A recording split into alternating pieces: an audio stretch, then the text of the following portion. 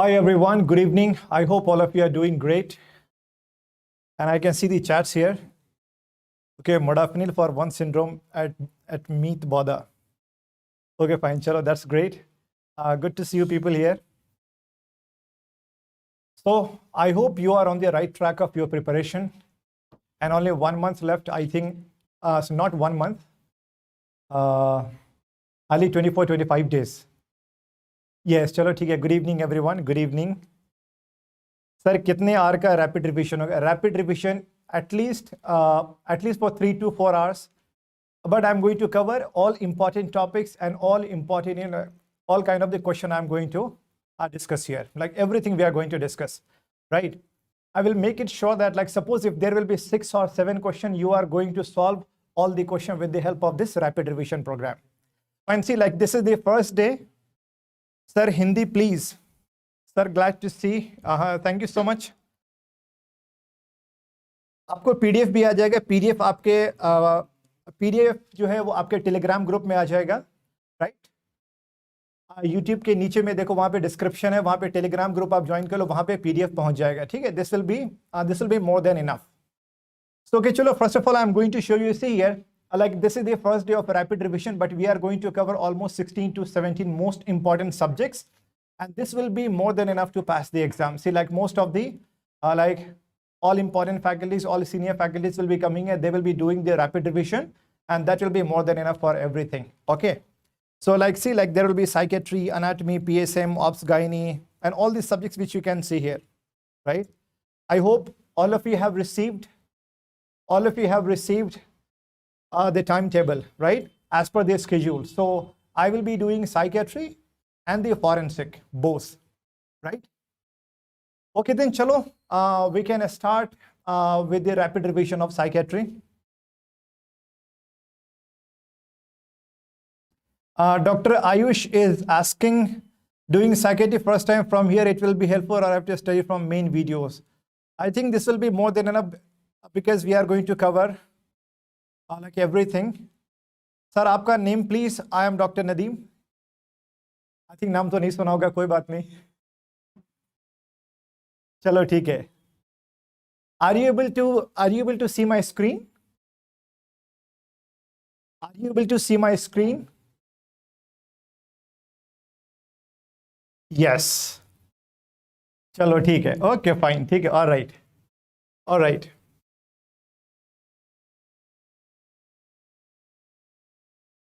Okay, देखो आज India match हार गया, उसका टेंशन नहीं लेना है, ठीक है? अब साइकेट्री पे ध्यान दो. साइकेट्री है, उसके बाद से मोस्ट इंपॉर्टेंट ये है कि अब जितने भी दिन रह गए 25 days are there, and now you have to show the, like you have to go through the most aggressive phase of your life. How much you have learned so far, now you have to do rapid revision of each and every subject. You have to do fast revision. लेकिन अब जितना भी पढ़ाई किया अब तक सब एक बार अच्छे से रिवाइज करो, because in last month how much you are going to revise, that will be in your fully conscious mind on the day of exam, 4th December. ठीक है? Okay then, so let's start with the psychiatry. चलो, fine.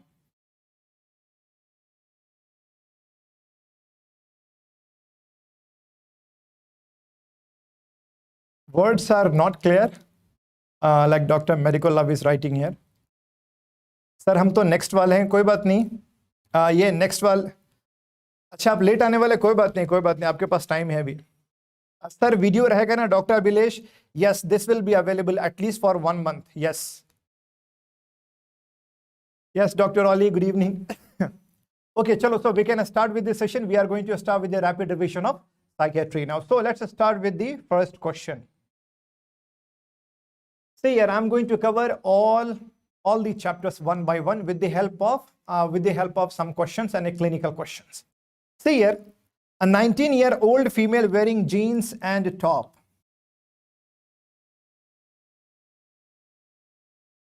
She comes to your clinic. She is complaining of sadness for the last 1 month. She does not enjoy in old activities and gets negative thoughts. Clinical examination of this patient is done by. So what is your answer? A, B, C, D here. Are you going to do CT scan of head and neck?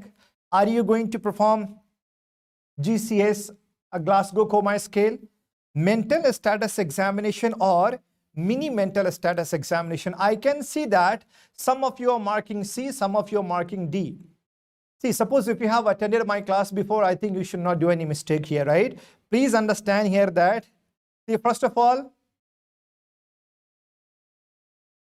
please understand that whenever you are going to see any psychiatric patient, what is the name of clinical examination which you are going to perform, right? So remember one point, whenever any kind of psychiatric patient you have, the clinical examination is done by mental status examination. Mental status examination. As per the clinical situation, we can understand that, okay, for last 1 month, she is very sad. She's having negative thoughts. Okay, obviously, we can understand that she is suffering from depression, right? No, depression. But overall, what kind of patient you have, the clinical examination of a psychiatric patient is done with the help of what? Mental status examination. So now you can ask me, what about option number D? What about MMSE? MMSE, right now. So what about mini mental status examination? Please understand that, first of all, we are having organic mental disorder. Another, we have non-organic mental disorder. Non-organic mental disorder. So what is the meaning of organic mental disorder? See, suppose if I have a patient in emergency department after head injury, obviously now investigation of choice will be what? NCCT. I have to do NCCT, right now. So now you tell me, in organic mental disorder, what is happening here?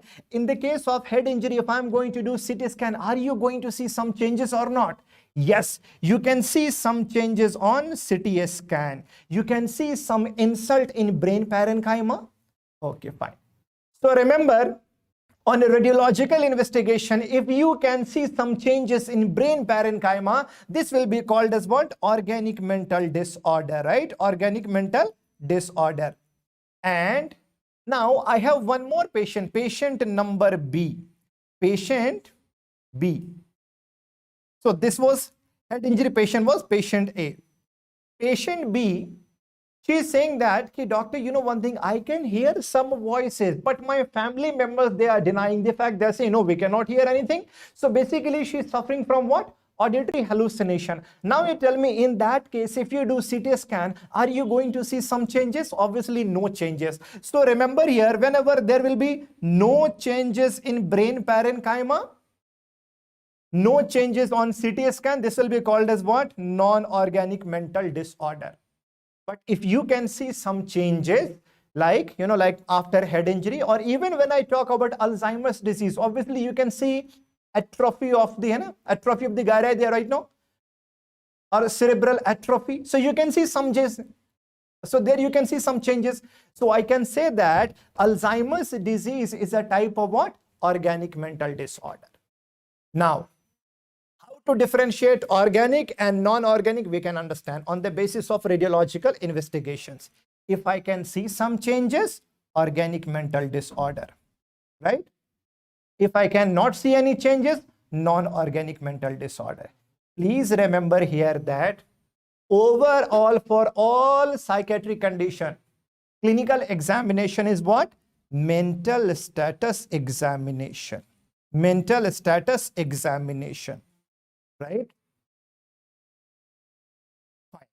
But when I think about, see, when I talk about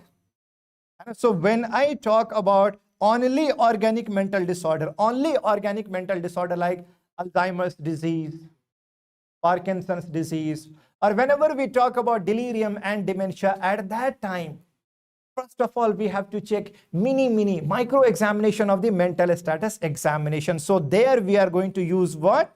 MMSE. MMSE. Easy to understand? I hope this is clear to all of you. So please understand that we can expect at least one question from mental status examination, right? Okay. So see here, these are the mental status examination which we see in a psychiatric patient. First of all, general appearance, right?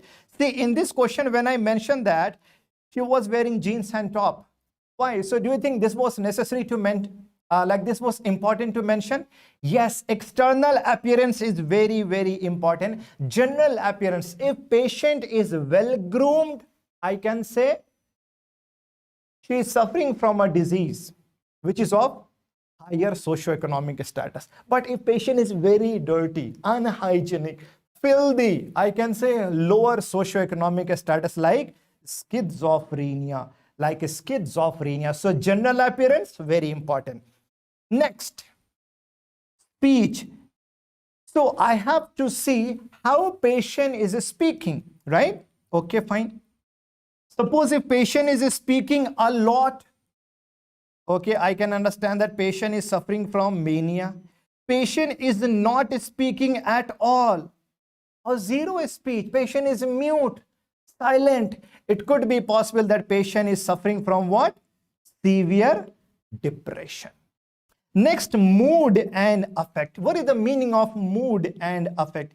Please remember only one point here, that mood and affect describe what? Emotion of the patient. Emotion of the patient. So if I ask you, what are the disturbances of emotion? What are the mood disorders which you know so far? Remember only 2 points. When I talk about a depression, and along with the depression, if there is mania, like bipolar disorder, right? Bipolar disorder. So depression and bipolar disorder, these are what? Mood disorders only. So mood and affect describe emotion of the patient. Right. Next is perception. What is the meaning of perception? How do we perceive anything? How many senses we have? Right? Obviously, we have what? Visual, olfactory, taste, auditory, and the tactile. So whenever any problem will be there in these senses, we can say that these are the disorders of perception. If I say that depression is a disorder of what? Disorder, like if I ask you, depression is a disorder of perception or mood, you should say what? Depression is a disorder of mood. Depression is a disorder of what? Emotion. But when I talk about hallucination, hallucination, there is nothing but you can see something. Visual hallucination. You are going to use a public toilet, ammonia, public toilet, but you are saying, wow, what a smell. Really? Seriously. Olfactory hallucination you are suffering from. See, there is no voices, but you can hear some. Auditory hallucination. You are a cocaine abuser. And you are complaining, oh my God, some insects are there under my skin. Tactile hallucination. You are having gulab jamun, right? You are having sweet, but you say, sour. This is salty. Gustatory hallucination. Easy to understand. Fine. So when I talk about hallucination, remember only one point. Hallucination is a disorder of what? Perception. Now, next is a thought. I should know what is actually the content of thought of my patient, how my patient is thinking. Is there any problem in the thought of my patient? I should know this. This is actually what all these are the parts of what? Mental status examination. I'm doing examination of what? I'm doing examination of mental status of my patient. So I want to know about thought. I hope you know that if a patient is saying that I'm the most powerful person on the earth, it means what? He is suffering from delusion of grandiosity. It means he is suffering from delusion of grandiosity. So I can say that delusion is a disorder of thought. Delusion is a disorder of thought. Remember here that out of these 5 points, every time at least one question they are asking from either from hallucination or delusion. So I will teach you hallucination and delusion in detail. Fine. After that, cognition. With the help of cognition, we are describing what? Higher mental function. See, what is the meaning of cognition? Cognition is a mental process with the help of which we are learning actually the knowledge, like I can say speech, or you can say what? Memory, action, even the mathematics. Okay, fine. So now you tell me, I have a patient of schizophrenia. I have a patient of schizophrenia. Okay. Now patient does not know how to speak at a place. He does not know how to behave, how to greet a stranger, how to greet a relative, how to greet an elder. He does not know how to button his shirt. He does not know how to comb his hair. Now I'm going to teach him. Okay, now I'm going to teach him what? See, like in this manner, you are going to comb your hair. In this manner, you are going to wear the tie. And in this manner, you are going to button your shirt. Fine. See, in this manner, you have to behave with the stranger. So what actually I'm doing? I'm doing behavior therapy to improve what? To improve the cognition. So do you think improving the cognition will be called as a CBT? Yes, this is called as cognitive behavior therapy. I hope this is clear to all of you. After that, insight. Insight means what? Insight means awareness about disease. Awareness about disease. Insight means awareness about disease. See, suppose if they are going to ask you 6 questions in psychiatry. Suppose if they will be asking you 6 questions, remember, 5 questions will be big questions, clinical questions. But at least 1 question will be one-liner for sure. At least 1 question will be one-liner for sure. So one-liner question they can ask you from delusion, from hallucination, or on the basis of insight. See, on the basis of insight, we are dividing non-organic mental disorder into 2. One is called as psychosis. Another is called as neurosis. One is called as psychosis. Another is called as neurosis. I have a patient of schizophrenia. I have a patient of OCD of contamination. I have 2 patients. One patient is having what? Schizophrenia. One patient is having OCD of contamination. Okay, fine. Now you tell me, do you think a schizophrenia patient knows that he is a patient? No, he does not. He is not aware that he is a patient. He will be thinking that you are a patient. You are abnormal. He does not know that he is suffering from a disease. So what does it mean? He is not aware about the disease. I can say that insight is absent in schizophrenia. I can say that insight is absent in psychotic disease like schizophrenia. But in OCD of contamination, when a person is suffering from OCD of contamination, I hope you know that OCD means what? Obsessive compulsive disorder of contamination. Means if you are getting this kind of thought again and again that your hands are dirty, you know that these thoughts are irrational, weird thoughts. You want to resist it also, but you cannot. Now, when you are not washing the hands, you are getting that kind of anxiety. Oh my God, oh my God. As simply to reduce the anxiety, you have to wash it. You know that these thoughts are irrational. What does it mean? Are you aware about OCD of contamination? Yes. So I can say that in OCD of contamination, insight is present. Remember only one point here. Insight is present, neurotic disease. Insight is absent, psychotic disease. Last word is judgment power. I want to know whether my patient is able to take a normal judgment at a particular situation or not. Right? So all these are what? All these are what? Mental status examination. 8 points we have learned here. Right? Okay, fine.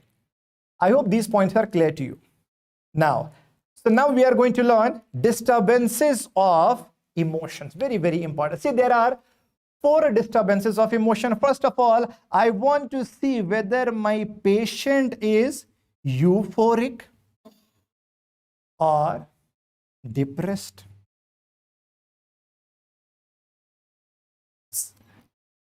See, what is the meaning of euphoria? Euphoria means what? Excessive happiness without any reason after abusing bhang ganja.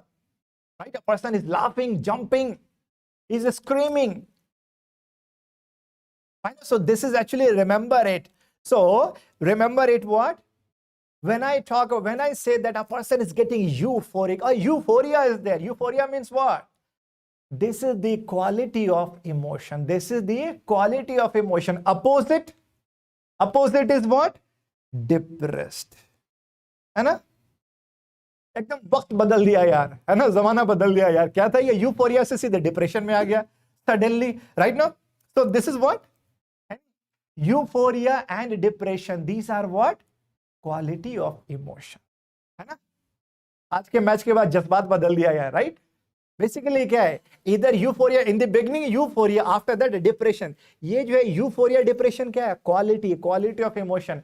Remember it, in this manner only they are framing the question that depression will be considered as quality of emotion, fluctuation of emotion, appropriateness of emotion. In this manner they frame the question. But now I want to say that, and I want to see that whether emotion is fluctuating in a patient or not. If there is so much fluctuation of emotion like this, so much fluctuation like this, means at one time a patient was laughing, at another time she is screaming. Laughing, screaming, laughing, shouting, laughing, shouting. What does it mean? She is emotional labile. Emotional labile. This is called as what? Emotional labile. Or you can say what? Emotionally unstable. Emotionally unstable. This is old question of MCI. A patient is laughing at one time, at another time she is screaming. It means she is suffering from what? Emotional labile. This is actually what this is. What? This is actually fluctuation of emotion. So where can you see emotional labile patient? In which disease you can see unstable emotion? Please write it down. One, obviously in the bipolar disorder. And one, you can see in mania. In which personality disorder you can see emotional labile? Borderline personality disorder. Borderline personality disorder, है ना? Borderline personality disorder. Next is, so when I'm saying that when there is severe fluctuation of emotion like this, I can say that yes, patient is having what? Patient is having emotional labile status, fluctuation of emotion. But opposite is what? Opposite is 100% flattening of emotion. 100% flattening of emotion. There is no fluctuation of emotion. See, when I'm making ECG like this, right now, okay, I can say that person is alive. But when I make ECG like this, what does it mean? Flattening of ECG means what? He is gone, right? In the same manner, when I say that there is flattening of emotion, what does it mean? There is zero emotion. There is no emotion at all. MCI result is out. And now you are going to ask your friend, hey, result is out. You have got 254 marks. After that, your friend is saying, Acha. After that, you slapped him. Acha. No emotions at all. What does it mean? Affective flattening. Affective flattening. This can be seen in affective flattening. This can be seen in severe depression.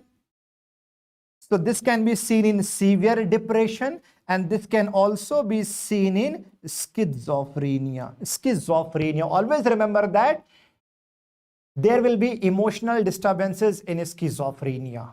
Right? So there can be emotional labile also. There can be zero emotion also. Patient can be silent, patient can be mute, patient cannot show any emotion also. Fine. So far we have learned quality of emotion and we have learned fluctuation of emotion. Now we are going to learn what? Appropriateness of emotion. Appropriateness of emotion. See here, appropriateness of emotion is as per the social condition, as per the social situation. Suppose if a person is going to graveyard and after that he's saying, wow, what a gathering here, he's laughing, and he is very, very happy. Do you think this is appropriate or inappropriate? Completely inappropriate. right now. So I can say that now this is what, as per the social situation, we can describe appropriateness of emotion. Next word is congruency. This is related to thought and speech. This is related to thought and speech. Your speech should be matching with your thought. Suppose if you are very, very depressed, like at that time, your speech should also be very, very depressed. Now, suppose if a person, and suppose if a depressed patient is saying that, I am the richest man on the earth, do you think it suits him? Obviously, no. It means what? Thought and speech. And this emotion is not matching. I would say what? And I would say what? Delusion of grandiosity. In depression, it will be considered as what? It will be considered as incongruency of emotion. It will be considered as what?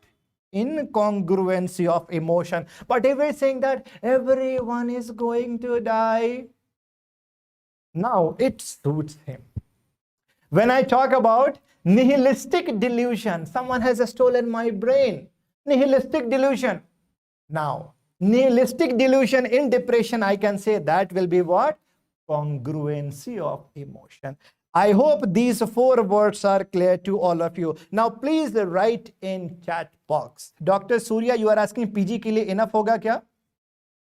See, actually, I think yes. Obviously, yes, because I will be teaching you like most of the important points. Okay, no? Most of the important topics, and from where actually they are framing the question. I know. So even for the FMG, even for the PG, yes, this will be more than enough. Okay, you can have good revision here. Okay, fine. Now let me ask the question. You answer, you write in chat box, please. If I ask you that if a person is suffering from mania, he's suffering from actually what? Bipolar disorder. His emotion will be described as quality of emotion, fluctuation of emotion, appropriateness of emotion, or incongruency of emotion. Please write in chat box.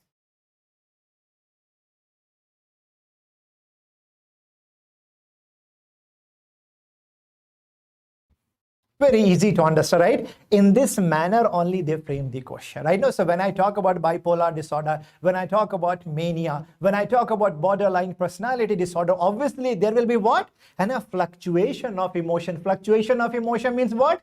Emotional labile.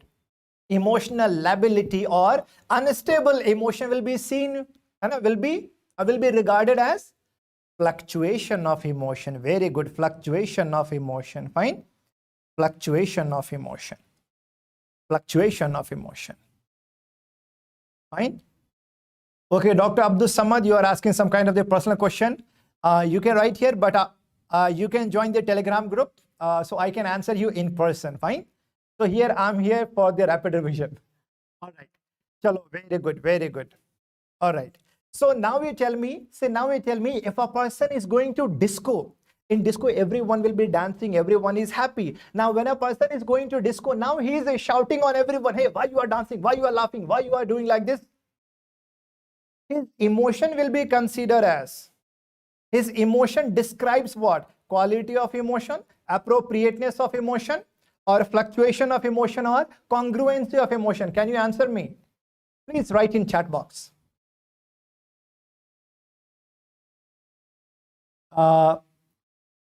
Dr. Pradesha Lakshmi, yes, this will be more than enough. Yes, Dr. Pradesha Lakshmi. Yes, so for the disco question, answer will be what? Yes, this describes appropriateness of emotion. Basically, his emotion is inappropriate. I hope these points are clear to all of you, right? Okay, fine. Now just answer in the chat box. Hallucination is the disorder of emotion, perception, cognition, or what? Answer me, please. Very easy to understand. Yeah, this is a disorder of perception. Very good. Perception. Hai? Okay. Some other disturbances of emotion. See, this word is repeatedly asked. Anhedonia. Anhedonia means what? Inability to experience pleasure in old activities. Patient will say, sir, earlier I used to enjoy playing soccer a lot, but I don't enjoy now. I don't enjoy it anymore. Hindi में आसान भाषा में, sir पहले मजा आता था अब नहीं आता है. This is called as what? Anhedonia. Anhedonia, inability to experience pleasure in old activities, classically seen in schizophrenia. This can also be seen in severe depression. This can be seen in severe depression as well. Anhedonia. Anhedonia, very, very important point. Alexithymia, inability to understand and express the emotion. What I'm saying here? I'm saying that person has some emotions, but is not able to express his emotion due to lack of words. Emotions हैं, जज्बात हैं, पता नहीं पा रहा है. This is called as alexithymia. This is called as alexithymia. Easy to understand? Alexithymia. So do you think alexithymia and affective flattening both are same? No. How to understand this part? Please understand that both are not same, and in this manner only examiner will try to confuse you. Examiner will always try to play with your knowledge. How to differentiate these two? One is affective flattening, one is alexithymia. One is alexithymia. Suppose if two brothers are there, A and B, two brothers are there, A and B, they have lost their father. They are standing in front of the dead body of their father. Both are standing silently, both are very much silent, both are standing in front of the dead body of the father. A does not have any tear in his eyes, zero tear in his eyes. आंख में एक भी आंसू नहीं है, zero drop of tear. But alexithymia, he is also very much silent, he is also standing, but one drop of tear can be seen. He does not speak anything. कुछ नहीं है, but एक आंसू तो दिख गए वहां पे. So what does it mean? A is suffering from affective flattening. B is suffering from alexithymia.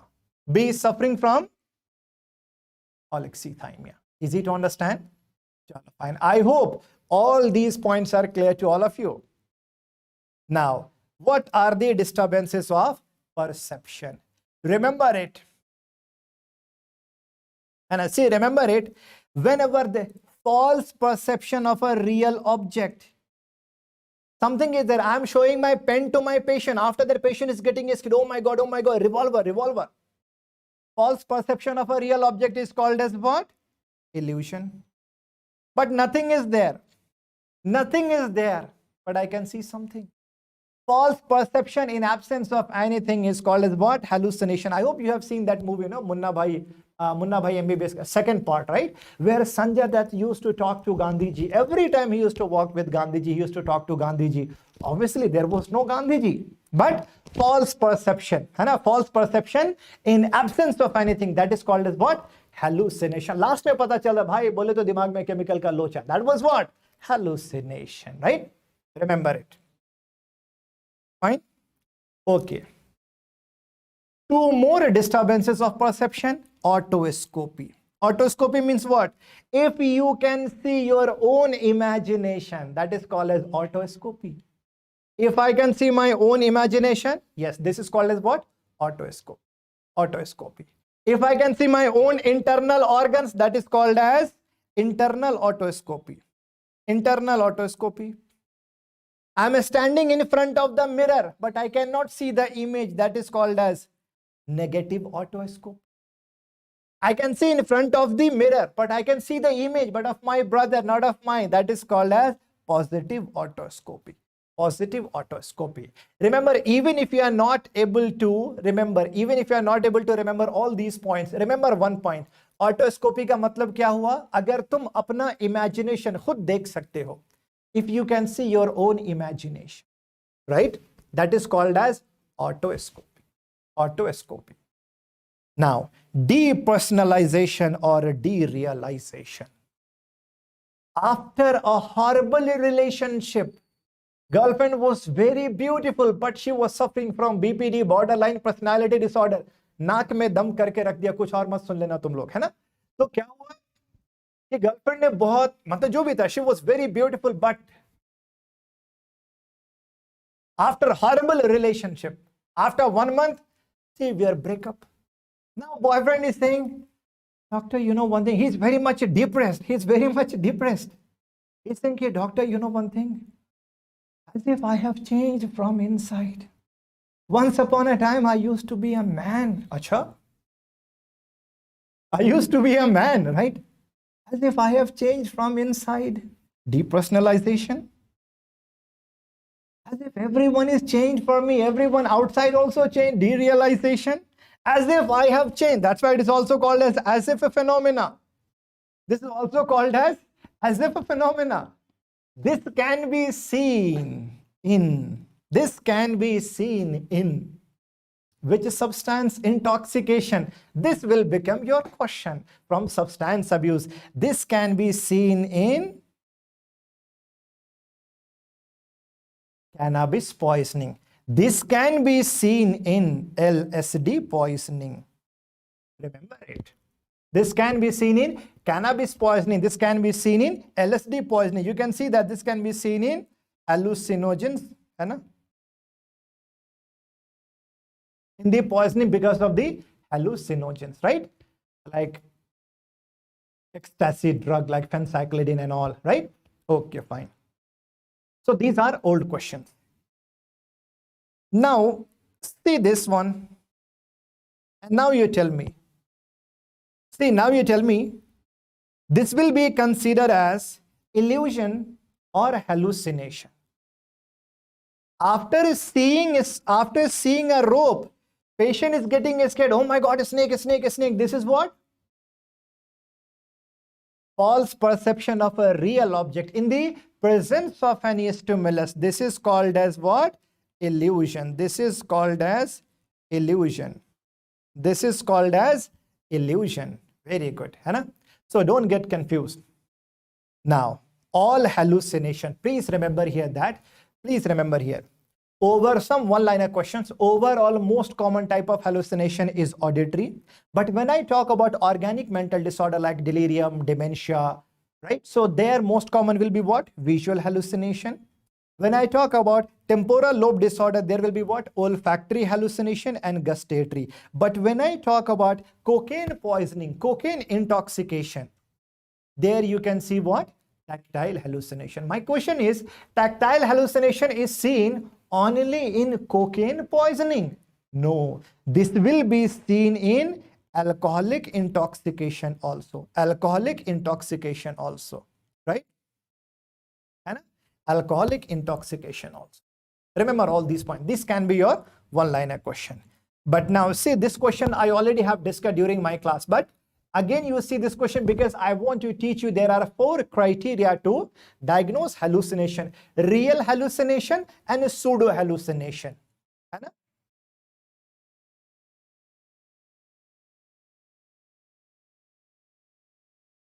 Yes, Dr. Bodha Meet Kumar. आपको तो पूरा याद हो गया होगा, हाँ? I hope you are doing great. Okay, Dr. Hinesh, Dr. Parth, Dr. Jaggi Chaudhary, Dr. Janish. All of you. देखो यहाँ पे भी गलती कर रहे हो सब. Okay, fine. I can see that. अच्छे खासे लोग गलती कर रहे हो. Okay, जो लोग लिख रहे हो ना हिंदी में, देखो मैं हिंदी थोड़ा बहुत यूज कर रहा हूँ, लेकिन जो मैं इंग्लिश यूज कर रहा हूँ ना वो बहुत ही सिंपल लैंग्वेज में कर रहा हूँ यूज, ठीक है? So I hope like this should be okay to you. Okay, fine. So chalo, I can see the answer in the chat box. I can see that some of you are writing pseudo hallucination, some of you are writing auditory hallucination. Okay, fine. Chalo, let's understand this topic because hallucination is very, very important topic. Remember here, there are 4 criteria to diagnose hallucination. 4 criteria to diagnose hallucination. Dr. Surya actually यहाँ पे ना mixed crowd है, right? है ना, Hindi English both, तो मैं दोनों use करूँगा, ठीक है? See, there are 4 criteria. First of all, the definition हो गया आपका, right? No, this occurs in absence of any stimulus. There is nothing, but you can see something. No one is. See, you are standing in operation theater. Suddenly, you are asking the nurse, "Why this buffalo is singing a song for me?" Buffalo in operation theater, really impossible, no? Right now, there is nothing, but you can hear something, but you can see something. So it means what? It occurs in the absence of any stimulus. It is as vivid as real. What does it mean? As vivid as real means 100% same. 100% same. 100% same. Patient is sitting in front of me in my OPD clinic. Patient is saying that, yes, doctor, you are wearing blue suit, blue blazer, you are wearing black glasses, you are wearing like this kind of wristwatch. Okay, fine. So this means what? As vivid as real, 100% real. Munna bhai, like lage raho Munna bhai. Sanjay Dutt used to talk to Gandhiji. He used to work with Gandhiji. Every time he saw Gandhiji only in that white cloth only. He never saw Gandhiji in jeans and t-shirt, right? Never. I know. So that was real hallucination, as vivid as real, 100% same, right? But if patient is saying, and like that, no, doctor, I'm not sure whether like you are wearing red blazer or blue or green. I'm not sure. I'm not sure whether this is black or red glasses. It means not as vivid as real. Third point, experience in outer objectivist. Outer objectivist. A patient will say that, doctor, I can hear some voices and these voices are coming from what? Out of the wall. Bahar se awaaz aa rahi hai, andar se nahi, not from inside. A patient will claim that आवाज अंदर से मेरे दिमाग में ही आवाज आ रही है ना, अंदर से जनरेट हो रही है आवाज. Pseudo hallucination. It should always be coming from what? Outer objective space. Outer objective space, right? Then only real. Involuntary. Whenever a patient wants, he cannot pretend to be hallucinating. No, this is always involuntary, right? So now what is your answer?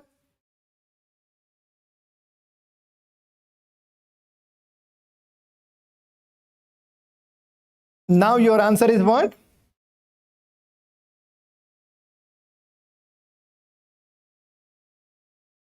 Now answer is pseudo hallucination. This is not a real hallucination, right? No, this is not the real hallucination, because we have learned there are 4 criteria. There are 4 criteria, right? No, 4 criteria, very, very important. Hallucination and delusion, very important topics for your exam. See, I will spend more time in first chapter and schizophrenia. After that, like, we can do the rapid revision of other topics very easily.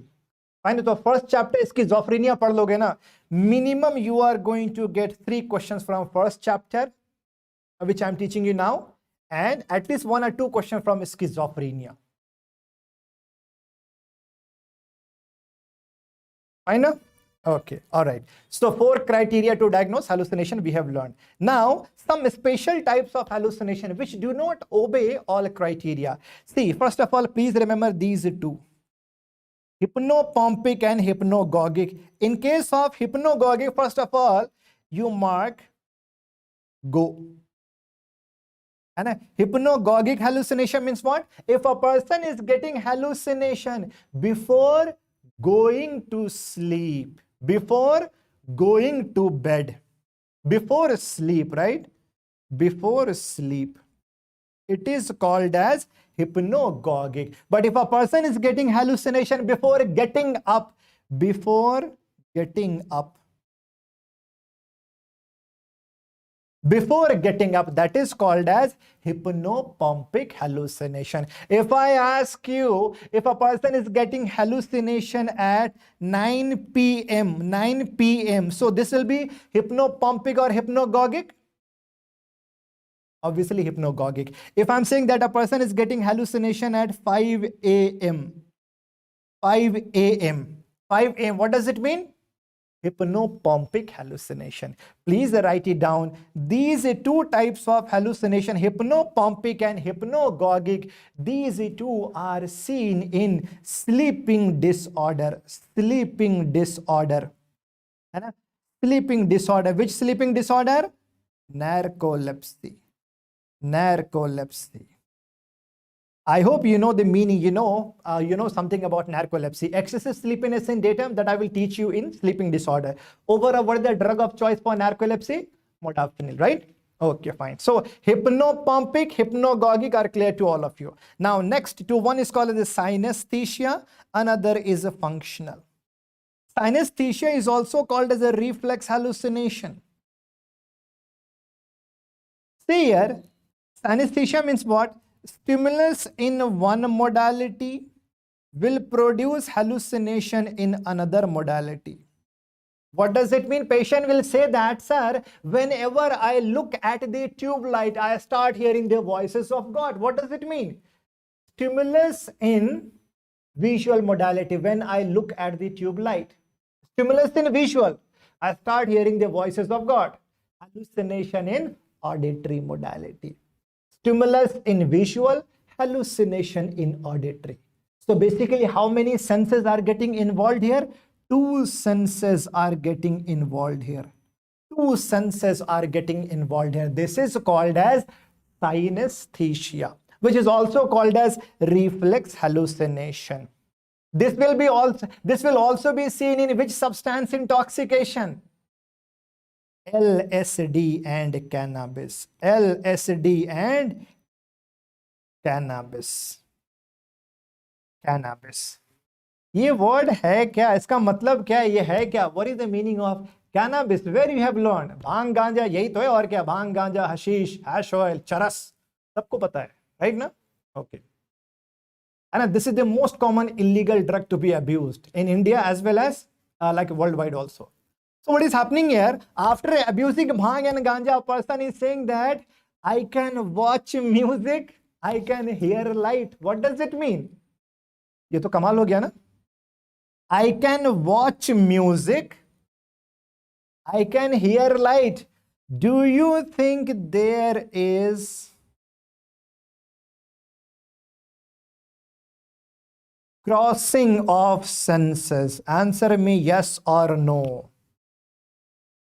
Obviously yes. How many senses are involved here? I can watch music, I can hear light. वाह, कमाल करते हो पांडे जी, क्या है ये? Synesthesia, reflex hallucination, where there will be crossing of two senses. Remember it, that repeatedly asked question. Synesthesia is seen in which substance intoxication? Cannabis or LSD? Remember it. Depersonalization is seen in which substance intoxication? Cannabis, LSD. In this manner, you have to remember, you have to integrate it, right? Okay, fine. But what about functional hallucination? Functional hallucination. Stimulus in one modality, hallucination in same modality. है ना? या doctor Partha, हाँ, सस्ता नशा के बाद, right? है ना? Stimulus in one modality, hallucination in the same modality. Patient is saying that, doctor, whenever I hear the tick tick tick sound of a wall clock, I start hearing the voices of God. Stimulus in auditory, hallucination in auditory. This is called as functional hallucination. So in functional hallucination, how many senses are getting involved? Same, one sense only. One sense. Remember it, one sense. So in this manner, we have completed 4 special types of hallucination also. See here, a functional hallucination and a functional patient, both are same? No, please don't get confused. Functional patient means what? Fake patient. Functional patient means fake. झूठा patient जो acting कर रहा हो उसको कहते हैं functional patient. Now we are going to learn disturbances of thought. First of all, stream of thought. A stream of thought. And a stream of thought. मतलब क्या हुआ? Stream of thought का मतलब क्या? See, this is very, very important because disorder of thought you can see very commonly in schizophrenia patient. So this topic is very, very important. There are 4 disturbances of thought. There are 4 disturbances of thought. Dr. Allopathic is asking, sir, FMT का भी आप ही करा रहे हो rapid revision? Yes, 18th of November को forensic medicine होगा. I will be doing that. Okay. Fine. So stream of thought disorder. Stream of thought. See, what does it mean? So basically, flow of thought. Flow of thought. है ना? You ask the patient, hey, what you are going to do tomorrow? Patient is saying that, yeah, first of all, see, like in the beginning, like he appears to be very much normal. Suppose if there is a friend of yours, and a friend of yours, you ask your friend what you are going to do tomorrow. And he's also in MBBS college, and he's saying that, I have to get up in the morning. I have to go to university. I have to take the daughter of my HOD. I have to take her for shopping. After that, I will get back to university. I have to take one book from the library. After that, I have to get back to my house. I have to buy some vegetables for my mother. Again, I will go back to university. Again, I have to go there. Again, I have to do this. Again, I have to do that. So what does it mean? Series of thought. Or can you say that flow of thoughts are there? Series of thoughts are coming to him. This is actually what? Stream of thought. So what are the examples we are going to learn here? Remember, flight of ideas. Flight of ideas. Very easy to understand. No? Flight of ideas. Sometimes remember that in flight of ideas, the way patient is going to reply you, there will be a rhyming word. There was the question in FMGE only, I think 2019. There was the question that after getting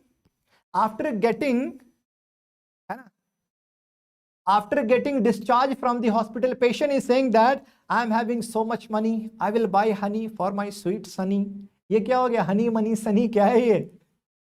Rhyming words है, right? No, right? Rhyming words, right? So this is actually what? Flight of ideas. Opposite is what? Inhibition of thinking. Flight of ideas. Yes, Dr. Shrishti Gupta. I live in Delhi. I love to eat jelly. Okay, belly, lily. Yeah, this is also an example of what? Flight of ideas, right? And like one more example you can take that. Like suppose if you ask a patient, where do you live? He see after that, if he is replying that I live in Kolkata, I wear the shoes of Bata. Okay, so Tata. So Kolkata, Bata, Tata, this is what? This is also a type of rhyming words, but actually what? A type of flight of ideas, right? Remember here. Okay. So in which condition you can see flight of ideas? You can see in mania. And you can see in what? Mania patient. Obviously, opposite is in depression, and inhibition of thinking. Okay, so we have completed a stream of thought. Now, form of thought, very, very important. Form of thought disorder, or if I write formal thought disorder, same thing. And formal thought disorder, classically seen in schizophrenia. What is the meaning of formal thought disorder or form? See, if I show you this glass, obviously you can say, okay, ठीक है, cylindrical है ये. Or if I can show you this phone, okay, you can say, okay, rectangular phone. So for everything there is a form, there is a structure, right? In the same manner, we can say that even our thoughts also have a form, also have a structure. So there should be well association. There should be good connection in between two thoughts. If there will be lack of association, I can say that a loosening of association, right? No? Fine. So form of thought disorder, we are going to learn one by one. Very, very easy to understand. Fine. See here, what is the meaning of derailment? Association between two thoughts is stopped. You ask the patient, what do you know about Indian history? What do you know about Indian history? He is saying that Dr. Rajendra Prasad was first president of India. Sachin scored a century. Acha, really? Basically, he wanted to speak about history of India. Suddenly so, but actually I can say that association between these two thoughts are not normal. He was going on a rail. Suddenly he got derailed. It is called as a derailment. Easy to understand? Derailment is a disorder of form of thought. Connection is lost between the component of a single thought. You ask the patient, how are you feeling now? He's saying that I'm very hungry. It will rain today. Kya? What? I'm very hungry. It will rain today. Suddenly there is loss of connection from the single thought. Loosening of association. Please understand that loosening of association, derailment, very, very commonly seen in schizophrenia. Commonly seen in schizophrenia. Now, incoherence, circumstantiality. This is actually D point, right? So first of all, see circumstantiality and tangentiality. What is the meaning of circumstantiality? Please remember, giving unnecessary details before the final answer. Giving unnecessary details before the final answer. So what does it mean? How to understand this? One senior consultant has asked his intern, which specialization would you like to choose during your post-graduation? He said that, he said, actually, you know one thing, when I was in second year, I was liking pathology a lot. After that, I started liking PSM, sir. But when I joined pediatrics department, after that, sir, actually the kids are so cute, sir. Sir, I wanted to join pediatrics, but when I joined medicine department in my final year, after that, sir, what happened?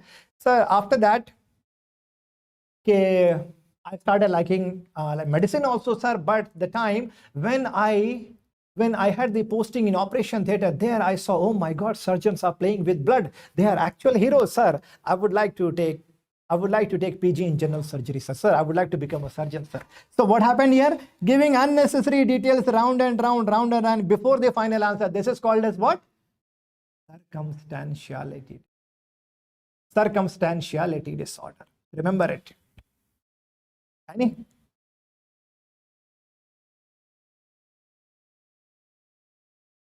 लेकिन overall याद रखना, finally he will answer you the question, finally he will answer you, है ना, मतलब बहुत सारी बातें घुमाएगा, अल फल बहुत सारी चीजें, लेकिन फाइनली आंसर करेगा. Circumstantiality disorder.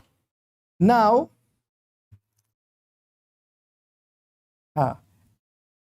now last point is tangentiality. Tangentiality means what? Answering in a distant related manner. Answering in a distant related manner.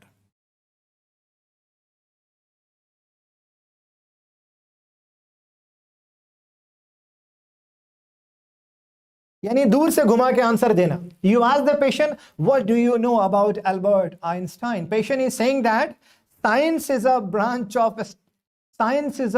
which is based on research and experiment. You ask him, who is your favorite actor? He is saying that Bollywood is all about romance, Hollywood is all about action. He understood your question, but he is answering in a distant related manner. This is called as tangentiality. Anyway, class 6 में पढ़ते थे ना, class 6, 7th, 8th, 9th में. In a circle, when you make a circle, one line is going to touch only one, and one line is going to touch only one point of this circle. And this is not going to touch the center. This is not going to touch the center. Only one point of circle at one point. Distantly related answer. This line was what? That line was called as tangent line. Disorder. Tangentiality. ऐसे कान नहीं पकड़ रहा है, ऐसे पकड़ रहा है कान, right? This is what? Tangentiality disorder. I hope there is no confusion in circumstantiality and tangentiality disorder. Incoherence. Total lack of organization. You ask him, you ask the patient, where do you live? Andhra Pradesh, Mark Zuckerberg, computer, Facebook, Instagram. अरे कहना क्या चाहते हो भाई तुम? Basically क्या हुआ? Total lack of organization. Whatever the patient said, you did not understand. That is what? Incoherence. That is incoherence. Incoherence. Very, very commonly seen in schizophrenia. Schizophrenia. Neologism. Next word is neologism. So what is the meaning of neo? New. Coining of a new word. Coining of a new word. A 19-year-old boy wants his pen. He's asking his mom, Mom, I need my ring raga. Kya? I need my ring raga. Kya? What do you want? Mom, just now I coined a new word for my pen. Please give me my ring raga. Really? So, the new word which was never seen in any dictionary. This is what? Neologism. This is also seen in schizophrenia. Schizophrenia. This is also seen in schizophrenia. Now, metonyms. Please understand what is the meaning of metonyms? Metonyms. Word approximation. Using old word in incomprehensible manner, or you can say what? In approximate manner. I'm standing in operation theater. I want my hand gloves. Now I'm asking my nurse, Sister G, I need my hand socks. I need eye cover. So basically, this is the type of word approximation. See, remember it that in the examination, you can remember with the help of You can remember with the help of examples only. Psychiatry is volatile, so you can remember examples, fine. So you can remember hand socks, you can remember eye cover for specs. Clanging, rhyming words. Clanging means what? Rhyming words. You ask the patient, what is the meaning of fragrance? You ask the patient, what is the meaning of fragrance? Patient is replying, absence, nonsense. Absence, nonsense, presence, everything makes fragrance. Rhyming words are there. Clanging sound hota hai, clanging similar sound, but you cannot understand.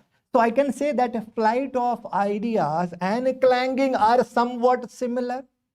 An examiner will try to confuse you, right? So remember, in flight of ideas and clanging, at both places there will be rhyming words. But flight of ideas, you can understand. Means, I am having so much money, I am going to buy honey for my sweet Sunny. Okay, I can understand a rhyming word, but here clanging, absence, nonsense, flatulence, fragrance, you cannot understand. Perseveration, unnecessary repetition of same thing. एक ही चीज को बार बार repeat किया जा रहा है patient. You ask the patient, what is your name? Akash. What is your father's name? Akash. Where do you live? Akash. This is what?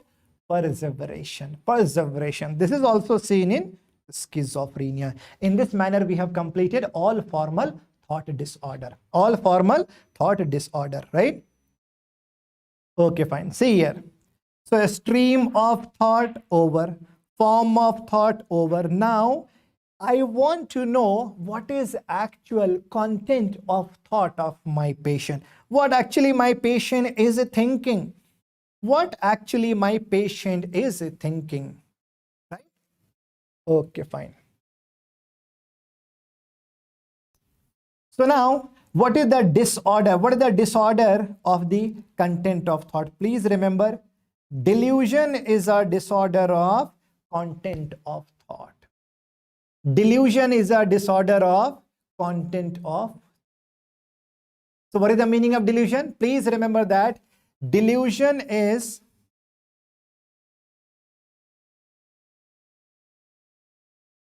so what is the meaning of delusion? False, firm, unshakable belief. Unshakable belief based on irrational ground.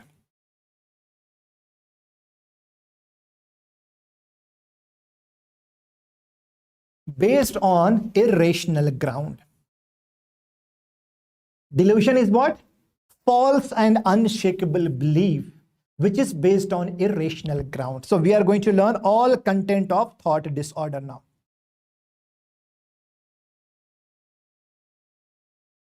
Before that, solve this question, please.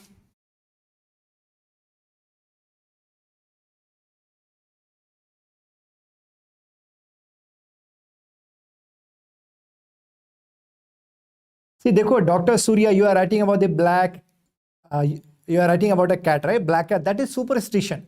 Superstition, see, there is a difference between superstition and delusion. Delusion is limited to one person. Superstition is being practiced by a society, by a group of people, right? And that is superstition. So what is the answer here? See, dekho, see, this was actually old question. So the question which I am showing you now, this was old question. A person is asked about his blood sugar level. He is answering diabetics have sweet urine. Urine and feces are excreta. Even normal person excretes every day before finally telling his blood sugar level. So what is the answer? See, this is old question, already asked question. You should know this. And as for giving unnecessary details before the final answer is called what? Circumstantiality disorder.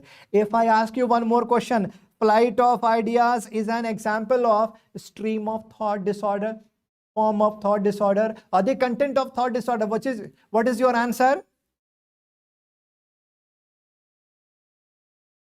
Stream of thought, right? A stream of thought.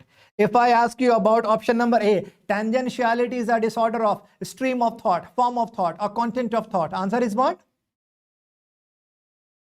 Form of thought, right? It is what? Form of thought. है ना? form of thought. Easy to understand. In this manner they frame the question. Now all disorder related to content of thought, and so basically all delusion. Please remember here that, now see here, most overall, what is the most common type of delusion? Most common type of delusion is delusion of persecution. मुझे कोई नुकसान पहुंचाना चाहता है. Someone wants to harm me. Someone wants to harm me. Someone wants to kill me. This is called as delusion of persecution. Delusion of persecution. The overall, this is most common type of delusion. Now, delusion of reference. Whatever is happening in and around, patient will think that this is happening because of him only. है ना? Suppose if AC fell down, he will say that I kept my hand in my pocket. That's why AC fell down. Some other people are having a conversation. वो आपस में बात कर रहे हैं, but he will be thinking that they are talking about me only. They are talking about me only. For everything he will be refer himself. This is called as delusion of reference. Delusion of love. If a rickshaw puller is thinking that Angelina Jolie is his girlfriend, delusion of love. तो देखो, delusion of love तो बहुत easy word है, समझ में आ जाएगा. तो examiner क्या करेगा, डिफिकल्ट वर्ड पूछेगा. So this is erotic type of mania. This is called a erotomania. This is also called a Declermont syndrome. है ना, Declermont syndrome. So delusion of love, देखो यहाँ पे प्रॉब्लम नहीं है. See, anyone can have fantasy lover syndrome. In MBBS first year, obviously most of the boys will be having this kind of fantasy that है ना कि the most beautiful girl, she is in love with me, or she is my girlfriend, और कभी कभी show off करने के लिए करेगा वो, राइट? ओके. लेकिन प्रॉब्लम क्या है यहाँ पे, देखो, डिल्यूशन ऑफ लव, जो ये जो rickshaw puller who is thinking that Angelina Jolie is his girlfriend, यहाँ पे प्रॉब्लम खत्म नहीं होता. प्रॉब्लम तो ये है कि देखो यार, फैंटेसी है, fine, but the problem will start, है ना, problem will start when that rickshaw puller is not talking to any normal girl. He does not want to marry any normal female. He is saying, no, my Anju is, she is there, सात समंदर पार, वो वहां पे रो रही है. My Anju is सात समंदर पार. She is an American. Angelina Jolie, है ना? I don't want, no. My Anju, she is screaming there. Now he is not talking to any other normal girl. Now there is problem. Delusion of love. Delusion of love, right? Delusion of grandiosity. If a person is thinking that I am the most powerful person on the earth, I am the richest man, है ना? Right now? So that is what delusion of grandiosity. Delusion of negation, है ना? Yes, Dr.G Chaudhary. Okay, fine. So delusion of negation क्या लिख लो, negative, या लिख लो नहीं, क्या लिख लो नहीं, है ना, जैसे हिंदी में होता है ना नहीं. If a person is claiming of non-existence of something, claiming of non-existence of something, if a person is saying that aliens have stolen my brain, my skull is empty, or if a person is claiming that my friend who is sitting in New York, he has stolen my pancreas, non-existence of something. This is what? Nihilistic delusion or delusion of negation, or which is also called a Cotard syndrome. Cotard syndrome, right? So this can be seen in a case of severe depression. This can be seen in a case of severe depression also. See, actually always remember that delusion and hallucination. Delusion and hallucination, these two are psychotic symptoms. See what I'm saying, that delusion and hallucination. Delusion is a disorder of thought and hallucination is a disorder of perception. Hallucination is a disorder of perception. These are psychotic symptoms, right now. So obviously these are going to be seen in psychosis, not in neurosis, right now. Now you tell me, awareness about disease is called as what? Please write in chat box. लिखो एक बार जल्दी से. Awareness about disease is called as insight. Insight, right? Insight will be present in psychosis or neurosis? Yes, insight will be present in neurosis. Insight will be absent in psychosis. So what I'm saying here that, see here, delusion and hallucination, these two are psychotic disorder. These two are psychotic disorder. Please remember that although depression is a neurotic disease, like if a person is suffering from depression, he is aware about his disease, but psychotic symptoms can be seen in depression also. So in which type of depression psychotic symptoms can occur? Please write it down. In severe depression. In severe depression, or sometimes even in moderate also, even in moderate depression also, but never in mild depression. So remember that psychotic symptoms can be seen. Psychotic symptoms can be seen in moderate to severe depression. Very good. Now, delusion of infidelity. So what is the meaning of, what is the meaning of infidelity? Cheating on your spouse. If a husband is claiming that my wife is having extramarital affair. Now, because of this, what is happening here? Husband is claiming that my wife is having extra boyfriend outside. So because of this, every time he keeps eyes on her. Any guest who is going to visit their family, every time he will be very much vigilant.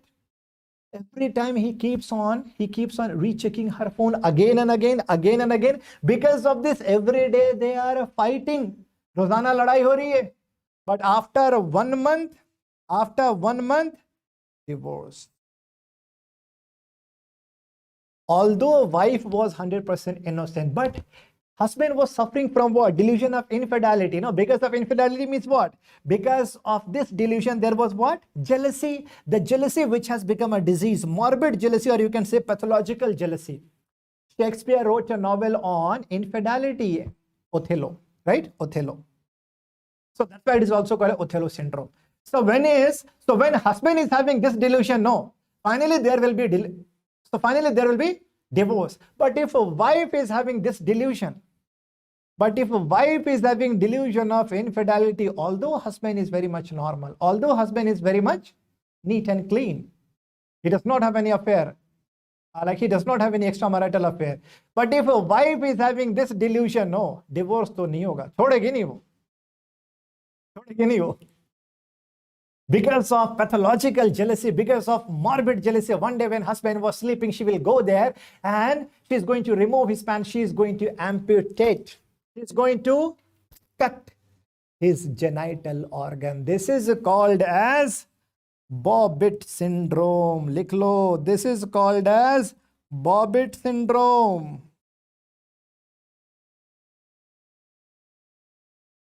This is called as Bobbitt syndrome. Old question. So Bobbitt syndrome means what? When a female partner amputates the genital organ of male partner, it is called as Bobbitt syndrome. Bobbitt syndrome is associated with which type of delusion? Old question.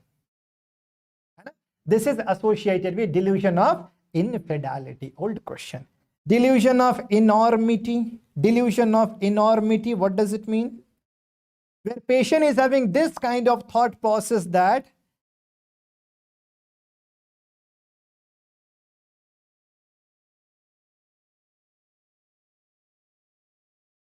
see, delusion of enormity means what? When a person is thinking that any of my action can bring a big disaster. Any of my action can bring a big disaster. Suppose if I sneeze openly, or if I'm going to cough openly, entire city will be blown away. So he will be coughing like this. So in this manner, he will be coughing. Basically, he is having this kind of delusion that his action can bring a big disaster. He will not pass the urine in an open place. क्यों? उसको लगेगा अगर मैंने जोर से सूसू कर दिया तो सैलाब आ जाएगा, फ्लड आ जाएगा, पूरा सिटी फ्लड में आ जाएगा, right? Delusion of enormity. Any of my action can bring a big disaster. Delusion of guilt. 15 years back, one of your friends, he borrowed 1 rupee from you. Now you people are meeting. Now you are meeting, and now we say, hey, you know, one thing, I could not return your 1 rupee. I think I have committed the biggest sin of my life. I think, you know, like, even the God is not going to forgive me, man. Okay, so like this is actually what? Delusion of guilt. This will be seen in severe depression. Delusion of guilt. See, remember, hallucination and all delusions are very, very important. So can you answer? Please write in chat box. Please write in chat box. Someone wants to kill me. Fast. Which delusion? Someone wants to kill me? Delusion of persecution. They are talking about me only. Reference. I am the richest man. Grandiosity. Someone has stolen my stomach. Delusion of negation, also called as nihilistic delusion, right? Or Cotard syndrome. Okay, fine. Okay, suppose if a husband is having this kind of thought process that his wife is having extramarital affair. Delusion of infidelity, right? Which is also called as Othello syndrome, right? Now, any of my action can bring a disaster. Which delusion? Delusion of enormity. Remember it. We have not seen delusion of enormity in the last 4 or 5 exams. I would say more than 6 exams. I have not seen this question. So you can anticipate delusion of enormity in upcoming exam.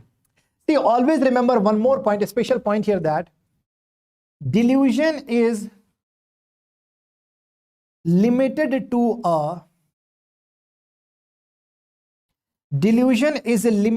a particular domain.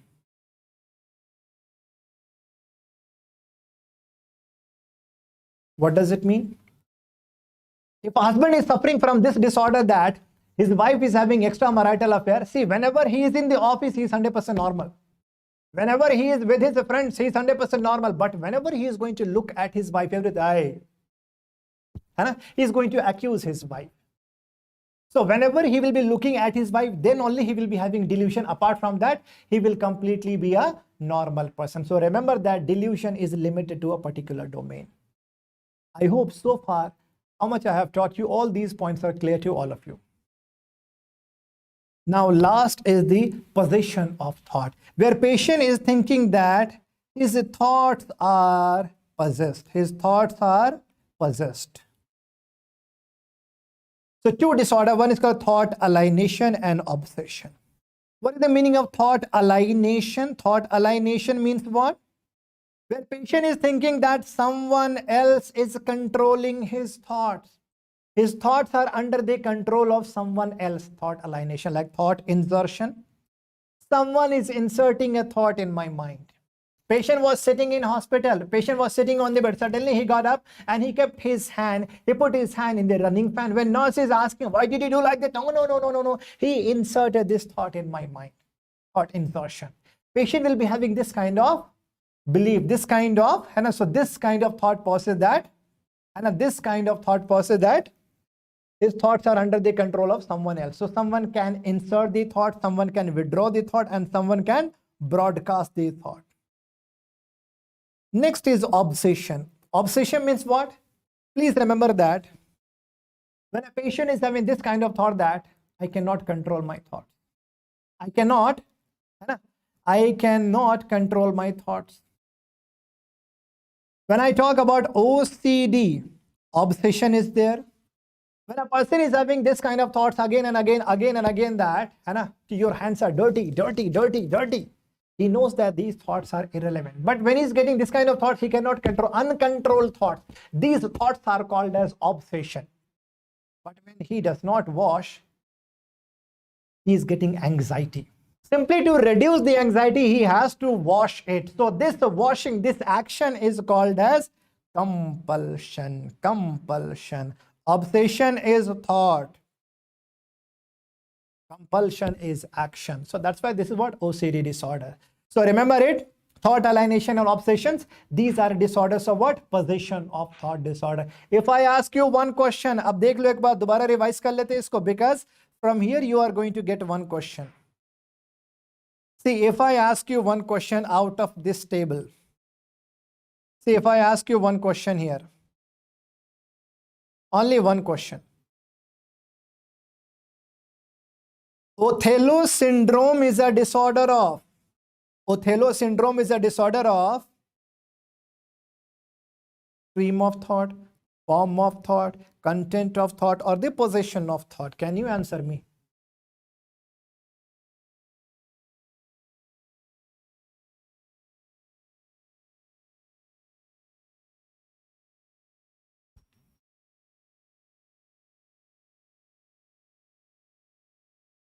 अब तो easy दिख रहा है ना, बहुत ही easy है ना, simple question है, right? Why I asked you this question? Because in this manner they frame the question. Othello syndrome is actually what? Delusion of infidelity. Delusion is a disorder of content of thought. Content of thought, right? Okay, fine. Chalo, very good. You have understood all the points. Very good. Okay, solve this question now. Very easy question for you.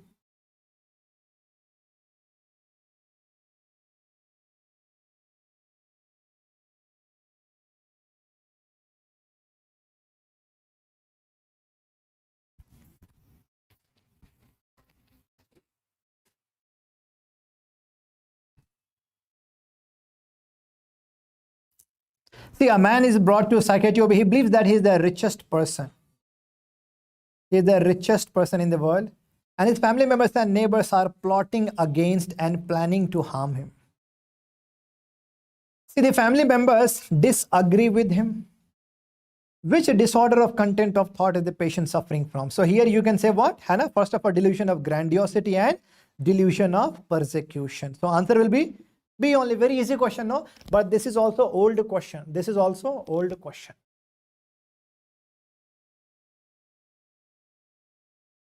Solve this question.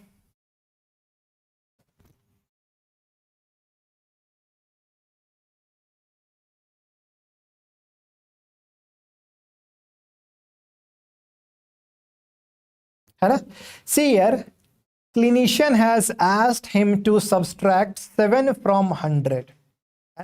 And after that, he has to count up to certain digits. So patient is saying what? 93, 86, 79, 72, 65, 58. If he can count up to 7 to 8 digits, it means what? Yes, his attention and the concentration level is good. So basically, this is a type of test. So please understand that to check the higher mental function, we perform some test. One is called the digit span test. See, one is called as digit span test. Okay, fine. So one is called a digit span test. This is also called as digit repetition test. When I'm asking my patient to count at the interval of 2. So 2, 4, 6, 8, 10, 12, 14, 16, 18, 20, 22, 24, 26, 28, 30. If at the span of a digit, if a patient is supposed to count the numbers, serial number, right? Or you can say 0, 5. After that, he has to count up to 10, 15, 20, 25, 30, 35, 40. This is called as a digit span forward test because he is going forward, forward test. Okay, fine. So digit span forward test. Yeah, this is used to check the attention level, concentration level, and immediate memory. Immediate memory. This is the digit span test. But in this question, examiner has asked to subtract 7 from 100. This is called as serial 7 subtraction test. This we are using to check spatially concentration. Spatially concentration. What is the meaning of concentration? Higher level of attention is called the concentration. But we can also check the attention level. No issues at all. But remember it. Remember the name of the test. Remember the name of the test. Very important. Okay, one more important point related to the examination here, related to examination. Suppose if a clinician is asking his patient, what would you do if you see a house on fire?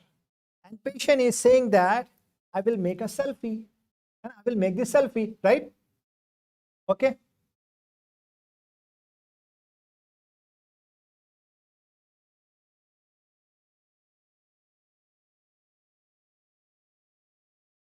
So what does it mean?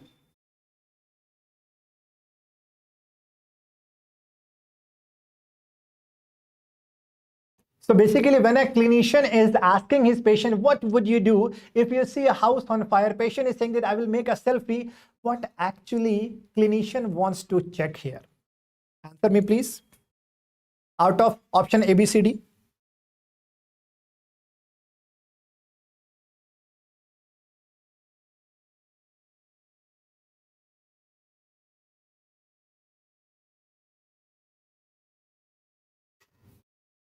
Yes, basically, please understand that if at a particular situation, if clinician is giving a task, he wants to check the judgment power. So basically, this is called a what?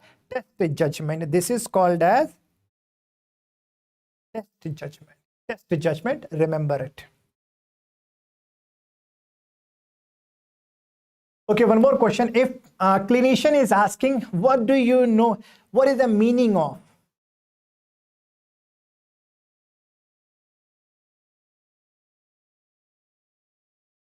A pen is mightier than the sword. A pen is mightier than the sword. What clinician wants to check?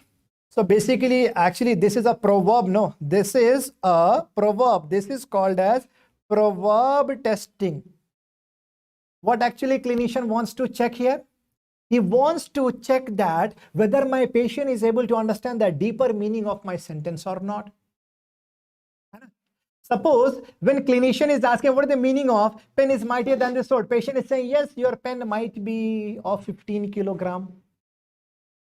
It means he does not understand the deeper meaning. But if patient is saying that, yes, you are a doctor, whatever you are writing on the paper, that is playing with the life and death. Yes, obviously, absolutely, your pen is mightier than the sword. He understands it. Basically, he can understand the deeper meaning. He can understand the deeper meaning. So basically, what I want to check here, this is called as abstract thinking. Very good. This is called as abstract thinking.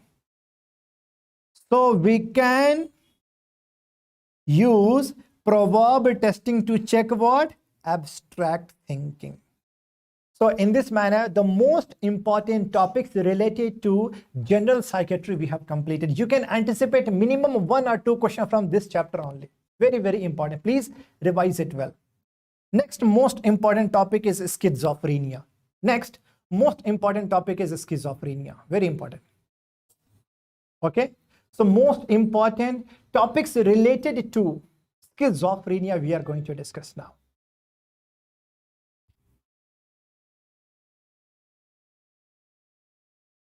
See this question.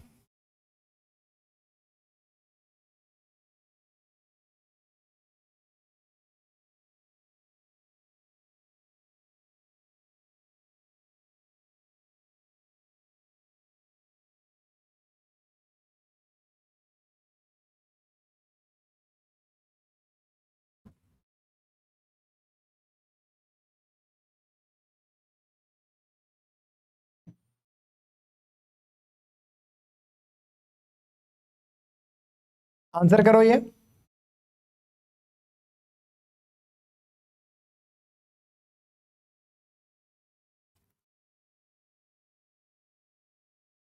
Okay, chalo, fine.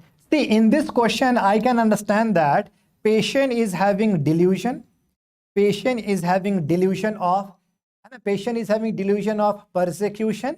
Patient is also having auditory hallucination. Patient is also having auditory hallucination. So basically, there are 2 symptoms. One is delusion, one is hallucination. So let's understand some basics. Very good. I can see that most of you have marked the right answer here. Right? Chalo, theek hai. First of all, we are going to understand. After that, we are going to solve the question. Always remember that if patient is having delusion, hallucination, formal thought disorder, catatonic behavior, means I can say if there will be motor symptoms, है ना? If there will be motor symptoms. And what is the meaning of the motor symptoms? Suppose the patient is standing like a bhakad billa, है ना? Like a bhakad billa की तरह जाके खड़ा हो गया दीवार के पीछे, or any kind of posture he's making like this, and any kind of posture he's making like this. And so this is a kind of posture, no? So this is called the posturing. Suppose if you are asking him to put his hand down, now he's moving like this, and he's moving like this. This is called as what? He's moving like a waxy flexibility. So I can say that these are what? Catatonic symptom. Whenever patient is doing whenever patient is speaking, he will be doing like this. And so this is called a stereotypy. So all these are motor symptoms. Fifth point is negative symptoms. Hai na? Negative symptoms. So please remember, out of these 5, see, remember here, whenever there is a big question, whenever there will be a big question in your examination, very, very big question in the examination, 4 options are there. If you don't know the exact answer, more than 2 symptoms are there or multiple symptoms are there in the clinical scenario. If you don't know the real answer, if one option is schizophrenia, mark schizophrenia. Because in schizophrenia, many symptoms can occur at the same time. Equal to or more than 2 symptoms. Out of these 5 also equal to or more than 2 symptoms. Okay, Dr. Meenakshi is asking what is the difference between catalepsy and cataplexy. That part I will teach you. Don't worry, Dr. Meenakshi. I will teach you. Okay. Yes, very good. So remember here, so out of these symptoms, equal to more than 2 symptoms will be there. Okay, 100% patient is suffering from what? Schizophrenia.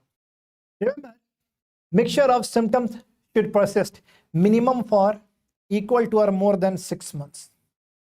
Duration criteria to diagnose schizophrenia is more than 6 months. Symptoms like schizophrenia can also be seen in substance poisoning. But what is happening here? No. See, symptoms like schizophrenia, but duration is less than 1 month.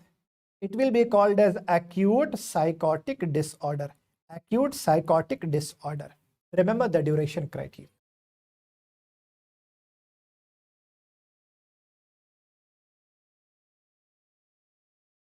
See, first of all, please understand pathophysiology of schizophrenia.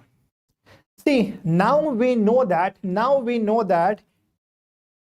increased level of dopamine and serotonin in a limbic system will produce psychosis. If I ask you which part of the brain regulates the emotion, what is your answer? Limbic system or frontal lobe?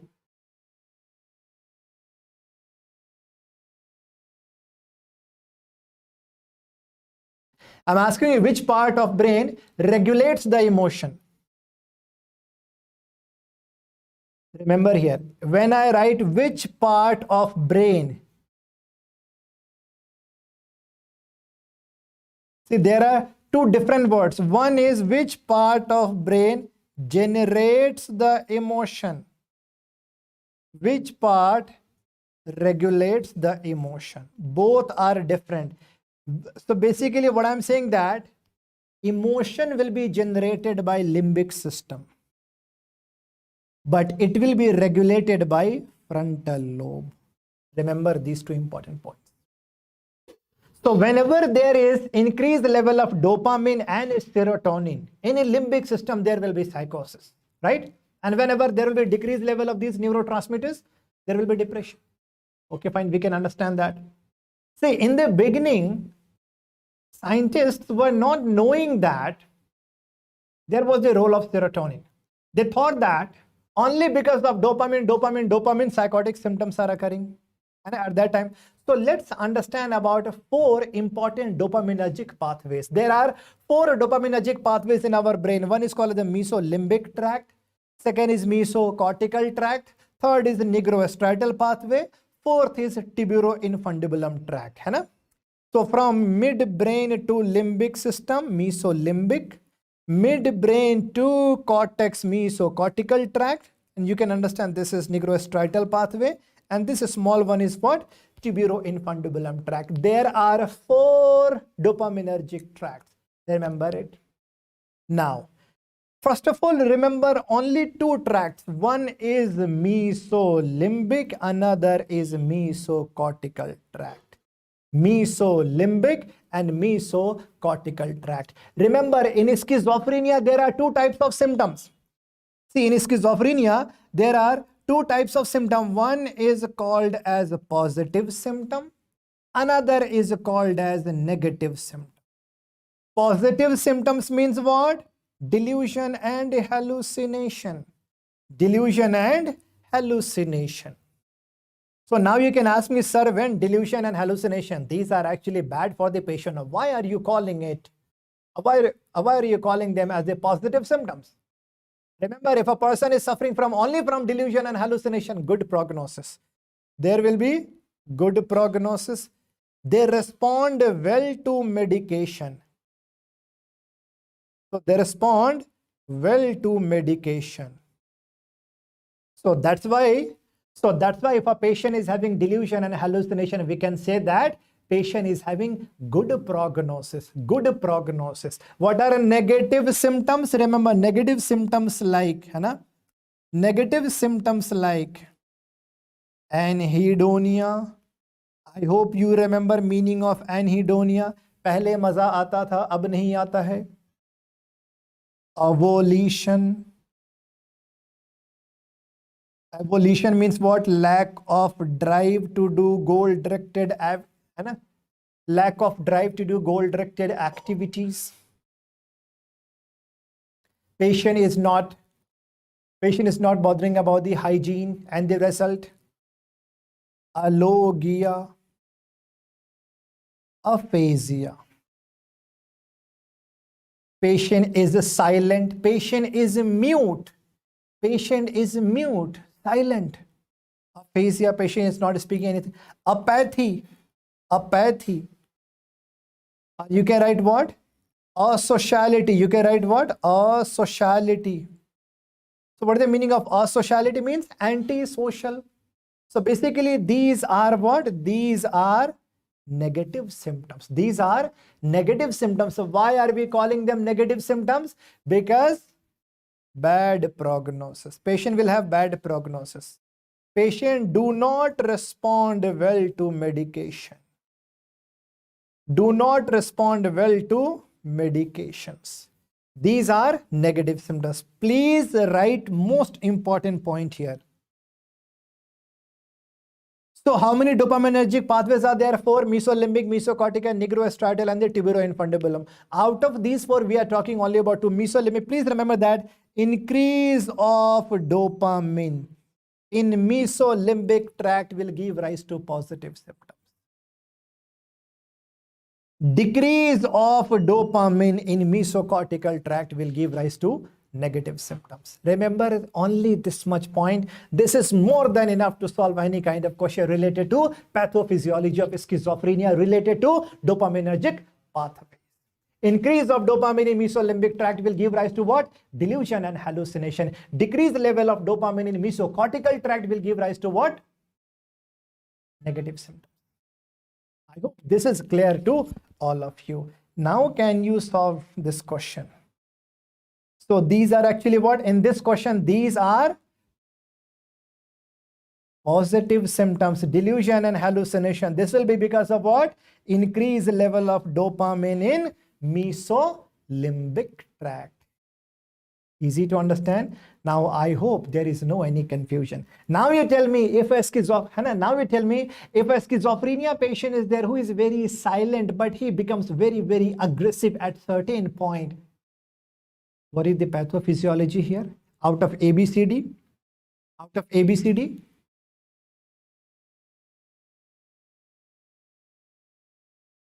Yeah, now in this case, now answer will be what? Decrease of dopamine in mesocortical tract, right? Now answer will be D. Easy to understand. I have seen this pathophysiology of schizophrenia is very, very important. Right? Very, very important.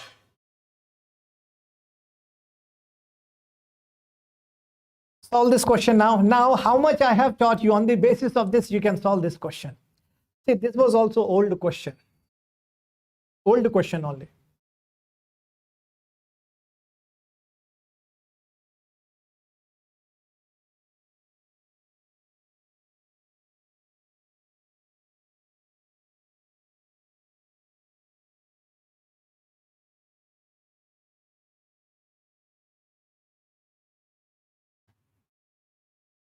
Mr. John, a 45-year-old old male who has written a new book.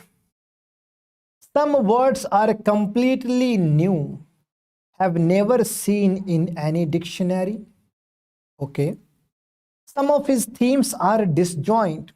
His wife is saying that for last 9 months he is behaving in different manner. Sometimes he is very silent, sad and alone, and sometimes he speaks about metaphilosophical ideas. Now, what is your answer? Very good, Dr. Bodhamit Kumar. Yes. Very good, Dr. Rupa Kumar, Dr. Reviti, Dr. Megha Mittal. Very good. Very good. Now, very easy question for you now, right? See here, more than 2-3 symptoms, obviously. And see here now. See here. New words, neologism. Fine. Themes are disjoint, loosening of association. He is behaving in a different manner for last 9 months. See, how much is the duration criteria to diagnose schizophrenia? More than or equal to 6 months, right? Okay, fine. Sometimes he is very silent, sad and alone. Negative symptoms. Metaphilosophical ideas. So basically he is suffering from what? Schizophrenia. He is suffering from schizophrenia. This is old question. This is old question, right? Very easy to understand for you people now. Very good. Now, see here now. Motor symptoms are very, very important. Motor symptoms. See, because last time they have asked one-liner question, last time 4th June, one question they have asked from motor symptom. There are 15 motor symptoms we are going to learn one by one. Remember, because this is important. See, what is the meaning of catatonia? Catatonia means motor symptoms, means physical symptoms. Stupor means completely immobile. And completely immobile. If a person is, suppose if the patient is standing here on a road, and suppose if there is a diversion, one is going towards right, one road is going towards right, one is going towards left. Patient will be standing there for half an hour, he will be standing there for 1 hour. He will not be able to take a decision where to go. So basically immobile, standing for the longer time, this is called a what? Stupor. Stupor, right? Stupor. See, stupor. Okay, this is a motor symptom of schizophrenia, but stupor can also be seen in, please write it down. This can also be seen in depression, in severe depression. This can also be seen in dissociative disorder.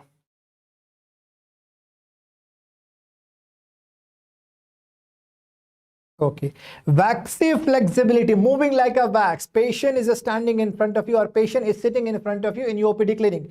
He kept his hand like this on your table. After that, when you are asking him, and put your hands down, he is not keeping it. So after that, he is moving like this. Moving like a wax. Waxy flexibility. And a waxy flexibility, old question. They have asked this question. And they have asked this question that waxy flexibility is seen in which psychiatric illness? Schizophrenia. Now, catalepsy. Okay, one doctor has asked, what is the meaning of catalepsy? First of all, please write one important word that is called as cataplexy. Cataplexy. Please remember, cataplexy means what? Sudden loss of muscle tone. Sudden loss of muscle tone, especially of lower limb, so that a person can even fall. Patient बात करते करते नीचे गिर जाएगा. This is called a cataplexy, sudden loss of muscle tone, especially of lower limb. This will be seen in cataplexy. It is seen in narcolepsy. It is seen in narcolepsy, which is a sleeping disorder. Cataplexy is seen in narcolepsy. But I am teaching you catalepsy, which is seen in schizophrenia. Now, what is the meaning of catalepsy? Catalepsy, please write it down. Sudden neurogenic block. Sudden neurogenic block. Because of this, a patient is maintaining the posture for the longer time. Suppose if you were doing the medical examination of the patient, you were doing physical examination, you asked the patient, abduct your shoulder like this. He abducted the shoulder, but suddenly there was a neurogenic block. After the patient is like this for half an hour. This is catalepsy. This is not cataplexy, this is catalepsy. But suddenly if there will be loss of muscle tone and a patient can even fall, that will be cataplexy, seen in narcolepsy. Maintaining a posture for the longer time is called a posturing. Sometimes patient can become hyperactive. Patient can become what? Hyperactive. Patient can become hyperactive, overexcited. Fine. Sometimes patient can become very obedient. Whatever you ask, he will do. He will become Shravan Kumar, automatic obedience.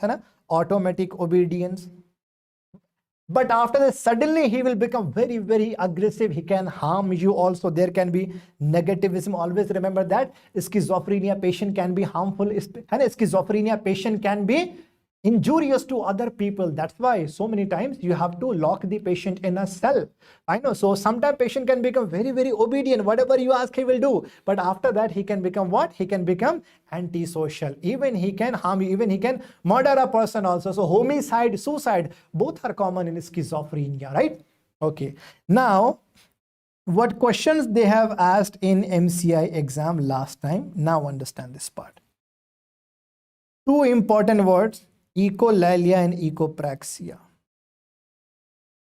Whatever, see, this was the question here, that patient is repeating the same words whatever examiner is speaking. So this describes what? Echolalia. Mimicking examiner's speech. Mimicking examiner's speech is called as echolalia. Mimicking examiner's speech. Suppose if you ask the patient, what is your name? He will also ask the same thing. So now when you are asking the patient, what is your name? Patient will say, what is your name? Hey, I am asking. Hey, I am asking. Hey, I am doctor. Hey, I am doctor. Whatever you are saying, he will repeat the same thing. This is echolalia. Echolalia. But whatever you are doing, if he is mimicking your action, echopraxia. Echopraxia. What is the meaning of the praxia? Means action only, no? So echopraxia. Echopraxia. 4th June last time in FMGE, this was the question. Echolalia was the question. Now, grimacing. What is the meaning of grimacing? Patient is sitting in front of you. He will make odd facial expression. This is called a grimacing. Grimacing. Now, remember these two words. One is called the stereotypy. One is called as a mannerism. Stereotypy. Another is called as mannerism. See, remember here.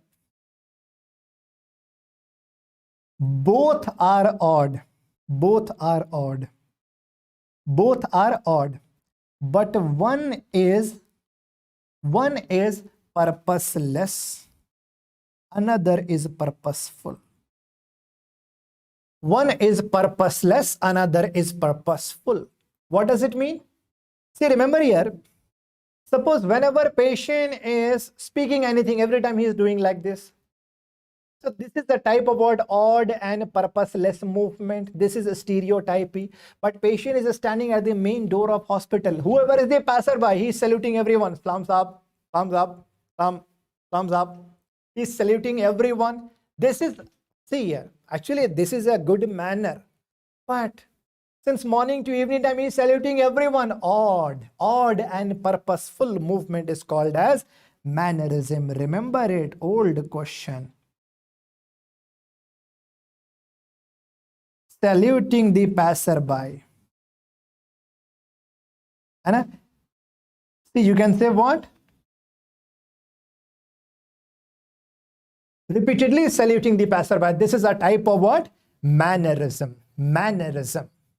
Mannerism. And this kind of movement, unnecessary finger movements, stereotypy. Ambi tendency, inability to take a decision. Now, Gegenhalten and perseveration. Gegenhalten and perseveration. What does it mean? See, suppose if patient is like sitting in front of you in your OPD, he's sitting like this. Huh? See, you are asking him to put it down, but he's not keeping it down. If you are going to push him, he will also push you. So basically, क्या हो रहा है? Doctor patient. This is what? And see here, resistance to passive movement. Resistance to passive movement is what? Gegenhalten. Unnecessary repetition of the same thing. You asked only for one time, show me your tongue. After that, whatever you are asking, patient is doing like this. Unnecessary repetition of the same thing. This is called as perseveration. Please remember that all these are motor symptoms. All these are motor symptoms. Remember it, all these symptoms we can see in schizophrenia. Remember it that, see, every time you cannot expect, every time you cannot expect all these symptoms to occur at the same time. Some symptoms, but yes, these are the 15 symptoms, right? Remember that. So far I have taught you that these are catatonic symptoms. But you have to keep in mind that now we are working with ICD-11. ICD-11 got implemented on 1st January 2022. So now they can ask you any kind of update in ICD-11. So there is one update related to catatonia in ICD-11.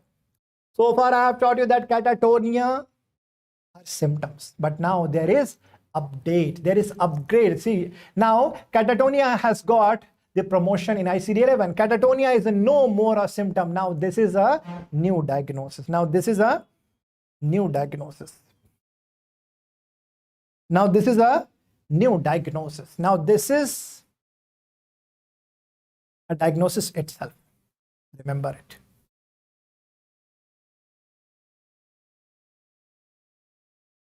Sometimes they are asking, one-liner question related to the types of schizophrenia. First of all, understand the types of schizophrenia, like schizophrenia as per ICD-10. Fine. See here. We are going to learn 6 types of schizophrenia from where they are framing one-liner question. First is most common type is the paranoid schizophrenia, which is having late onset and good prognosis. Okay. I can say the personality is preserved. Basically, patient appears to be well groomed. Okay.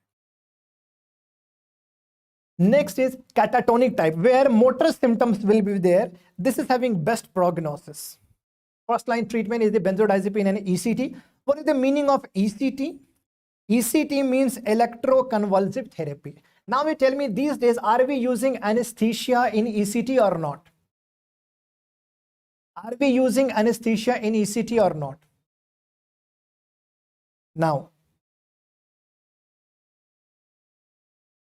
Now we are using, yes. So related to ECT, please write few points. Earlier, no anesthesia was used in ECT, and that was direct ECT. Direct ECT. Now we are using anesthesia. This is called as indirect. So what is the meaning of direct anesthesia? Like the direct ECT? No anesthesia. I hope you have seen that old movie Dilwale 90s, Ajay Devgan, Sunil Shetty. In that movie, Ajay Devgan will become a psychiatric patient. After that, electric shock will be given to him, and after electric shock, he will be thrown on the wall. I know. So do you think without anesthesia, if you give ECT, electric shock you are giving? No. So do you think there can be bone fracture and all? Yes. Side effects of direct anesthesia, bone fracture, teeth dislocation. Teeth dislocation. So that's why now we are using anesthesia. What is the anesthesia of choice? Anesthesia of choice is methotrexate. Why methohexital? Because see here, now in ECT, electroconvulsive therapy, with the help of electricity, we are producing convulsion. No, and this is what actually we need. We need to produce convulsion. Side effect of methohexital is convulsion. So that's why methohexital is the anesthesia of choice for ECT. Now we are using anesthesia. That's why it is called an indirect ECT. Now, what are the side effects of indirect ECT? Memory loss, amnesia, headache. Remember all these points related to ECT. You have to remember, because ECT is an important line of management in psychiatric patients, right? Okay, fine. So now tell me, what are the indications of ECT? See, what are the indications of ECT? See, in the beginning, it was started only for schizophrenia. In the beginning, it was only started for schizophrenia.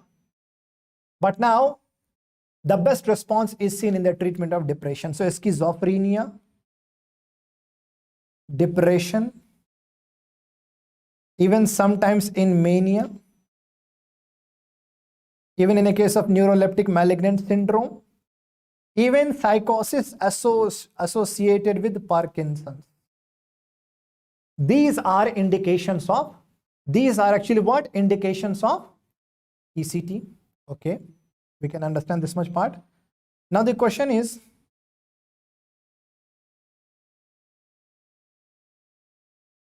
okay, see, now the question is, what are the contraindications of ECT? First of all, there is no absolute contraindication of ECT. Yes, there are some relative contraindications of ECT. Like, see, always remember head and neck and the thorax.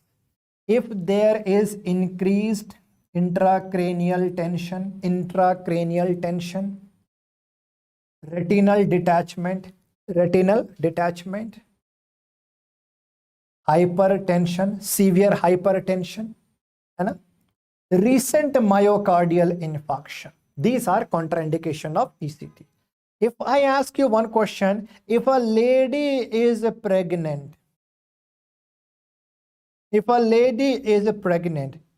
ECT is contraindicated or not? ECT can be given or not? So you always remember that if there is 100% indication of ECT during their pregnancy, please give a save mother first, baby can come again. So remember, pregnancy is not a contraindication of ECT. This can be your question. Remember it. Pregnancy is not a contraindication of ECT. I hope all these are important related to your exam. I hope all these things are clear to all of you. So paranoid schizophrenia. Okay, this is overall, this is the most common type. See, related to paranoid, please write, this can be seen in, see here, schizophrenia can be seen in, schizophrenia like symptoms can be seen in many substance abuses like LSD, cocaine, cannabis, alcohol, all hallucinogens. So remember, paranoid type of schizophrenia will be seen in which substance intoxication? Cocaine. Remember it, cocaine. Because high profile drug hai na, cocaine. So personality will be preserved. Remember it. See, always remember, personality is preserved in paranoid type of schizophrenia. Basically, paranoid schizophrenia is the most common type. And here, patient will be well groomed. Next is where there will be maximum motor symptoms that will be having best prognosis. Now remember here, hebephrenic type of schizophrenia. See, hebephrenic type or disorganized. So basically, first of all, you write, this is having worst prognosis. First of all, you write, this is having worst prognosis. And after that, with the red pen, you cut it. With the red pen, you cut it. Why?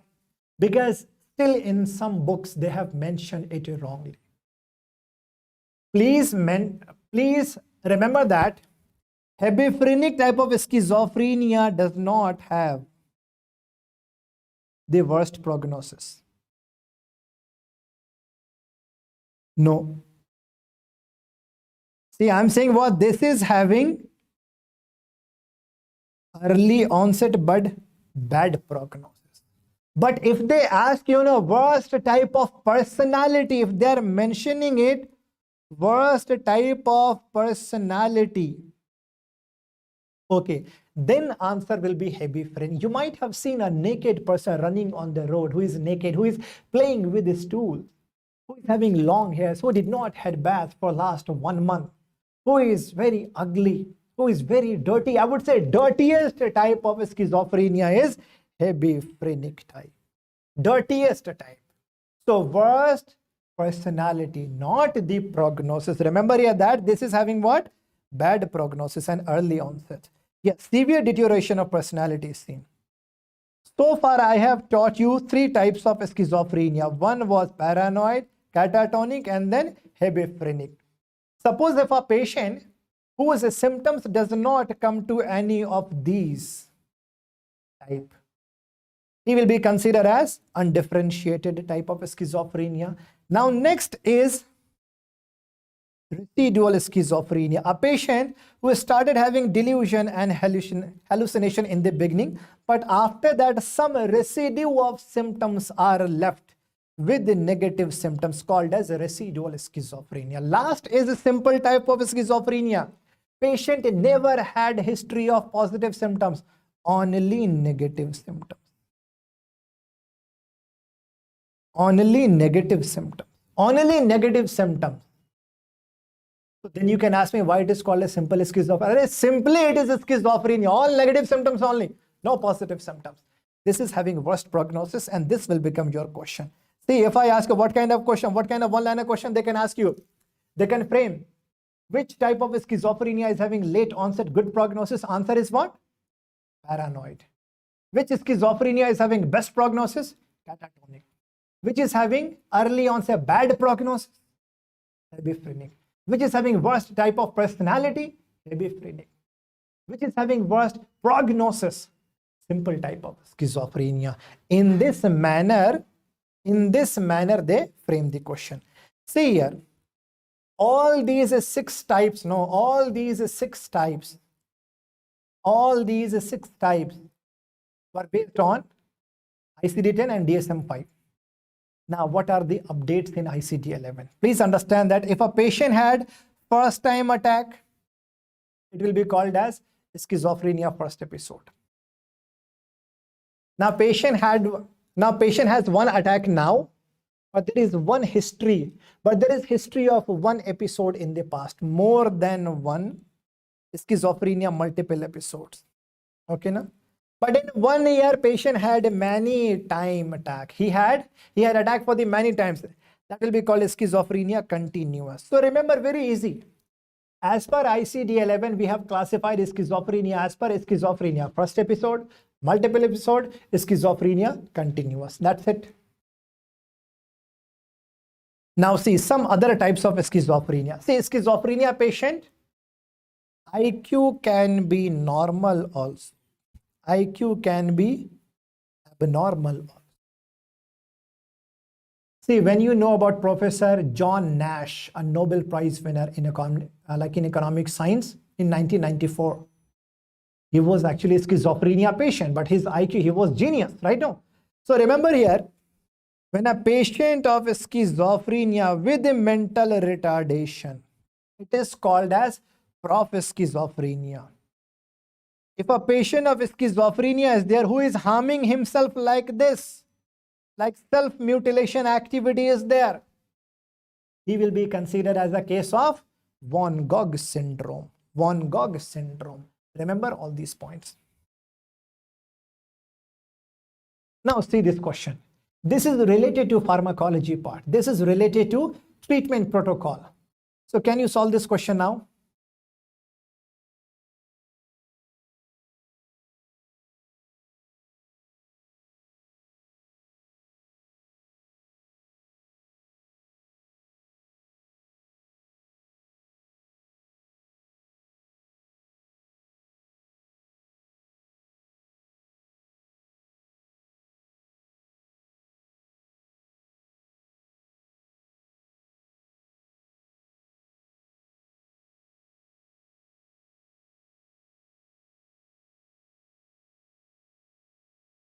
Why I'm asking you this question? Because this kind of question is being framed.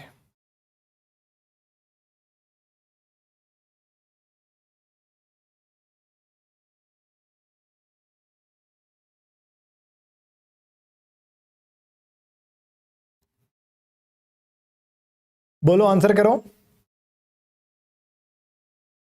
How many questions I'm asking you? These questions are very, very important.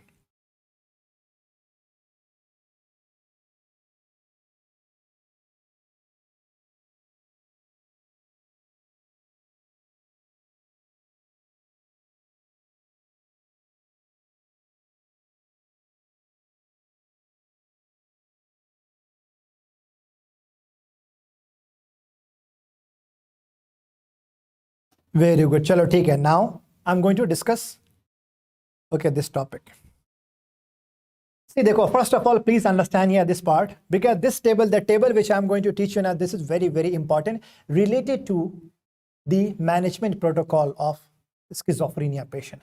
See, in the beginning, scientists were thinking that only because of the increased level of dopamine. I hope all of you know that across the psychiatry, we have learned what? 4 types of neurotransmitters, and especially 4 types. Like dopamine, serotonin, acetylcholine, and norepinephrine, right? So these are the most important neurotransmitters. First of all, you understand this part. After abusing a substance, a person is getting the kick, right? This is because of dopamine, है ना? Okay. After abusing a substance, after abusing cocaine, a person is very happy. This is because of serotonin, because serotonin is responsible for good food, and serotonin is responsible for good food, good mood, and good sleep, right? Good food, good mood, and good sleep. So basically, I can say serotonin is happy hormone. After smoking, nicotine will stimulate acetylcholine, and after that, you will be having good attention, right now. So I can say that choline can improve attention level, concentration level. So acetylcholine, this is the neurotransmitter responsible for attention. Norepinephrine, it will improve alertness, energy, and happiness. Easy to understand, very easy to understand this much part. So these are the neurotransmitters. Because of this only, like, there will be symptoms in like in the psychiatric patient, right? So chalo, fine.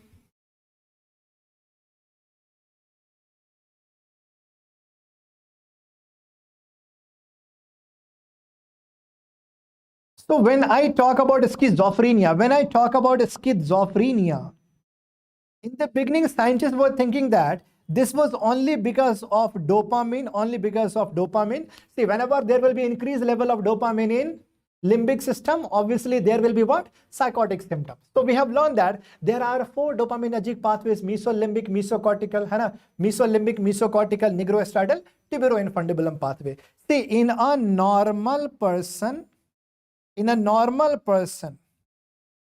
see, in all dopaminergic tracts, dopamine level will be normal for sure, right? I can write it like N. So in all these, there will be normal.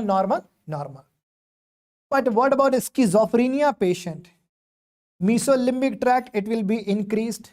Mesocortical tract, it will be decreased. Here, no effect. Okay, all right, we can understand that.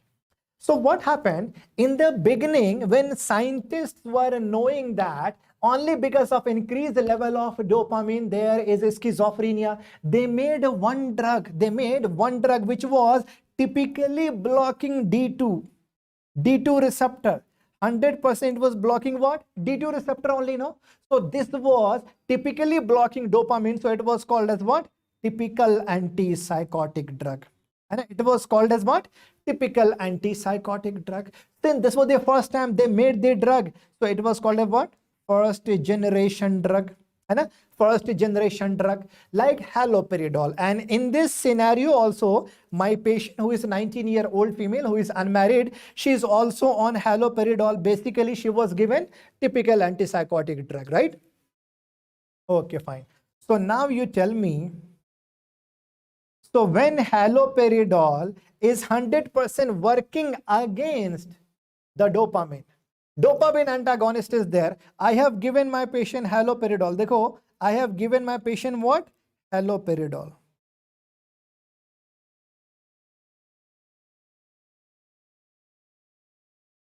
Haloperidol, basically typical antipsychotic drug. So this is actually what? Dopamine antagonist. Obviously, it is going to decrease the level of dopamine. Now, since we have given the medicine from outside, no, this is going to affect all dopaminergic pathways.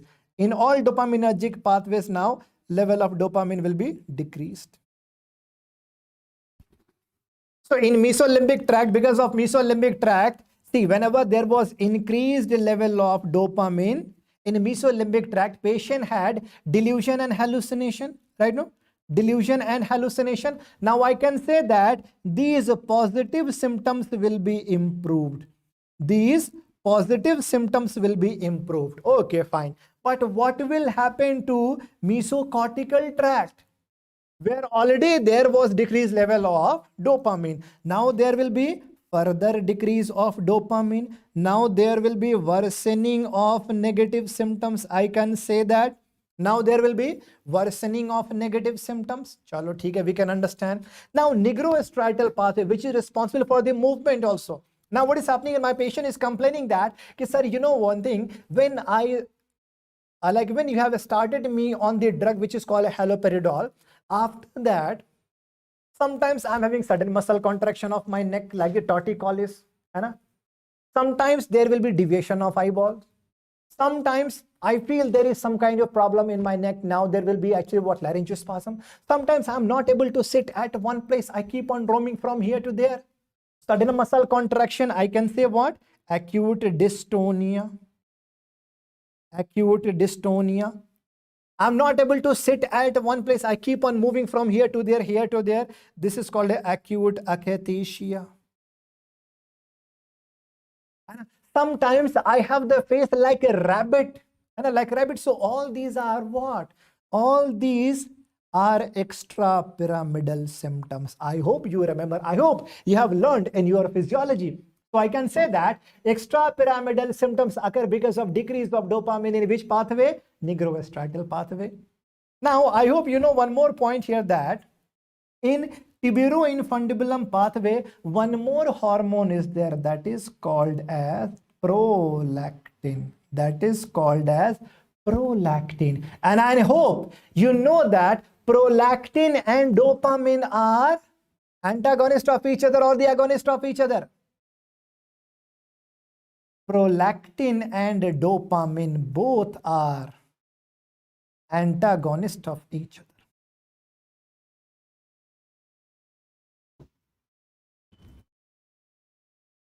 Remember it, prolactin and dopamine both are antagonists of each other. If one will increase, other will decrease. Now you tell me, in tuberoinfundibulum pathway, dopamine got decreased. So what will happen to prolactin? Prolactin will obviously, it is going to increase. It is going to increase. Because of that, now patient will be having what? Galactoria. I hope you know the function of oxytocin and the prolactin, milk ejection, milk secretion, right? So there will be galactoria, there will be lack of libido, there will be lack of libido, there will be impotency, there will be gynecomastia. So all these are happening, all these are happening because of what? Tuberoinfundibulum pathway, because of decreased level of dopamine in tuberoinfundibulum pathway. So can you solve this question now?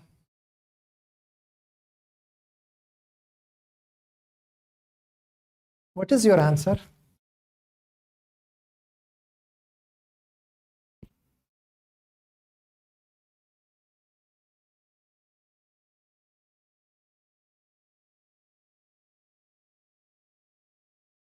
Dr. Vivek Vicky, you are asking if this video will be available in YouTube after this session. Yes, this will be available. Now you can understand that patient is having what? Galacturia. Galacturia will be because of what?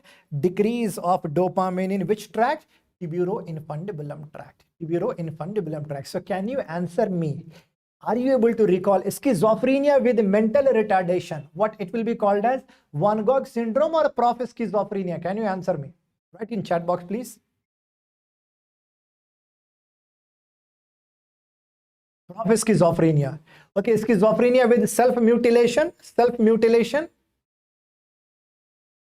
Van Gogh syndrome. Very good. Van Gogh syndrome, right? Okay. See, overall, what is the most common type of delusion? Overall, what is the most common type of delusion? This can be the one-liner question. Most common type of delusion is what? Delusion of persecution. Overall, even in schizophrenia also, this is the most common type of delusion. Overall, what is the most common type of hallucination? Auditory hallucination, right? Overall, in schizophrenia also most common type is auditory hallucination. Remember it. Okay, fine. Chalo, see here, up to this much part, I can understand everything. I hope up to this much part, hai na? Up to this much part, you have understood everything. So now you tell me, when doctors were giving only haloperidol to the patient, there was, so actually there were improvement of only positive symptoms or negative symptoms also. Only positive symptoms, right? Only positive symptoms, hai na? Only positive symptoms. But what about negative symptoms? Worsening. After some more symptoms, extrapyramidal symptoms, some more side effects like galacturia, lack of libido, impotency. So see here, so do you think I have supported my patient or I have harmed my patient more? यहाँ पे तो situation क्या दिख रहा है बताओ, है ना, कि मोहल्ला जलाने चले थे, पूरा शहर जला दिया यहाँ पे, राइट? मोहल्ला जलाने एक्चुअली व्हाट, एक्चुअली मोहल्ला बचाने चले थे, शहर जला दिया यहाँ पे, राइट ना, है ना? बेसिकली क्या, पेशेंट को हमने ज्यादा हार्म कर दिया ना, harm kar diya, right? So scientists were thinking that what to do, we are harming patients, actually we are not supporting them a lot, right? So yes, there was actually the confusion. So now, so after that, scientists thought what to do. So there was one patient, one young patient was admitted in hospital. He was LSD abuser. He was LSD abuser, and I have taught you that in LSD abuse also symptoms will be like schizophrenia. Symptoms will be like schizophrenia, right? So when they did urine examination, they found that metabolite of serotonin level was increased. Metabolite of serotonin level was elevated in that patient. After that, they did the examination of all schizophrenia patient, and now they found that even in schizophrenia also there is what? Increased level of serotonin also. Increased level of serotonin also. Now they made a hypothesis, okay fine, in schizophrenia there will be increased level of dopamine as well as serotonin. Now they formulated a drug. Now they made a new drug which was antagonist of dopamine as well as serotonin. So now typically it was not blocking only dopamine. So this was called as atypical antipsychotic drug. Atypical antipsychotic drug. Since this was the second time they manufactured a drug, right now this was second generation drug. Second generation drug like aripiprazole, clozapine, risperidone, right? Olanzapine. Fine.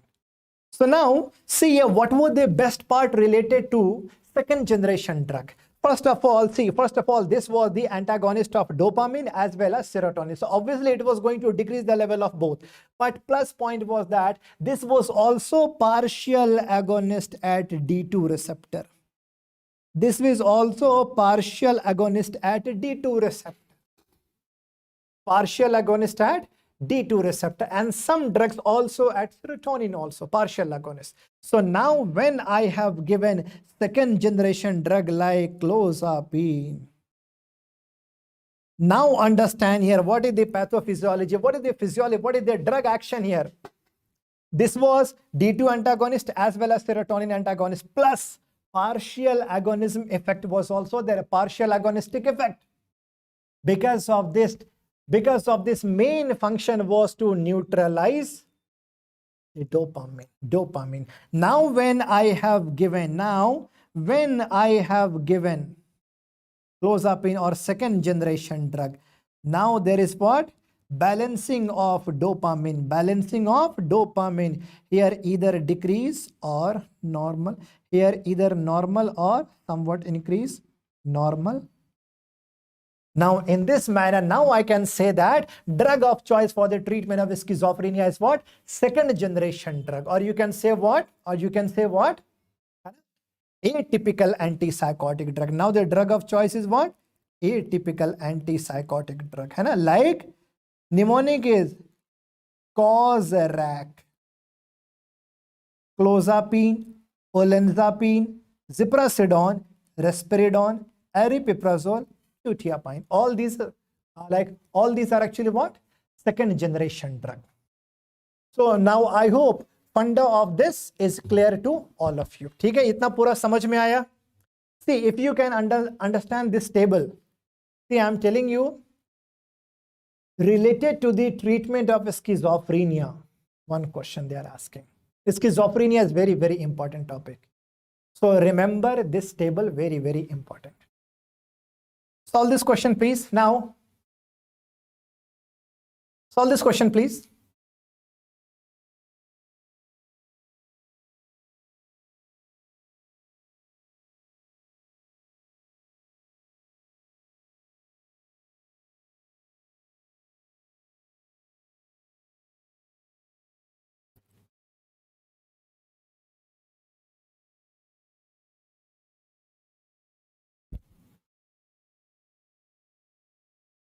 A 35-year-old man is diagnosed with schizophrenia for the first time. He was started on risperidone. This is actually what? RES, risperidone.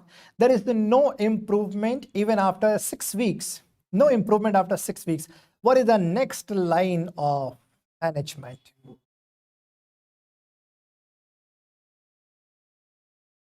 Are you going to continue the same drug? Or you are going to change to typical antipsychotic, or you are going to change to another typical antipsychotic, or you are going to give ECT? Answer karo.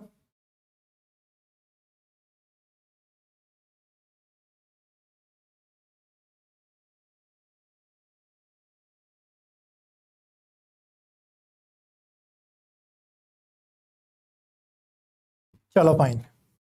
So what is the treatment protocol for schizophrenia? See, always remember that.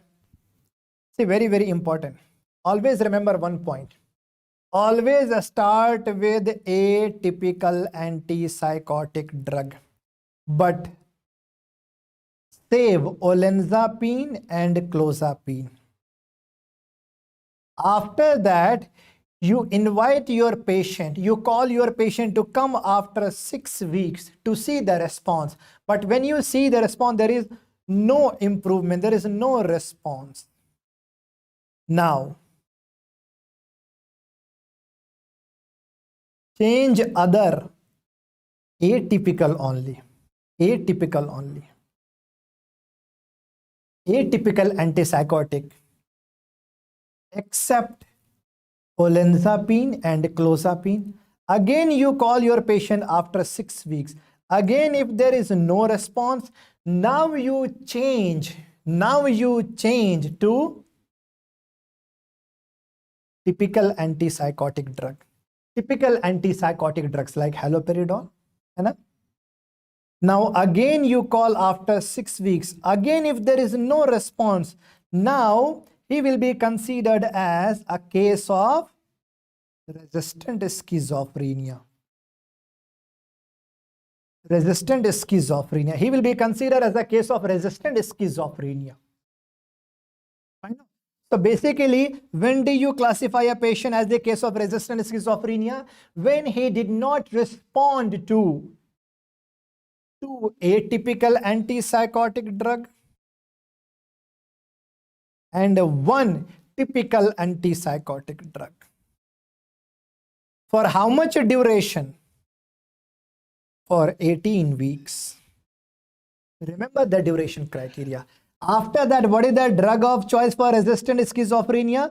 Now the drug of choice for resistant schizophrenia is clozapine. Clozapine.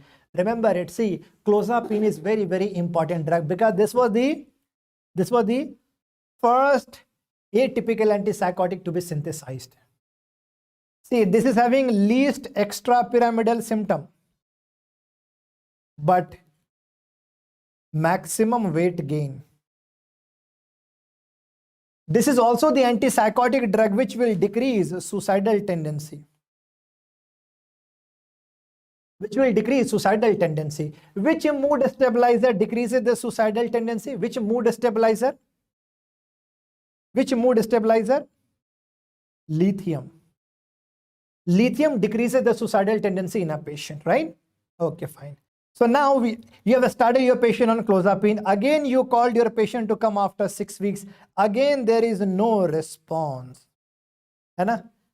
Now, even if there is no response to clozapine, now last option is ECT. This is the modality of treatment. Please see this table. This is very, very important. In this manner, we start the treatment protocol. In this manner, we start the treatment to a schizophrenic patient.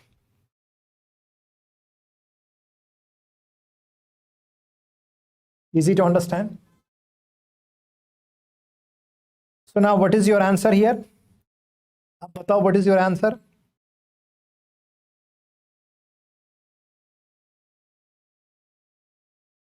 So basically risperidone is what? Atypical antipsychotic, and patient did not respond even up to 6 weeks. So now you have to shift him to another atypical. Answer will be here. Answer will be C. Answer will be C. So remember here, when I speak about clozapine, clozapine is like this is actually one of the most important drugs, है ना? Most important drug में है. इसके कुछ grave side effects भी है, lethal side effects. Granulocytosis,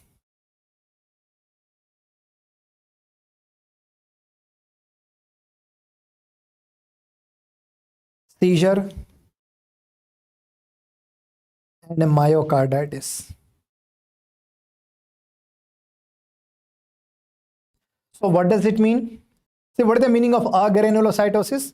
Means there will be destruction of WBC, there will be destruction of neutrophils, right now?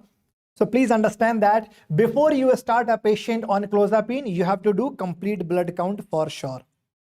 You have to do blood investigation, and especially you have to check what? WBC and neutrophils. See here, when WBC count is less than 3500 milligram per deciliter, you have to stop using clozapine. When neutrophils are less than 1500 per millimeter cube, you have to stop using clozapine. All these are instructions. All these you have to follow before you start or after you start the patient on clozapine. So how to treat, how to start the treatment, very, very important. I hope all these points are clear to all of you.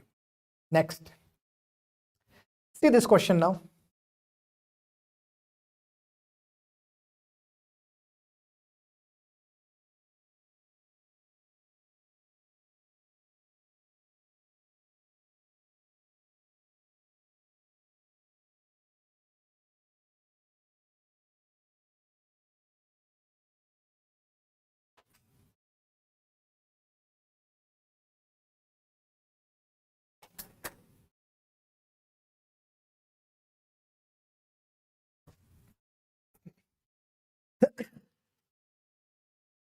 Okay, fine.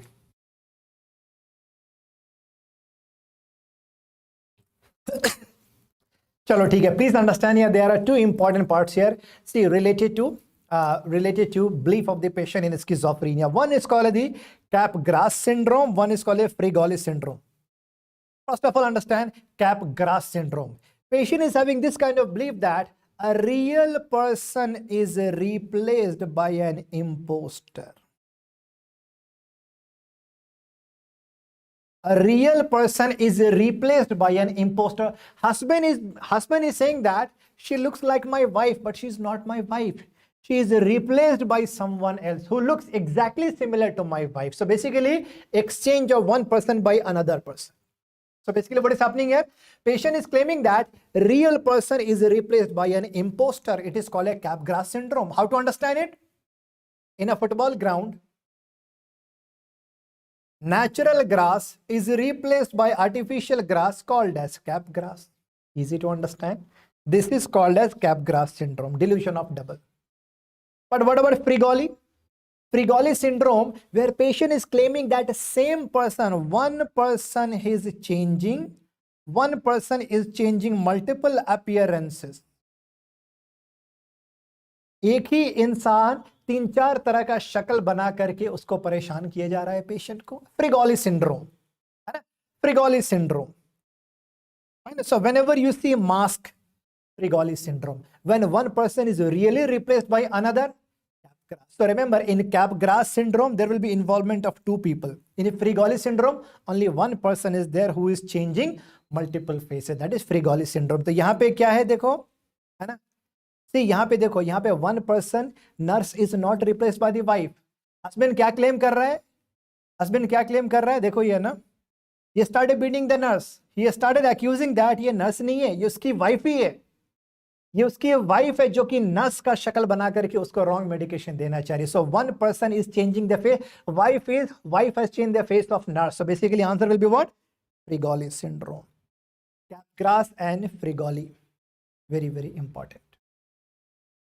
Option number C, syndrome of subjective double. When I am thinking that I am having many double roles, one is in USA, one is in China, one is in Russia. Syndrome of subjective double.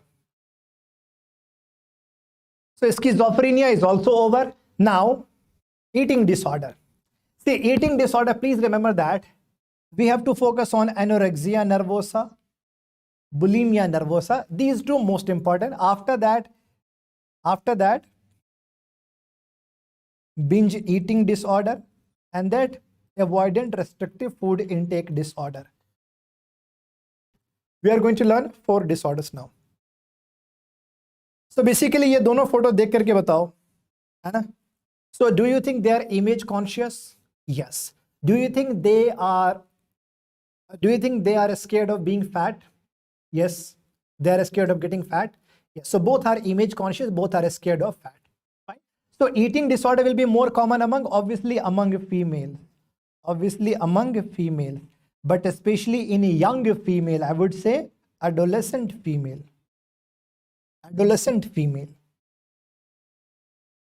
Solve this question now.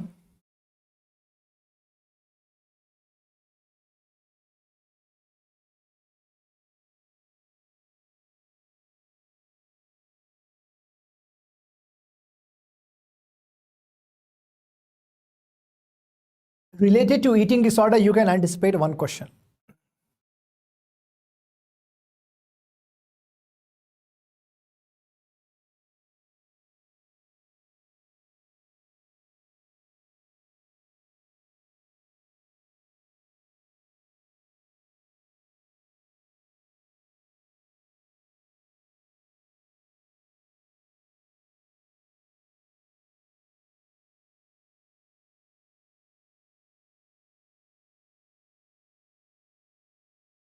Okay, fine.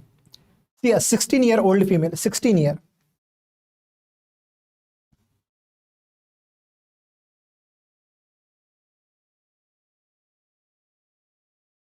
16-year-old female, okay?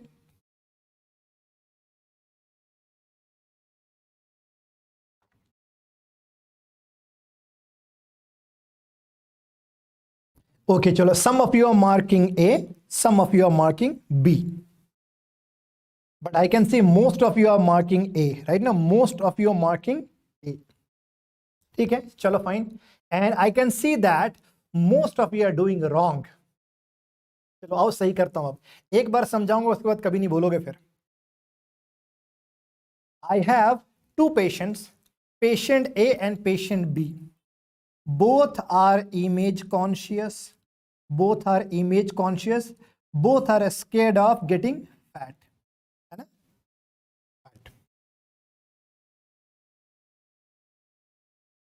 Okay, fine. Now patient A, see, now you tell me what will happen चलो कोई बात नहीं, एक बार मैं समझा दे रहा हूँ, after that you will not forget it. I can see that most of you are doing wrong here ना.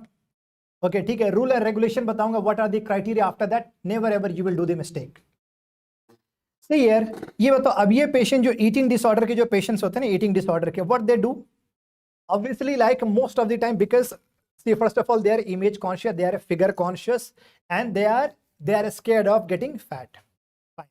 So they emphasize more on dieting, they emphasize more on exercising, gymming and all. So like sometimes like they restrict, they do not eat anything. Okay, for a few days they do not eat anything, but one day suppose if a friend is going to take her for any kind of party, she had enough, she had binge eating. After that she is having this kind of feeling that, oh my god, I have eaten a lot, she's having what, like she is having feeling of guilt, I have eaten a lot. After that she will be having purging episode, she will induce the vomiting so that she can after that so that she can vomit out, right now. Okay, chalo theek hai, we can understand this part. So patient A, she follows a maximum restriction. She follows maximum restriction. What does it mean? Basically, she does not eat at all, or even if she is eating, this is the maximum lunch she is having. This is the maximum lunch, right? Okay. So when she is not eating at all, when she is eating very, very less, do you think she can have symptoms like starvation?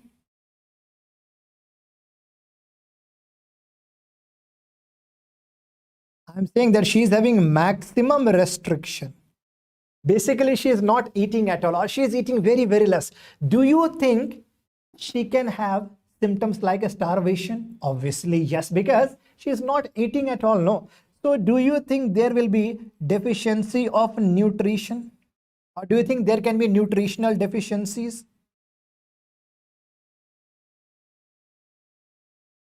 Yes, right? There will be nutritional deficiencies. Do you think there will be deficiency of fat, deficiency of carbohydrate? Do you think there can be deficiency of protein? Do you think there can be deficiency of minerals, electrolytes like sodium and potassium? Yes, obviously hoga. Okay, fine. So do you think patient can have a weight loss?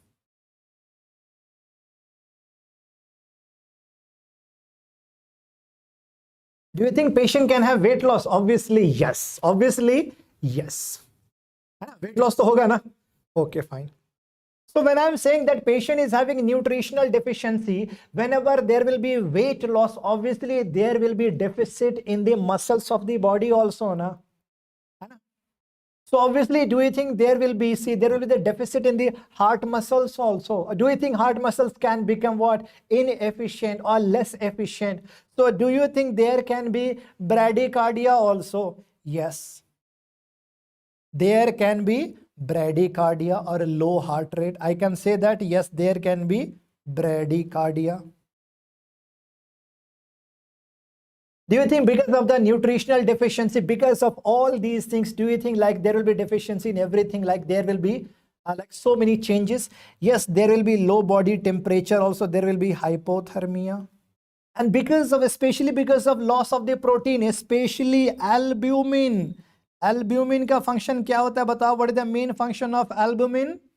To maintain oncotic pressure. To maintain oncotic pressure. Right now, to maintain oncotic pressure.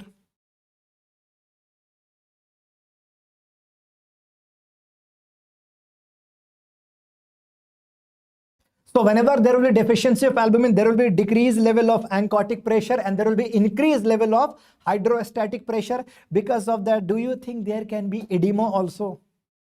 Do you think there can be edema? Yes, there can be dependent edema. So in this patient, yes, there can be edema also. Okay, there can be a lanugo here also, lanugo also. So see here. Okay. Now, see now, because of the nutritional deficiencies, because of all these deficiencies, do you think there will be imbalance in hormone level also? Yes, there will be hormonal imbalance also. So do you think this can affect her menses? Yes, menses problem will be there. Amenorrhea will be there. Amenorrhea will be there. Amenorrhea will be there. So because of the hormonal imbalances, there will be lack of libido. There will be delayed in secondary sexual growth.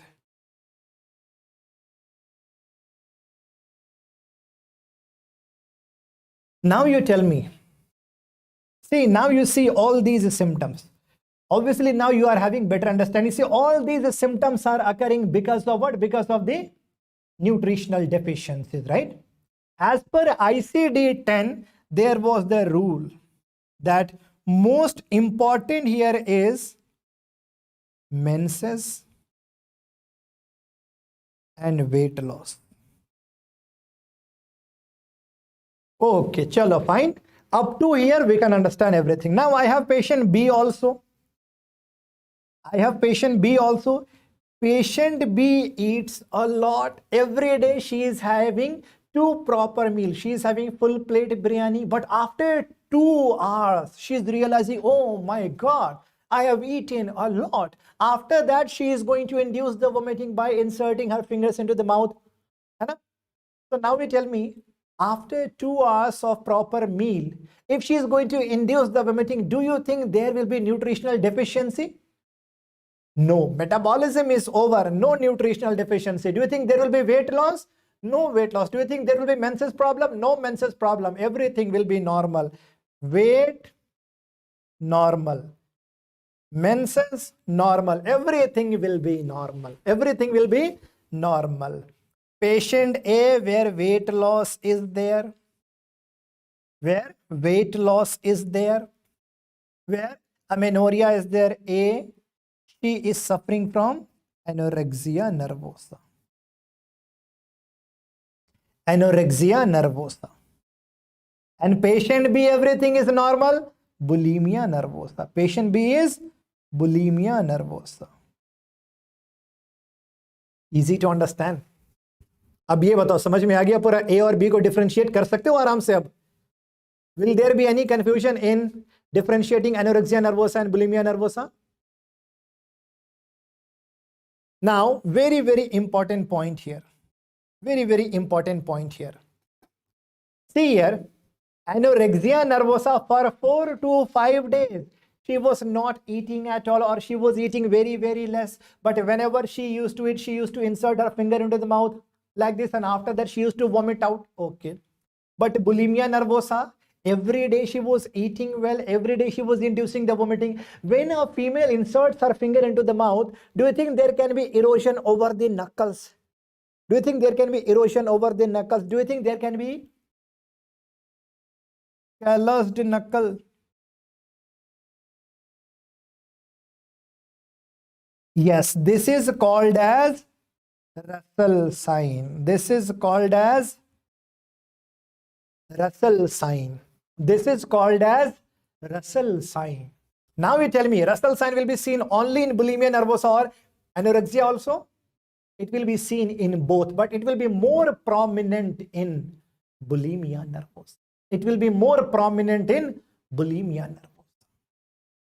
Related to anorexia nervosa, please mention one important point. Food handling behavior pattern.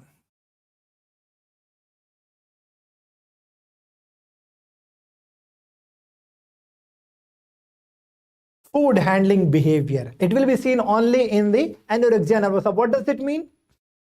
Whenever any guest will come, she will prepare many dishes. She will offer everyone, but she will not eat. Whenever she was eating, whenever she will be eating at that time, if mother comes, mother is asking, why are you not eating? No, I'm eating. I'm having food. You go. After that, she can hide the food or she can throw in the dustbin. So basically, what is this? Food handling behavior, especially in anorexia nervosa. Now, one more important point.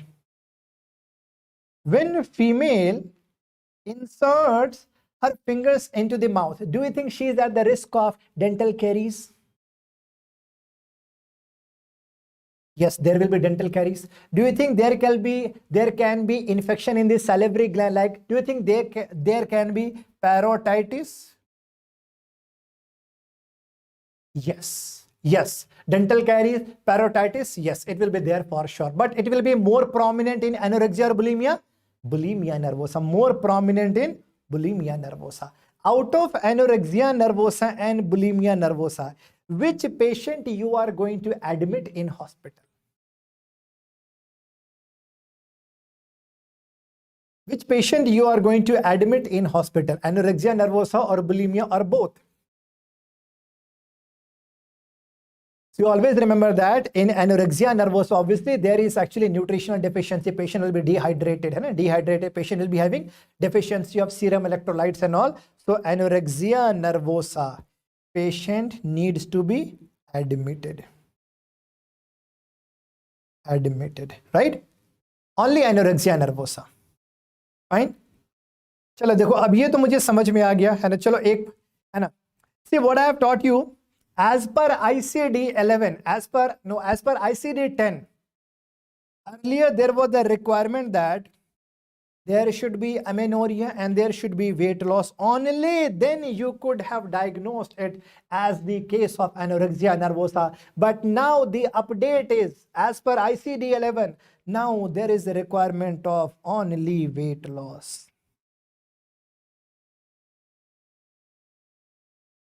Menses can be normal. Now, as per ICD 11, only one criteria is there to diagnose anorexia nervosa.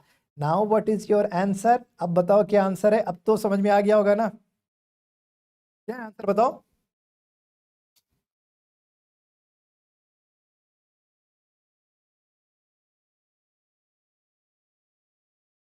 Dr. Jadhav, there can be metabolic alkalosis because of the vomiting, no, repeatedly vomiting, there can be metabolic alkalosis, right?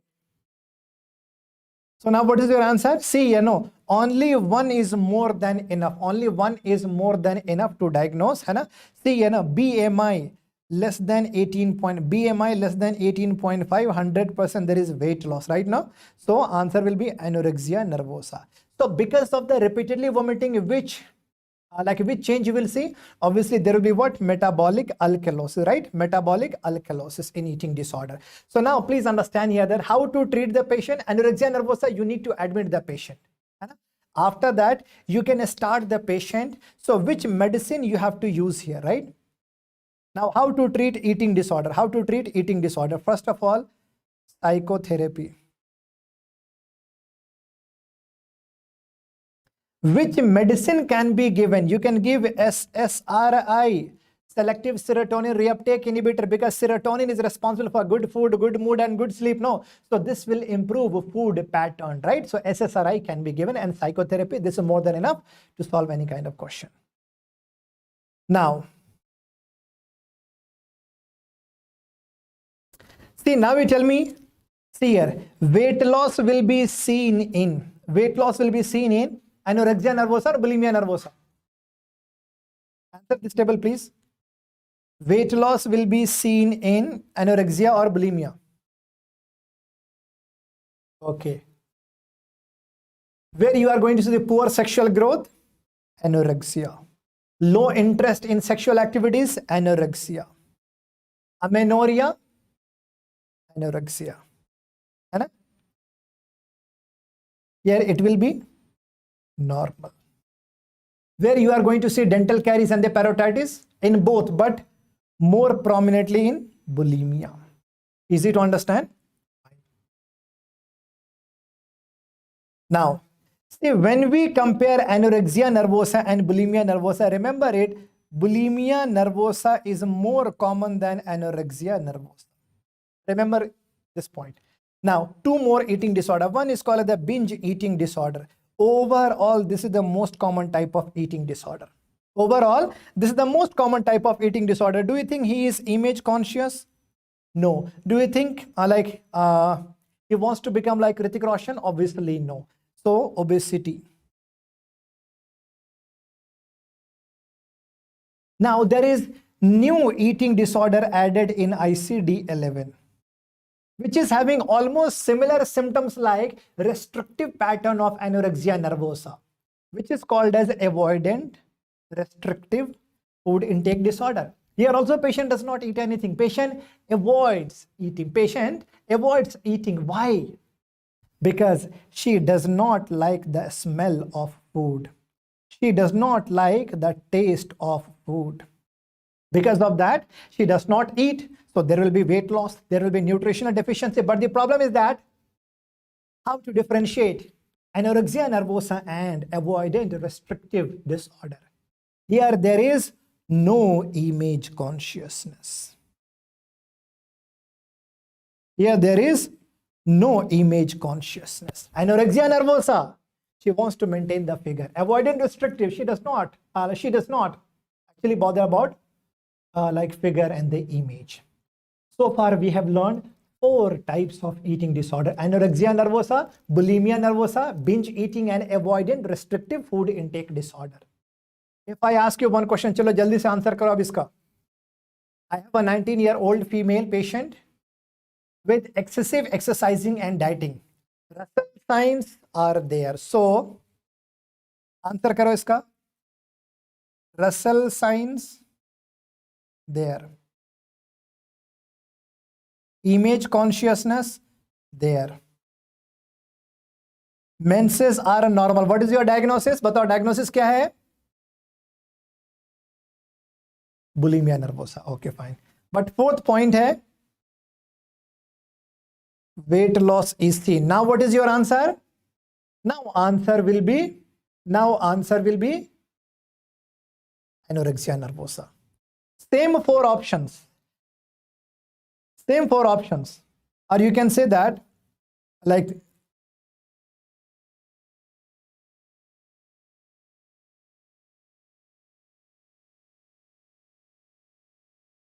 menses normal, weight loss is there, but image consciousness is not there. Now what is your answer? Avoidant restrictive food intake disorder. Easy to understand, no? Avoidant. Very good, very good. हो गया eating disorder खत्म. One more eating disorder is there where there is psychological disorder. Appetite for non-nutritive substances. You might have seen a child, you might have seen a boy who is eating brick, clay, or the white chalk, right? A white chalk. Appetite for non-nutritive substances is called as pica, right? Pica, remember it, okay? So eating disorder, over. Next is personality disorder. Solve this question, please.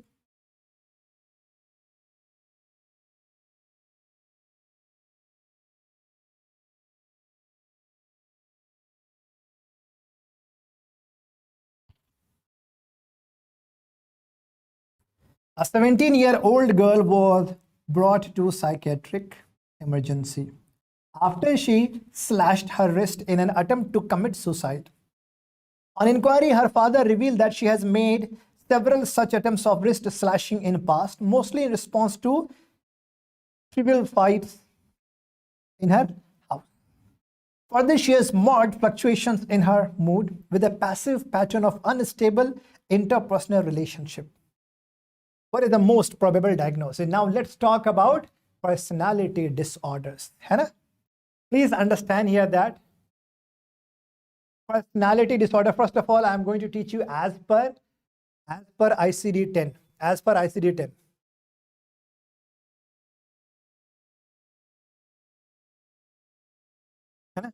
As per ICD-10. See, cluster A.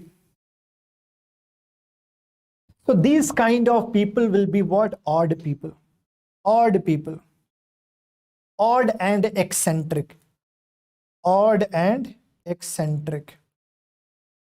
Odd and eccentric. Odd and eccentric. Overall, always remember what is the meaning of personality disorder. Any of your behaviors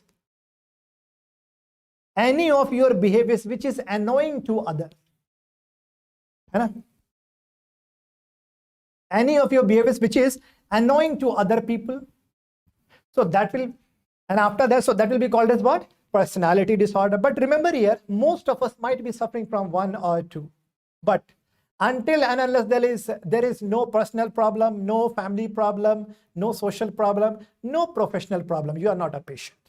But if there will be marked abnormality in your behavior, which is going to cause, which is going to annoy other people, now your behaviors will be considered as a part of disorder, personality disorder.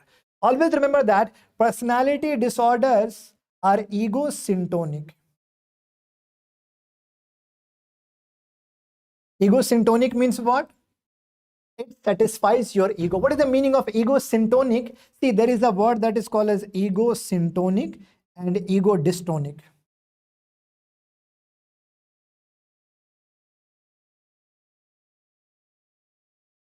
Ego-syntonic and dystonic. How to understand this part? Suppose if a person is a gay or lesbian, this is normal or abnormal? If a person is gay or lesbian, this is normal or abnormal? Remember it. If a person is a gay, he's saying that no problem, I can have sex with a man, no issues at all. It satisfies his ego. He's 100% normal. He does not find anything abnormal in his behavior. It is called as ego-syntonic. Ego-syntonic. But if a person is gay, he's thinking, oh my God, what my society will say, what my family will say, I will not be able to marry a woman. Oh my God, I will not be able to become a father. Oh my God. Now, because of this, he's going into anxiety and depression. It means what? It does not satisfy his ego. It is called as what? Ego-dystonic. Ego-dystonic. When I talk about OCD of contamination will be called as ego-syntonic or dystonic. OCD of contamination, patient knows that these thoughts are irrational, these thoughts are weird, and because of this, the first question, because of the OCD of contamination, okay, that question will come. So overall, please understand that because of OCD of contamination, if a person is wasting so much time, he knows that these are weird, these are irrational thoughts, he is having anxiety, and also OCD of contamination will be what? Ego-dystonic. Ego-dystonic. But when I talk about delusion of grandiosity, do you think he thinks that anything is abnormal in him? No, he is 100% normal. It satisfies his ego. So delusion of grandiosity will be considered as ego-syntonic. So remember, personality disorders are ego-syntonic. Ego-syntonic. What does it mean? Patient does not find anything abnormal in him. He does not want any kind of treatment. Basically, he thinks that he is 100% normal and you are abnormal. Ego-syntonic. Now, let's understand as per the cluster A, cluster B, cluster C. So cluster A means what?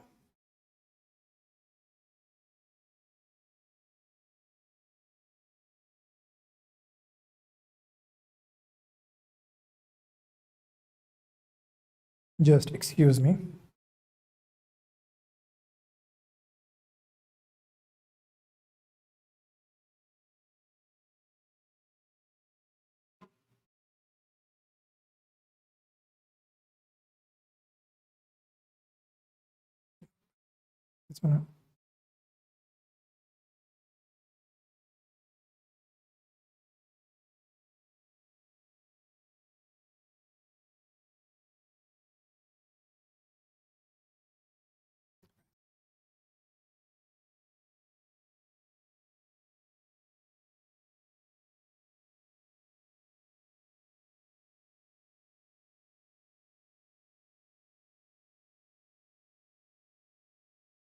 So now you take a small break, 5 minutes break, okay? 5 minutes break only. Okay, only 5 minutes break.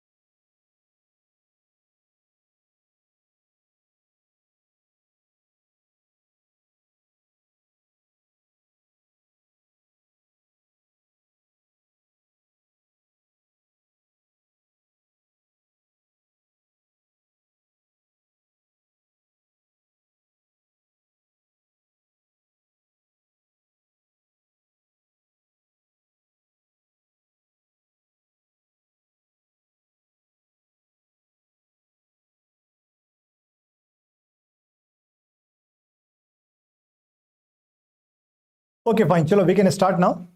See, now in cluster A, what is the meaning of cluster A? See, all people, all patients who are suffering from cluster A personality disorder, they appear to be odd and eccentric. So first of all, see, like there are three personality disorder. One is called the paranoid, second is a schizoid, and schizotype. Remember only few words related to. Remember only. So overall, please remember only few words related to the personality disorder. If a person is always suspicious of others, suspicious of others, who is very sensitive. See, schizoid, emotionally cold,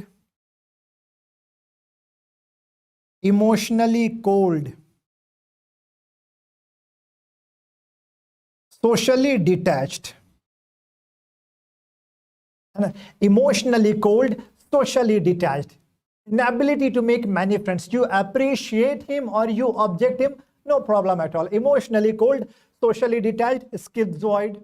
And when I say if a person is always suspicious of other people, and he is also very, very sensitive, and he also believes in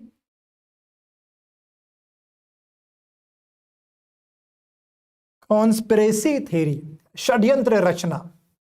So this will be called as paranoid personality disorder. But when I talk about schizotypal, see, they are odd. See, they will be having odd and inappropriate behavior. Odd and inappropriate behavior. They believe in magical thinking. Jadoo tona, right? Magical thinking. See, because of their odd behavior, inappropriate behavior, they will not be able to maintain the relationship, unstable relationship. Sometimes there can be delusion also, hallucination also. So this is a type of what? Schizotypal personality disorder. Schizotypal. See, remember here that this is a type of personality disorder where you see delusion and hallucination. So this can also be seen in schizophrenia also. No? So remember it, as per ICD-11, schizotypal is no more a personality disorder. It is considered as at the boundary line between the normal and schizophrenia patient. So cluster A, paranoid, schizoid, and schizotypal. Now cluster B means full of drama, emotional people, emotional and erratic. Okay, so there are 4 personality disorders in cluster A. One is histrionic. Histrionic means what? Full of drama, full of tantrum, emotional labile, over exaggeration of emotion, fine, over exaggeration of emotion. See, they would like to become center of attraction. Sometimes sometimes they behave in seductive manner also. Sometimes they can behave in seductive manner also. Histrionic person. Remember only one word, full of drama. Sometimes, see, they always anticipate appreciation. If you do not admire, or suppose if you are working against them, it could be possible that they can show some suicidal gesture.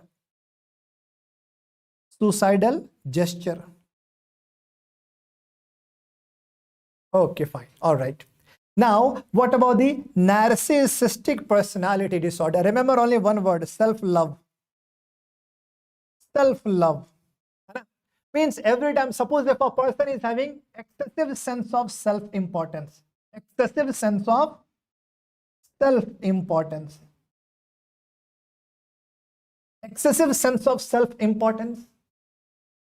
see, there will be what? He will be having what? A feeling of, he will be thinking that he is having superpower, or he is very, very talented. He is over talented person.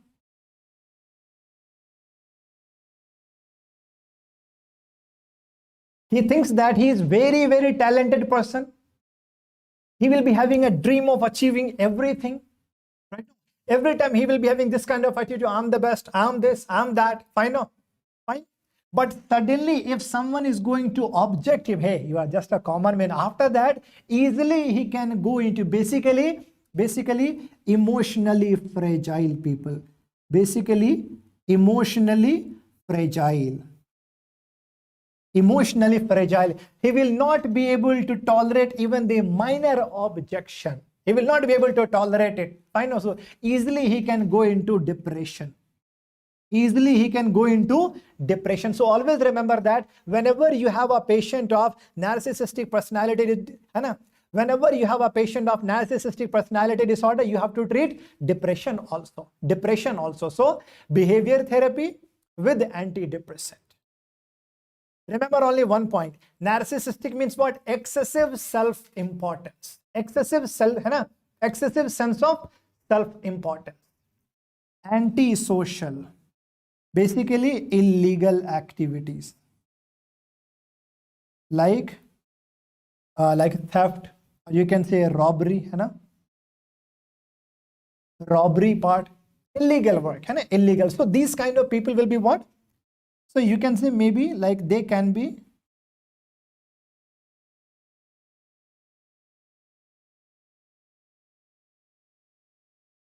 criminal people, right? Yeah, but so obviously these kind of people will be very, very aggressive right now.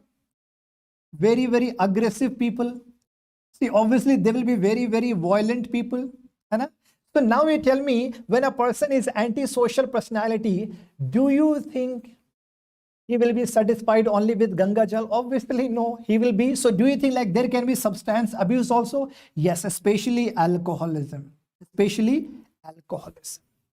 If you see the history, there will be a pediatric history of disorder. He might be suffering from what? See, there will be history of which pediatric psychiatric disorder? Please mention it. There will be disorder of conduct disorder.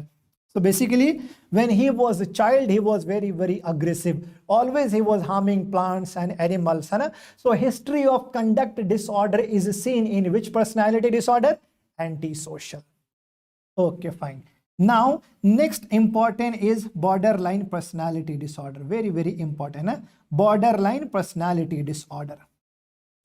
See, remember it. Frequent mood swings. Frequent mood swings without any reason. Frequent mood swings. Every time, see, without any reason, she is fighting with her boyfriend. She is fighting with her, like family members and all. So basically, I can say that emotionally very, very unstable. Emotionally unstable. Emotionally very, very unstable. Emotionally very, very unstable.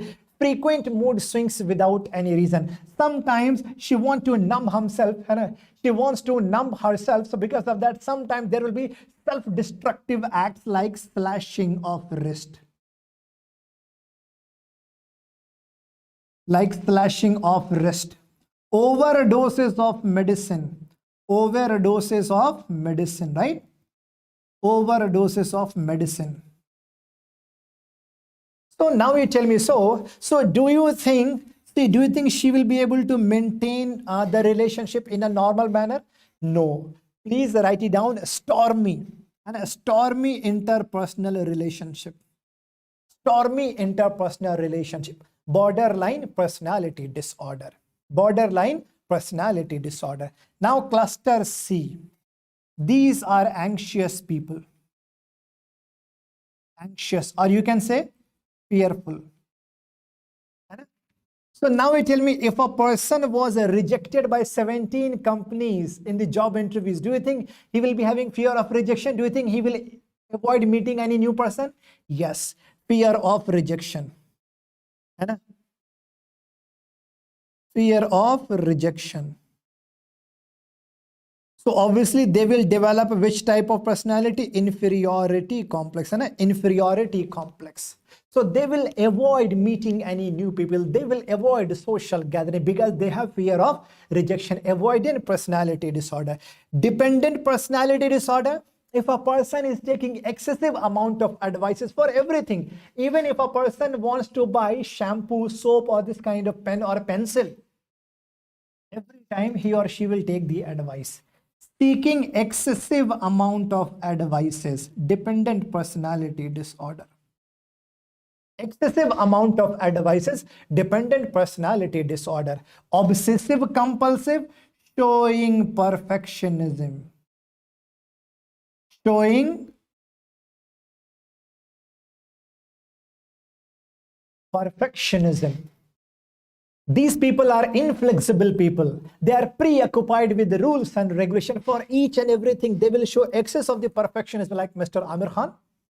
Mr. Amir Khan, like he will make movie like once in one movie in like 2 years or 3 years.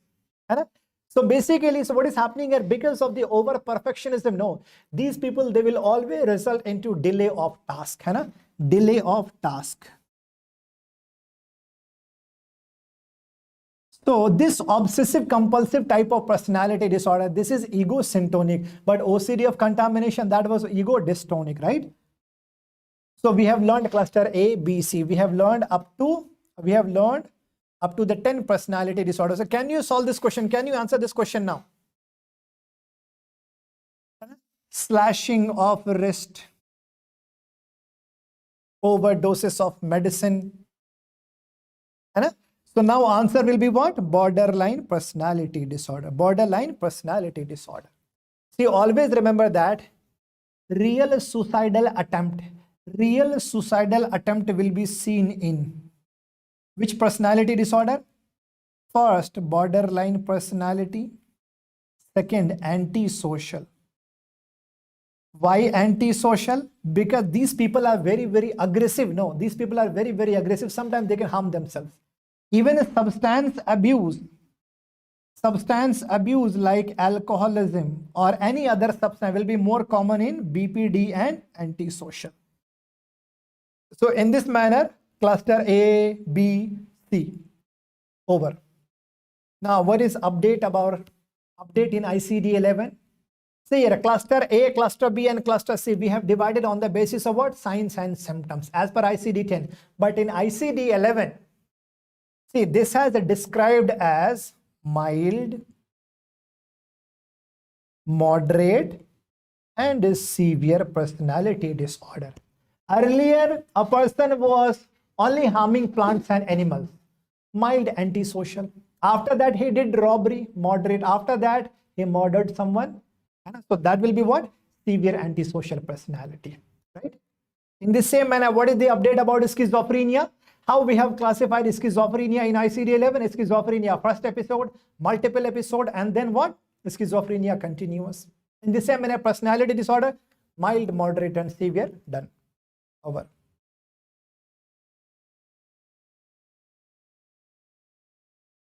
See, one more type of the personality. Please mention it. Type A, B, C, D, and H. A, full of competition. If a person is very ambitious, very competitive, very workaholic, type A. B, relaxed people. Relaxed. B is relaxed. A is full of competition. Workaholic. A is workaholic. C is always stressed. D is depressed. Or you can say with negative thoughts. H is hardiness. See, what does it mean? A is full of competition. B is relaxed. A is at the risk of heart attack in future. B, easygoing, relax, no heart attack risk. C is always stressed. So C is at the risk of more illness. D is also depressed. Please understand that D is also at the risk of CAD, heart attack in future. H means what? A person who wants to control other people. Hardiness type, H type. So this is also a type of personality, A, B, C, D, H. Remember it. Yeah, CAD will be seen in A and D. Now, sleep disorder. When I talk about sleep disorder, especially insomnia and hypersomnia. What is the meaning of insomnia? When you are not able to sleep. Whenever there will be problem in sleep induction or sleep initiation, basically you are going to bed at 9 p.m. but you are falling asleep by 1 a.m. Whenever there will be problem in sleep maintenance, means you are not able to maintain the sleep, right? Basically, frequently you are getting up. These days, you might be suffering from whenever, because like only 24, 25 days are left for the exam. You might be having that kind of anxiety. Oh my God, whether I will be pass or fail. Every time, even when you are sleeping for some time, you are having this kind of dream. Oh my God, result is out and I got 149 or maybe I got 191. In both conditions, you are getting up. So basically, you are not maintaining the sleep. Non-restorative sleep. Non-restorative sleep. See, what is the meaning of a non-restorative sleep? Patient will say that, sir, even if I sleep for 7 hours, I do not feel fresh in the morning. These two are classically seen in depression. Find out. So all these are describing what? Insomnia. Insomnia. So how to treat? Either we can use benzodiazepine. So overall, the best benzodiazepine for insomnia is what?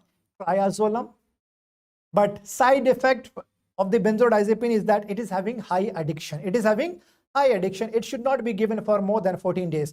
So now we have made one more drug, Z compounds. Z compounds like zolpidem, isoprene and all, right? So remember, so now we are using Z compounds also. Now sleep disorder. So can you solve this question? Which of the following is seen during non-rapid eye movement sleep? See, one pattern is a REM, another pattern is a non-REM. Non-REM. So this is a rapid eye movement, this is a non-rapid eye movement, right? So during a rapid eye movement, obviously there will be increased rate of metabolism. There will be increased rate of metabolism. Obviously there will be increased respiratory rate, pulse rate, blood pressure. There will be penile erection. There will be penile erection during REM. Non-REM means actually very, very deep sleep. Very, very deep sleep. Always remember that after 90 to 100 minutes only there, and after 90 to 100 minutes of a non-rapid eye movement, there will be a repetition of REM. There will be a repetition of REM. But what if latency of REM is decreased to 60 minutes? Now there will be sleep disorder. Sleep disorder. So now you tell me, we are going to learn all the disorders which we can see during REM phase or during non-REM phase. See, remember here, first of all abnormal sleep pattern during non-REM. See, what is the meaning of the non-REM? Basically, deep sleep. How to identify sleep disorder? Suppose like we are learning about somnambulism, sleepwalking. How we are going to understand that he is really a patient or he is faking the symptom and entering the girls' hostel? How to understand it? Obviously, we have what? EEG, electroencephalogram. Right. So there can be alpha wave, beta, theta, and delta. Alpha wave, we are going to see where? Awake-like state. Awake-like state. Theta, about to enter deep sleep, about to enter, and the delta wave will be seen in deep sleep. During the D for delta, D for deep sleep. Okay, fine. So we can understand that. So during a non-REM sleep, mostly there will be what? Delta wave, always. And also remember, theta wave is also seen in depression, and during meditation. See, this theta wave will be seen in severe depression. So now what is happening here? So when I have taught you related to REM and non-REM, let's talk about a dream. If you see any dream, if you watch any dream during a REM phase, will you be able to recall it? Yes, remember it. During REM phase, if you watch any dream, yes, you can recall. Yes, you can recall. But non-REM is actually deep sleep. No. So non-REM is actually deep sleep. So dreams which you are going to watch during non-REM phase, you will not be able to recall. You will not be able to recall. Fine. So now you tell me, during non-REM phase, do you think patient is aware about all these things? During non-REM sleep, there will be, remember it, severe horrible dream, which is called a pavor nocturnus, means night terror. Fine. Okay. Sleepwalking is called a somnambulism. So during somnambulism, if a person is really a patient, if you do EEG, there will be delta wave. So, okay. Sleep-related enuresis means there will be bedwetting. Sleep-related enuresis means what? Bedwetting. So what is the drug which we are using to treat sleep-related enuresis? Okay, we are using what? One is desmopressin. We are also using imipramine. But if I ask what is the treatment of choice, what is the treatment of choice for sleep-related enuresis, then answer should be what? Bed alarm. Bed alarm. Bruxism means teeth grinding. Somniloquy, sleep. Somniloquy means what? If a person speaks during the sleep. So please remember that. See, remember here, remember all these names. Very, very important. Somnambulism, somniloquy, bruxism, enuresis, and what? Actually, the pavor nocturnus. All these we see. All these are going to happen during non-rapid eye movement phase. Non-rapid eye movement phase. Rapid eye movement, you are going to see what? Nightmare. So you have to be very, very careful that nightmare is seen during REM. But what about this one? Terror will be seen during non-rapid eye movement. Remember it, very, very important. Now solve this question, please.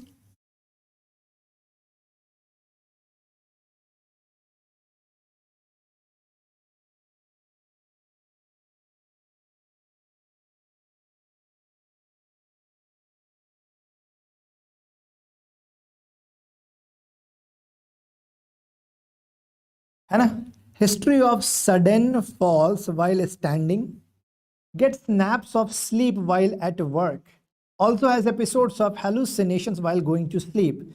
So basically overall the diagnosis is what? Yes, this is a case of narcolepsy, where first of all, first symptom you are going to see what? Cataplexy. First symptom is cataplexy, sudden fall, sudden loss of muscle tone. There can be sleep urge. You can say there will be sleep attacks. Sleep attacks means what? बात करते करते patience हो जाएगा. There will be hallucination. Hallucination like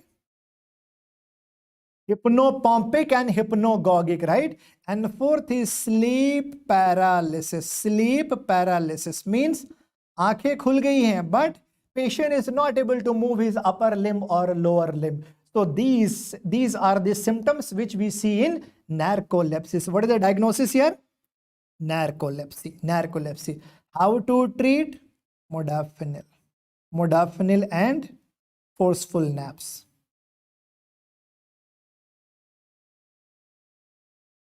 Next, mood disorders. Okay, fine.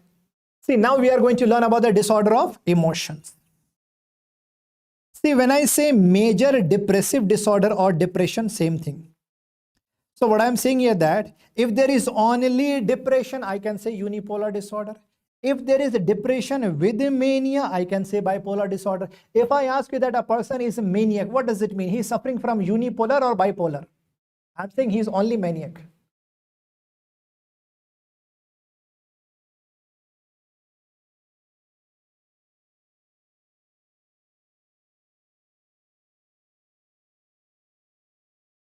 See, always remember that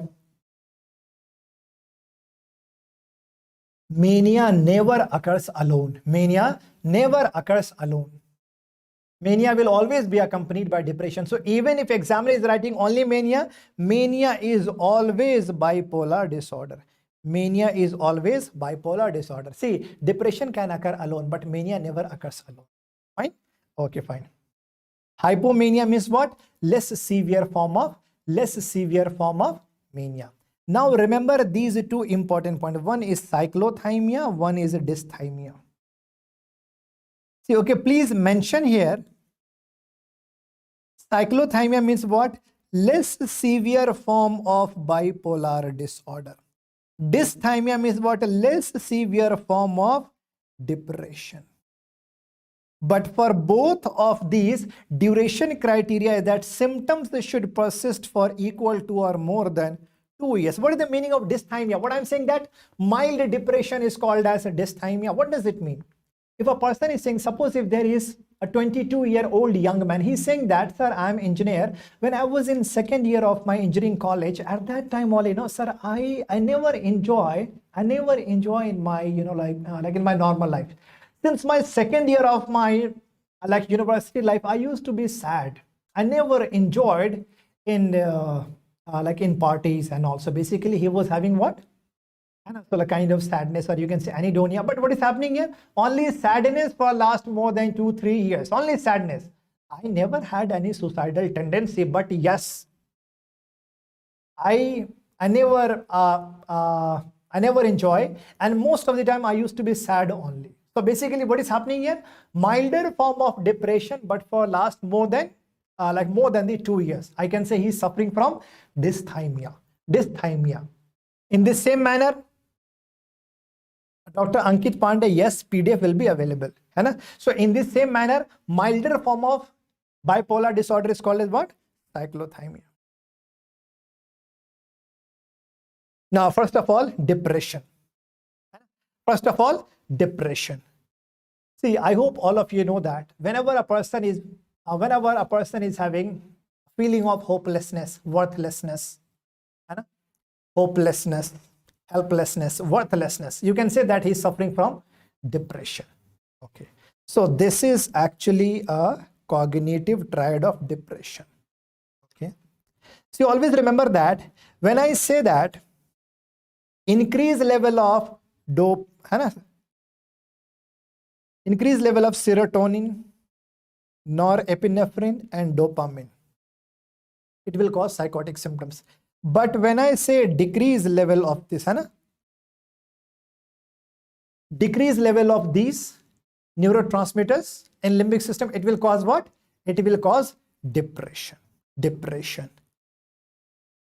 You might have seen, see, this can be your picture-based question. When you see a depressed patient, when you see a depressed patient, you can see their forehead. Symptoms will be something like this. Or you can say something like,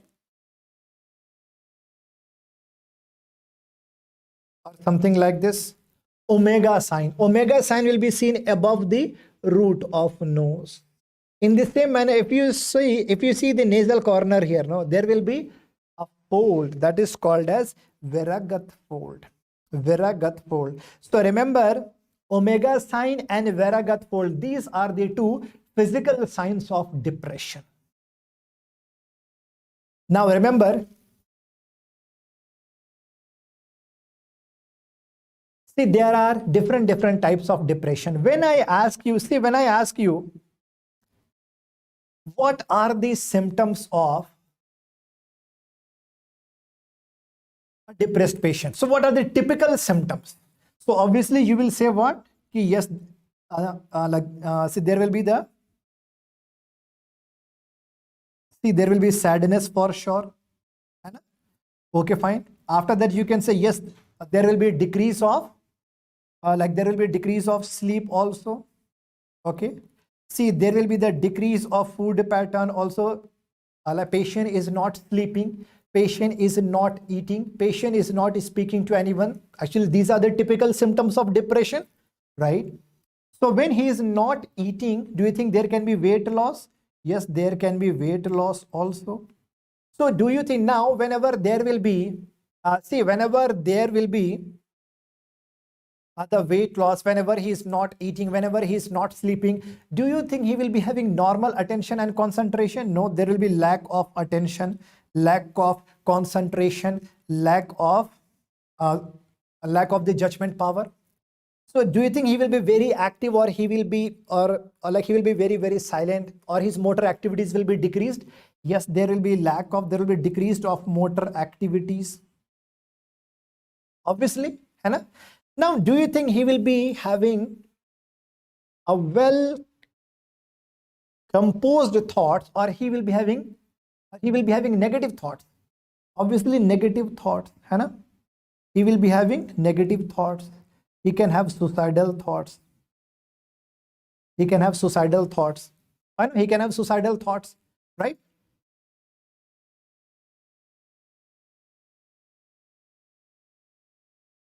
So now you tell me, see, there are so many symptoms are there, no? So many symptoms are there. So many symptoms are there. See, remember your suicidal thought, weight loss, anhedonia, sadness and all. And do you think he can have feeling of guilt? Yes, feeling of guilt. Feeling of guilt. Remember it. See here, out of these more than or equal to 5 symptoms, 100% he is suffering from depression. 100% he is suffering from depression. Even if you don't remember this much, remember swag part, है ना? Suicidal thoughts, weight loss, anhedonia, feeling of guilt. 100% he is suffering from depression. These are typical symptoms of depression. These are typical symptoms of depression. Very good. Now understand here that, so what I have taught you that, see, first of all, please remember only one part here. What I have taught you just now, what I have taught you, in the typical depression, there will be what? Loss of food, loss of sleep, means like there will be insomnia and there will be anorexia. So there will be weight loss. But that type of depression where patient is actually depressed, but there will be reversal of biological symptoms. He will eat a lot, he will sleep a lot, and basically he will become very, very fat. So basically what is happening here? Increase of food habit, he is eating a lot, hypersomnia, and because of this what? Increase of weight. So whenever there will be reverse of biological symptoms, it is called as what? Atypical depression. It is called as atypical depression. Apart from these, obviously you are going to see one more thing. Laden paralysis. What does it mean? Laden paralysis. Patient will say that, sir, my limbs are very, very heaviness of limbs. I'm not able to lift it up. Heaviness of limbs, laden paralysis. There will be what? Interpersonal sensitivity. What does it mean? See, typically if a person is depressed, no, he will always be sad. Even if there will be normal function, even if there will be any ceremony. But atypical, what is happening here? Whenever there will be any ceremony, whenever there will be any function, whenever there will be any celebration, he will feel happy. That is called as mood reactivity. His mood will become better if there will be any ceremony. What is the meaning of interpersonal sensitivity? Feeling of being discriminated, feeling of being rejected. Patient will complain his family members that you people are not loving me anymore. You people are not caring about me anymore. Interpersonal sensitivity. So all these are signs and symptoms of what? Atypical depression. One more type of depression, please mention here. Old age depression. Old age, this is called as melancholic depression. Melancholic depression, old age depression. There will be severe feeling of guilt. Severe feeling of guilt. There will be severe feeling of guilt. Early morning awakening. Early morning awakening. See, over what is the meaning of early morning awakening? Patient will say that, sir, earlier I used to get up by 7 a.m. But now without alarm, I am getting up by 5. Early morning awakening. Very, very high risk of suicide. very, very high risk of suicide. See, remember here, melancholic depression, or you can say what? Involutional melancholia. So what is the meaning of melancholia? Means sad and silent. Sad, silent and alone. Sad, silent and alone. In which age group a person will be having feeling of loneliness mostly? Obviously in old age, right? He will be having severe feeling of guilt, or you can say what? Miserable feeling. Miserable feeling. Right? So we have learned 3 types of depression: typical, atypical and melancholic. Remember it. Overall, how to treat? See, please understand that earlier the drug of choice for depression was a TCA.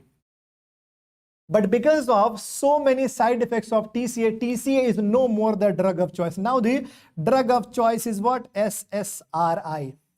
See, I have taught you that serotonin is responsible for good food, good mood and good sleep. In depression, there is bad mood, bad food, bad sleep. You stimulate, you increase the level of serotonin, you give SSRI like fluoxetine.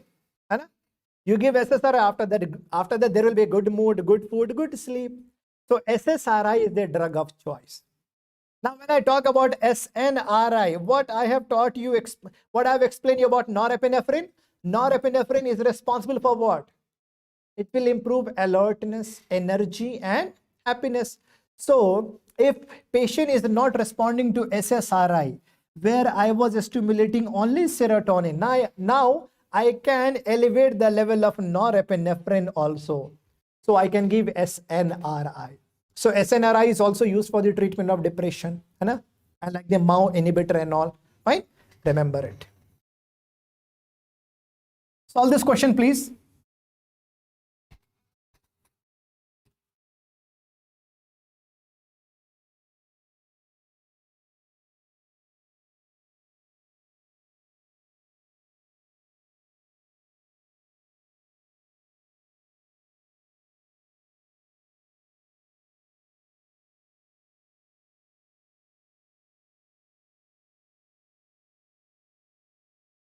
Answer करो. So basically क्या है यहाँ पे देखो, a young female is on antidepressant. She presents to emergency with altered sensorium and hypotension. ECG reveals wide QRS complexes. ECG reveals what? Wide QRS complexes and right axis deviation. So basically क्या है? Please understand that. See here, earlier we were using TCA. Earlier we were using TCA like amoxapine and all, right? But see, so this was blocking the level of, this was blocking the level of serotonin and norepinephrine. Okay, fine. And dopamine also. Okay, fine. So especially serotonin and norepinephrine. See, up to this much level was fine. But this was also having antagonistic effect on muscarinic receptor, alpha receptor, histaminic receptor, and sodium channel of the heart. So because of this, patient was having anticholinergic side effects like patient after. So when I used to start my patient on TCA, patient used to have what? Like he used to have blurred vision, constipation, dry mouth. Fine. Patient was also having the urinary retention. Patient was having hypotension. Patient was having hypotension because of the blockage of this alpha receptor. Patient was sleeping a lot because of histaminic receptor. Because of that, because of the sodium channel of the heart, because of that, patient used to have the tachycardia, he used to have the palpitation. So obviously obviously now you tell me, whenever I used to start a patient on TCA, obviously there were so many side effects as in this question also, right now. So there were so many side effects. Along with this, patient was also having metabolic acidosis, where there was a decreased level of pH. Right now, there was metabolic acidosis, and this is actually very, very dangerous part. This is actually very, very dangerous part. Very, very dangerous part. So yes, these are the side effects of TCA. So this is a case of what? The question which I'm showing you now, this is a case of TCA toxicity. This is a case of what? TCA toxicity. This question can also be framed in this manner that after TCA toxicity, what is the first investigation to be done? First of all, ECG, obviously yes. ABG, obviously yes. ECG, ABG, yes. And then only you can find out the metabolic acidosis, no? Right. So now when you see that there is metabolic acidosis, how to treat? How to treat metabolic acidosis? You have to do what? Serum alkalinization. Serum alkalinization. How would you do this? IV sodium bicarbonate injection. IV sodium bicarbonate injection. Easy to understand. In this manner, you can treat TCA toxicity. So whenever we were using the drugs right now, so yes, so that's why TCA is no more a preferred drug for the treatment of depression. Now the drug of choice is SSRI. Apart from this, obviously now we are using some other modalities of treatment also like ECT, electroconvulsive therapy. Now please write down what are the indications of ECT in a case of depression. What are the indications of ECT in a case of depression? Whenever depression is associated with suicidal tendency, depression is associated with suicidal tendency. Whenever depression is having psychotic symptoms, whenever depression is having stupor, stupor means immobile. Whenever patient is not responding to other modalities of treatment, or you can write what? Refractoriness. Refractoriness to other modalities of treatment. In these four conditions, yes, ECT is indicated. But whenever we were using ECT, many side effects. So now we are using TMS. TMS means what?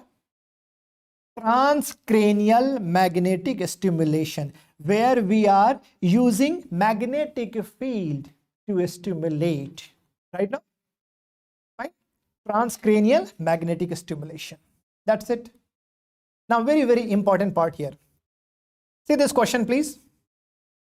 See this question now.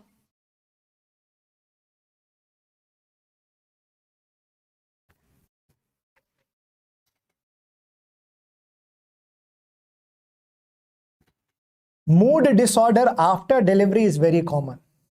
Mood disorder after delivery, because there will be fluctuation of hormones, fluctuation of neurotransmitters and all, right? So now what is the answer here? So there can be postpartum blues, and there can be postpartum blues. There can be postpartum psychosis. There can be postpartum depression. This is a very, very important topic related to your exam. Every time they are making question from here. Remember, very, very important question. How to understand this? And first of all, like I will make you understand, after that this will become piece of cake for you. Fine. See, one is called a postpartum blues. Remember it, postpartum blues is very, very common. Means this can be seen in up to 75% of mothers after delivery. Right? Basically what is happening here? Fluctuation of mood is there. Like obviously there can be the tearfulness. Sometimes there can be sleep problems. So basically क्या हो रहा है? थोड़ा सा mood off है. That's it. So there can be, see what is happening here? So there can be the tearfulness and there can be sleep problem. But if you ask me what about anhedonia? Anhedonia? Answer will be no. Answer will be no. Thought of harming baby? No. Suicidal thoughts? No. History of mood disorder? History of depression? Answer is no. So this is called a postpartum blues. Please understand that postpartum blues will occur within the first week, within 3 to 5 days after delivery, within 3 to 5 days only. But what about postpartum depression? Tearfulness? Yes. Anhedonia? Yes. Sleep problem? Very, very common. thought of harming baby, suicidal thoughts, history of depression. In future, there is a risk of depression. Everything will be yes. Everything will be yes. So it means what? Now the case is very serious. Now this is what?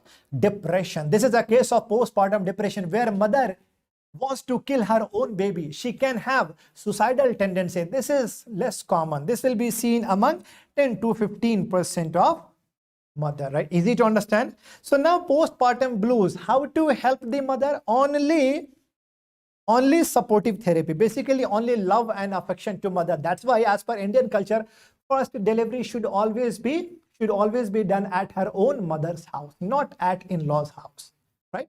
Okay, fine. But postpartum depression is a serious case, no? So here medicine should be given as well as psychotherapy should be given. Do remember that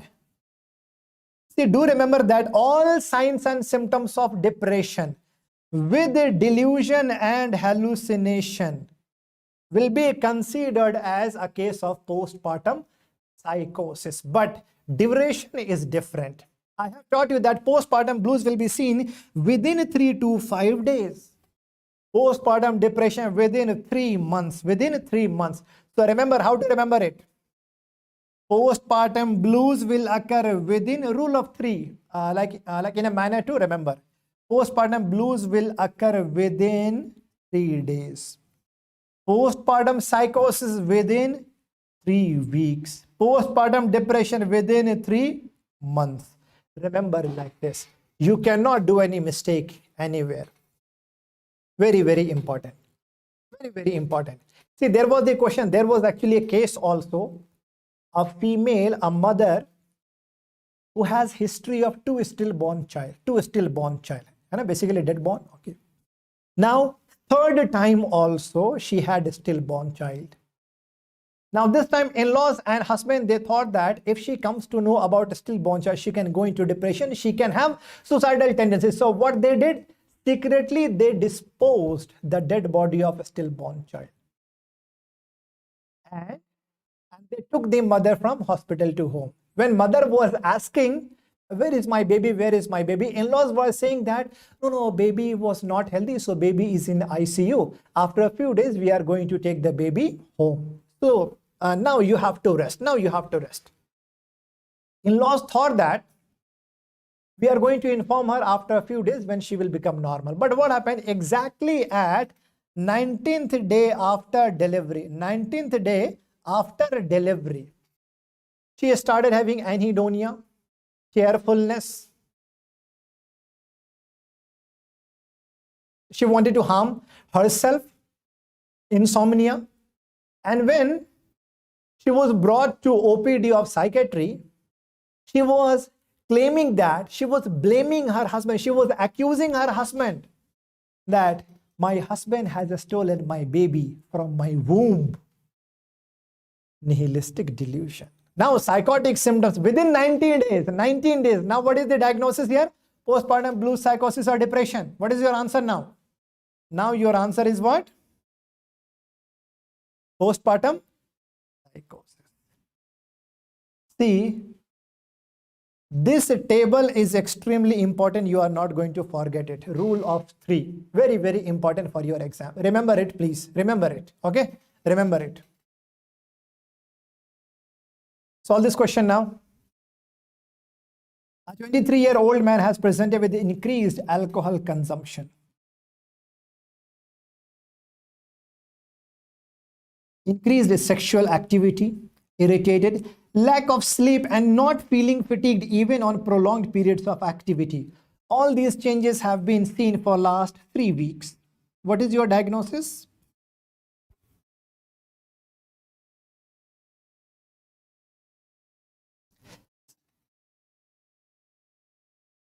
See, a very, very important point. See, related to depression, signs and symptoms should persist minimum for 2 weeks. Minimum for 2 weeks, or you can say 14 days. 14 days. So duration criteria to diagnose depression is 2 weeks, equal to more than 2 weeks. So now what about this case? Please understand here that This is the case of mania. This is the case of mania. Mania means what? See, now you tell me, in a case of mania, person will be speaking a lot or less? Over talkative. He will be having increased sense of grandiosity, है ना? Grandiosity. He will be having a flight of ideas, है ना? Flight of ideas. There will be decreased need for sleep. What I'm saying, decreased need for sleep.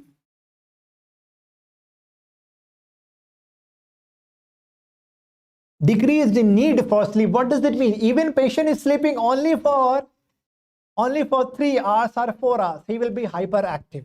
Basically, what is happening here? See, whenever there will be decreased level of serotonin, norepinephrine, and dopamine, there will be depression. Remember, in mania, there will be increased level of dopamine. In mania, there will be increased level of dopamine. So why he is not feeling exhausted? Why he is not feeling tired? He is sleeping only for 3-4 hours, but he is full of energy only because of dopamine. Fine now? See here, he will be having, so whenever he is going to start any work, see, there will be excessive of everything. Means excess work, excess. What is happening here? Or you can say like excess work, or you can say like excessive sexual activity, excessive alcoholism, foolish business investment, foolish business investment. Foolish business investment. Remember, most important point here, that even he will be sleeping for 2-3 hours. Even he will be sleeping for 2-3 hours. He will not feel tired. This is the case of mania. This is the case of mania. Remember it. Question is that how much duration is required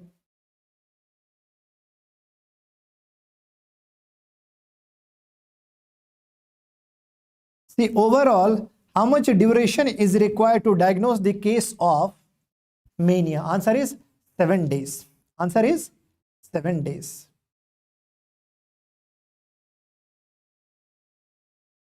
Answer is 7 days.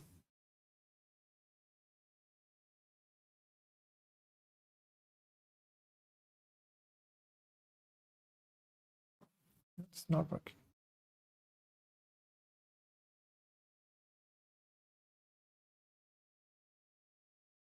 With the pen.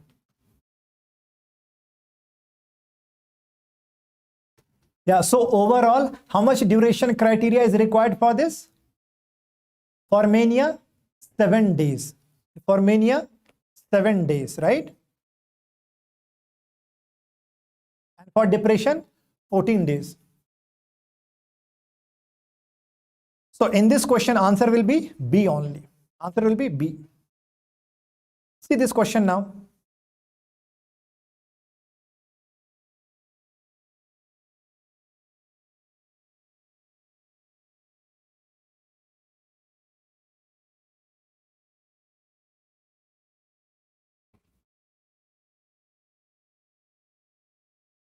Okay, the pen battery. बोलो answer करो.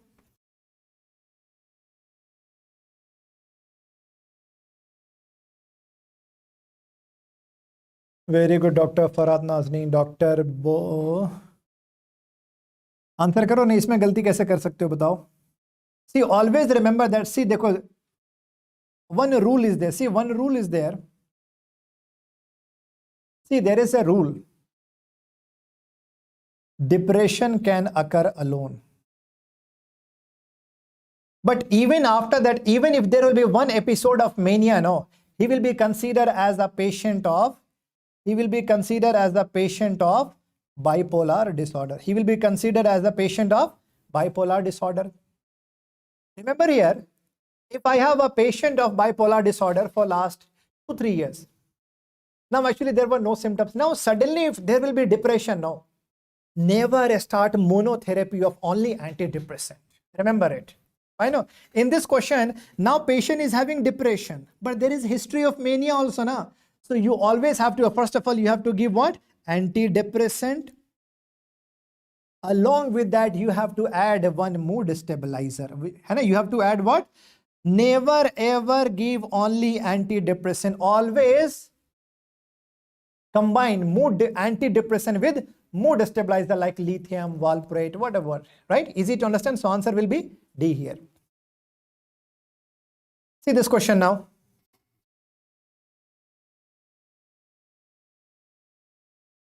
A patient comes in a stuporous condition. Patient parents give history of patient being continuously sad, suicidal attempts, and not eating and sleeping most of the time. What is the next better treatment modality for this patient? And basically, when medicines are not supportive, and when medicines are not supportive, no, when medicines are not supportive, then you are going to use what? ECT. And then you are going to use ECT. Very good. And ECT. Okay, chalo. See here, as per the duration criteria, very, very important. First of all, when I talk about depression, how much is the duration criteria?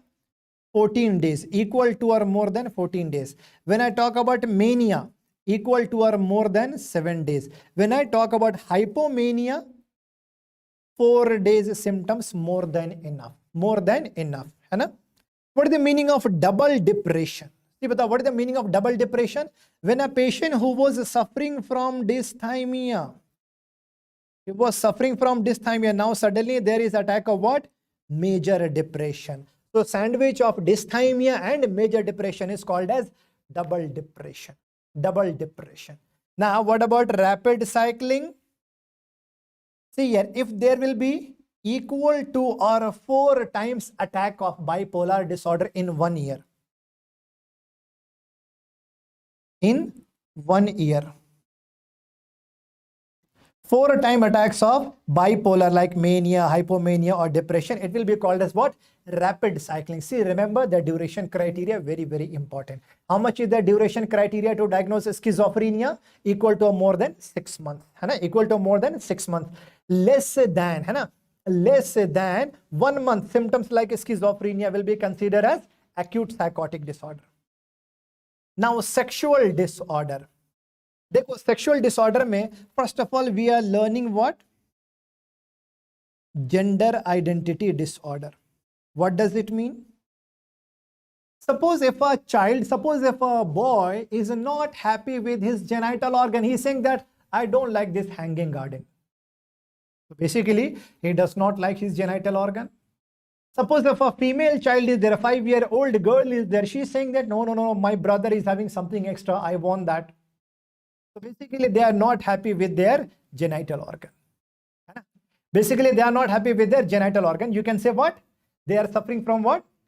Gender identity disorder of childhood. Up to childhood, fine. You can reassure the parents. But if it persists in adulthood also, now this will be converted into gender identity disorder of adulthood, which is what? Transsexualism, where a man is not happy with his genital organ. Where a man is not happy with his genital organ. Fine. So what is happening here? Please understand here that man, every time he wants a surgery, he wants surgery to be done. He wants surgery to be done. Most of the time he will be using a phrase that I am a man trapped in body of a woman. I am a man trapped in body of a woman. Okay, fine. All right. So this is called as what? Transsexualism. In this kind of patient, you can see homosexuality frequently. Okay, fine. But now see here, we have completed gender identity disorder. We have completed transsexualism also. Now, what is the meaning of dual role transvestism? Dual role transvestism. If a person is wearing the dress of opposite sex only for the short time, only for the time being. So basically, I am saying that person wants to have the temporary feeling of being opposite sex. Opposite sex. When a girl wears the dress of a man, when she is wearing a shirt, pant and boot, she feels very, very satisfied. She feels that I feel like a man. That's it. There is no sexual arousal. She does not insist for surgery, only the time being. That's it. This is called as a dual role transvestism. There is no sexual arousal. Patient will never ask for sex surgery. Remember it. Now all paraphilia, remember it. Paraphilias are very, very important. Paraphilias very, very important, because this part will be coming in psychiatry also, forensic also. Fine now. So let me finish the paraphilia here only. See here, whenever there will be insertion of penis into vagina, it is called as natural sex. Whenever insertion of penis is not in the vagina but in mouth or anus, you can say unnatural sex. Unnatural sex. But whenever there is no meeting of genital organ, apne mein hi khush hai banda, right? Now there is weird way of achieving sexual gratification. Now this will be called as paraphilia. Now this will be called as paraphilia. Abnormal way of sexual gratification. Like when I talk about sadism, sadism was the question in last MCI exam, 4th June 2022. When you hit your partner, when you are giving pain to your partner and you are getting sexual gratification, you are getting erection and orgasm, it is called as sadism. You are asking your partner to hit you by suffering of pain. If you are enjoying by suffering of pain, if you are getting erection and orgasm, masochism. Both partners are same, both are hitting each other, both are enjoying. What a bond? It is called as bondage. It is called as bondage. Extreme form of sadism, where a person is going to murder his partner. After murder only a person is getting erection and orgasm. That is called as lust murder, which is also called as erotophonophilia, So after murder, he is going to drink the blood of his partner. He will eat the flesh. Lust murder. So murder serves as a stimulus for the sexual act. So one partner only for one time. Now, necrophagia. If a person wants to eat the dead body part, then he is getting sexual gratification, necrophagia. If a person wants to have sexual intercourse with a dead body, necrophilia. Using inanimate objects for sexual gratification. If a young boy is smelling the undergarments of female, like bra, panties, stockings, or even if he is going to smell handkerchiefs, even sandals also, these are inanimate objects. These are called as fetishistic objects.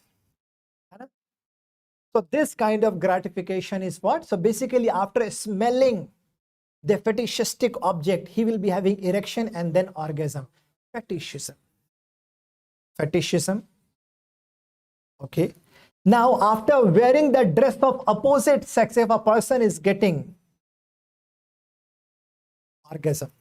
When a man is wearing the dress of a female, then he is getting erection and orgasm. This is called as what? Transvestism and eonism. Here only you please mention dual role transvestism. Remember it, this is only transvestism, which is also called as eonism. Here you get sexual gratification, but in dual role transvestism, no sexual gratification. No sexual gratification. Only temporary feeling of being opposite sex. That's it. Remember it. Masturbation, self-stimulation, which is also called what? Ipsation, onanism. Exhibitionism means what? Until and unless a person is not exposing his genital organ to a stranger, he will not get erection and orgasm. That is called as exhibitionism. Obviously, this is also a punishable offense. Please write few points here. Running naked in a public place is called as streaking. It is called as streaking. Running naked in a public place. Okay.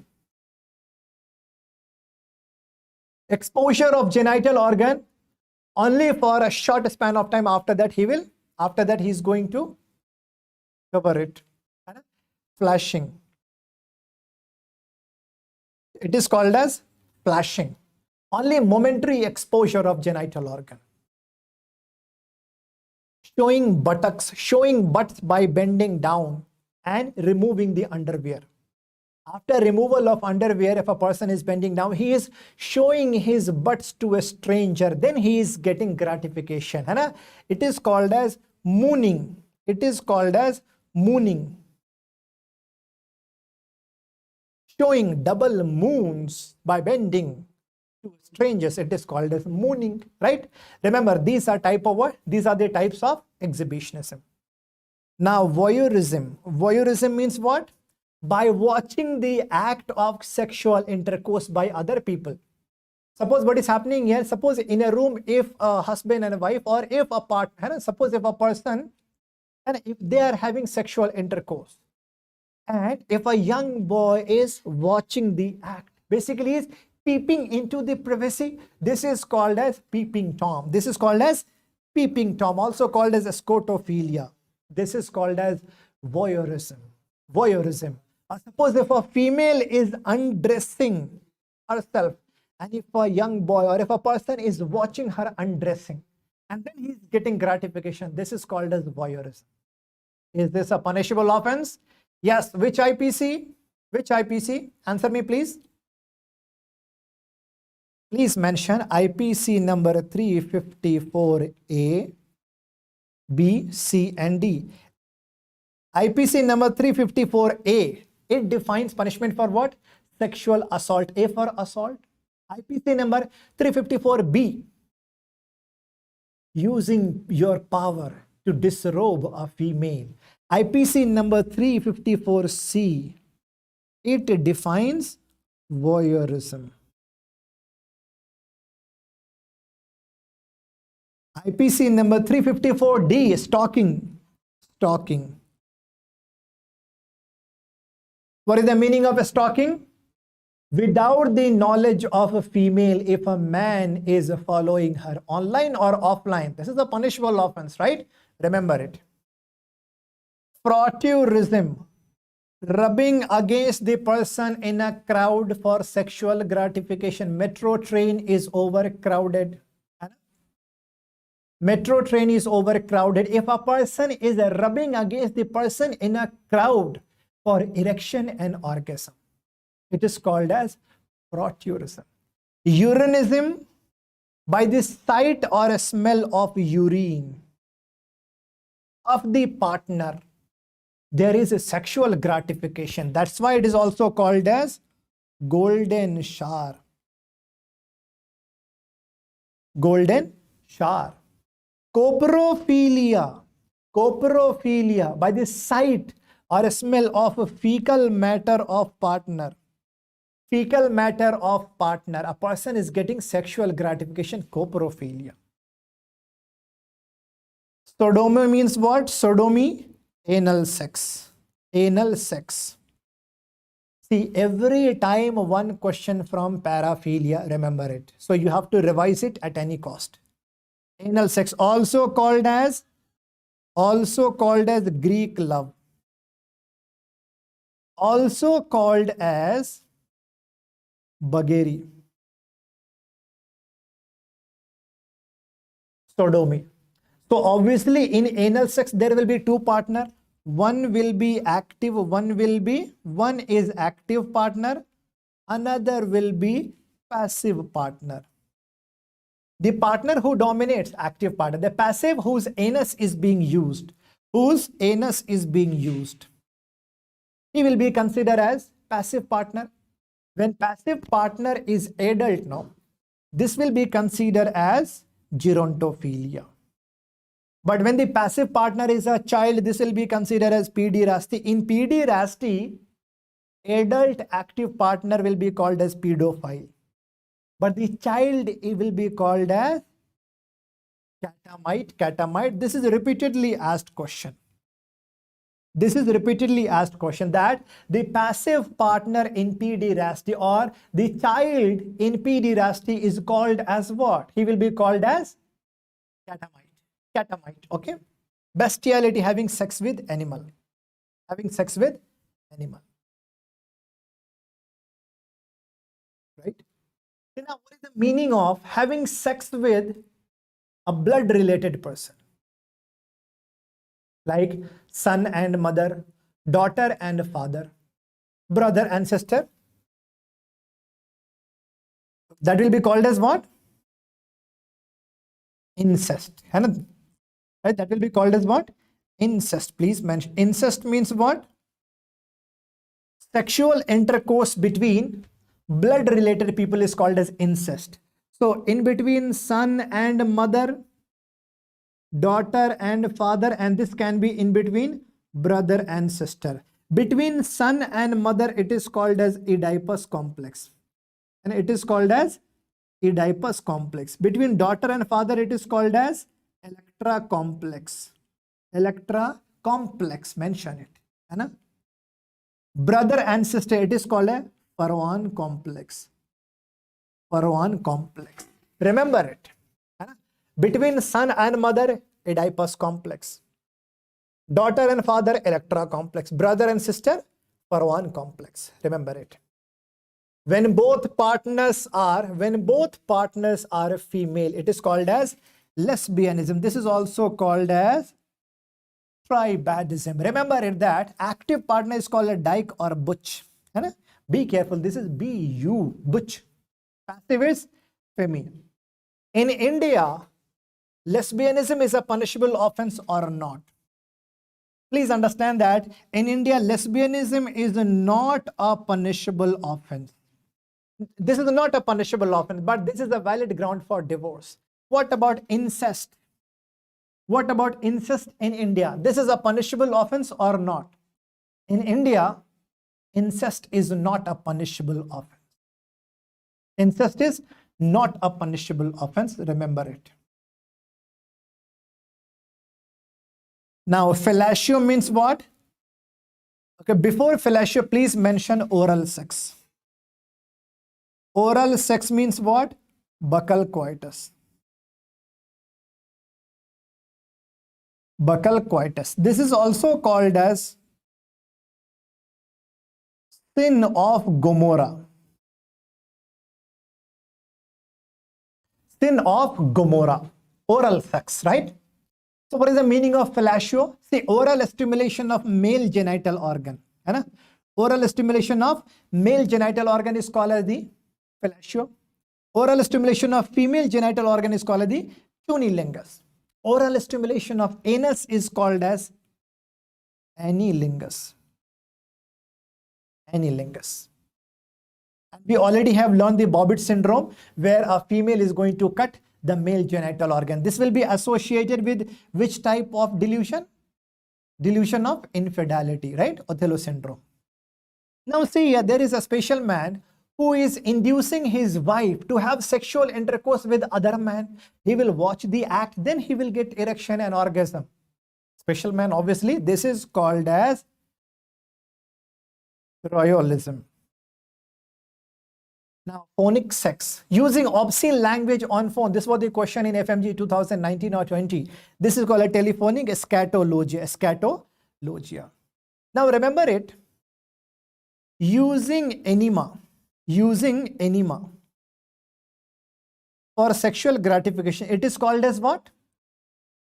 Clismaphilia. It is called as clismaphilia.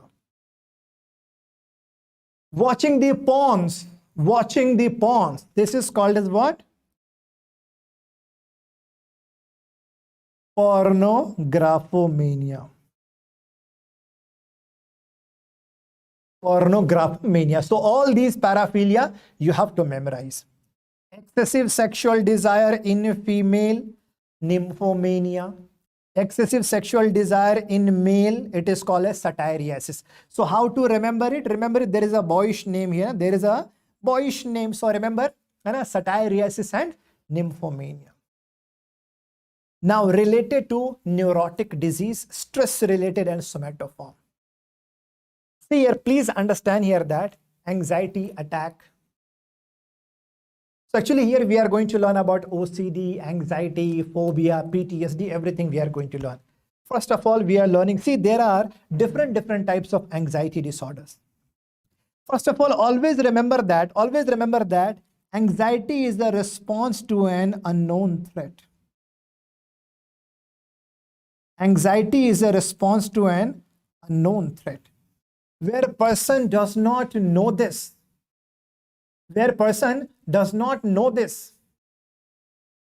Suppose if I give you one example, that a wife is waiting for her husband. Every day he used to get back to home by 5:30 p.m. But what happened today? Now it's 5:45. He did not get back. Now when she is making a phone call to him, his phone is switched off. She made a phone call to his office and she got to know that he left on time. Now she is having a kind of the palpitation. She is becoming nervous. Oh my God, what happened? So she might be thinking that might be accident or might be extramarital affair. Might be. Now what is happening here? Again and again she is making a phone call, but every time phone is switched off. Again and again she is going to check their door, but no one is there.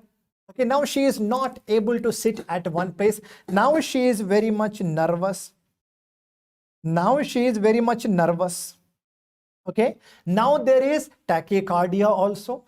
Now what is happening? Now this is 6 p.m. Still he is outside and still he did not get back. Now what is happening here? Now after that what happened? After that, now she is having some kind of breathing problem also. All right. So now when she is going to open the window, now she is somewhat relaxed. Now what is happening? She is very much nervous. She is having tachycardia, palpitation. She is having what? She is moving from here to there. She is having inability to sit at one place. Right now. So now you tell me, does she know the real cause? Does she know the reality? Obviously no. But signs and symptoms are there. No. So this is the response to unknown threat. But exactly at 6:05, and so exactly at 6:05, now there is the doorbell, husband is there. Now she was saying, oh my God, where were you? Hey, no problem, what happened? Actually, I was standing there to repair my bike and my phone got switched off. What happened to you? No, you will not understand my situation. So like she was having nervousness, she was having she was not able to sit at one place, nervousness, tachycardia, sweating. And whenever she used to touch the skin, okay, this was very, very cold. Increased frequency of urination, and all these are signs and symptoms of what? Anxiety. All these are signs and symptoms of anxiety. Remember it.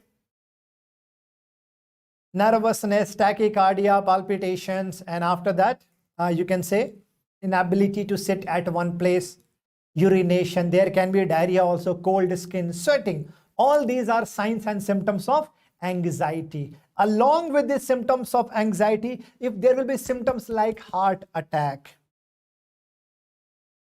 it is called as panic attack. Remember it. It is called as panic attack. So now understand that there are different types of anxiety disorder. First of all, panic disorder, where a person is having what? See, like suddenly patient will be having severe feeling of the palpitation. आपसे patient ऐसे बात करेगा कि sir ऐसा लग रहा है मैं मर जाऊंगा, है ना सर, ऐसा लग रहा है मेरा दिल बाहर आ जाएगा, दिल की धड़कन इतनी ज्यादा तेज हो जाएगी. Right. So what is happening here? Severe palpitation, feeling of impending doom. Basically, patient will have fear of death. He will think that he is going to die. Feeling of impending doom, severe pain in chest, and all signs and symptoms of anxiety, nervousness, tachycardia, choking sensation, feeling of depersonalization. All these are what? Panic disorder. How to treat? Obviously, see, for the panic attack, you are having what? First line of treatment is always SSRI. But please understand that whenever you are receiving a patient of the panic attack in hospital, obviously you will see that patient is having Symptoms like heart attack. First of all, you treat him like a heart attack patient. You have to do all investigations, ECG, X-ray, all blood investigation. You have to give the basic line of management, ABC, airway, breathing, and circulation. You have to do the blood enzyme test, myocardial infarction enzyme test also, like the top T and the top I test. You have to get these tests done. When all these tests are negative, patient is normal after half an hour. Now you can diagnose, okay, this was the case of panic attack. It's SRI.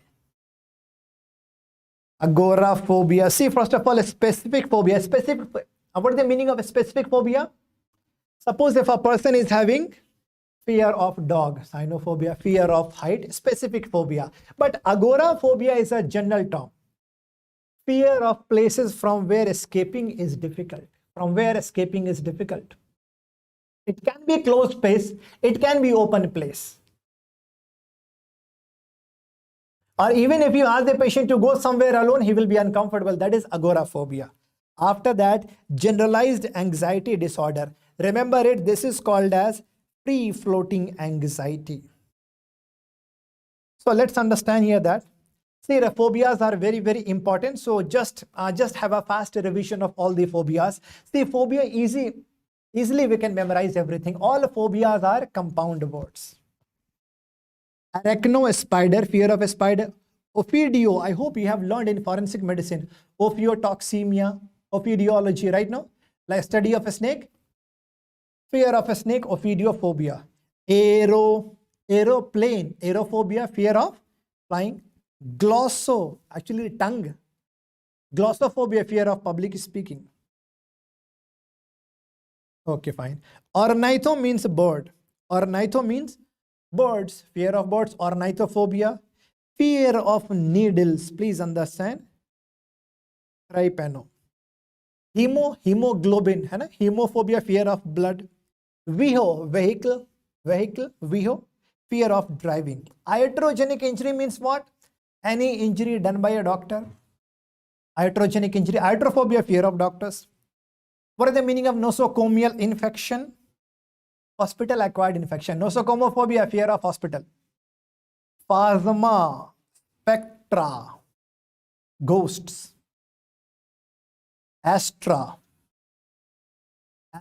thunder or lightning. So fear of lightning is called as astrophobia, which is also known as brontophobia. Cynophobia is a fear of dogs.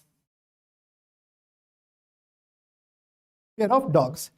See, please remember here that there is a word that is called a claustrophobia. Claustro means closed space. Only closed space, claustrophobia. Fear of dark place is called as nyctophobia. Fear of dark place is called as what? Nyctophobia. Nyctophobia. Fear of dark place is what? Nyctophobia.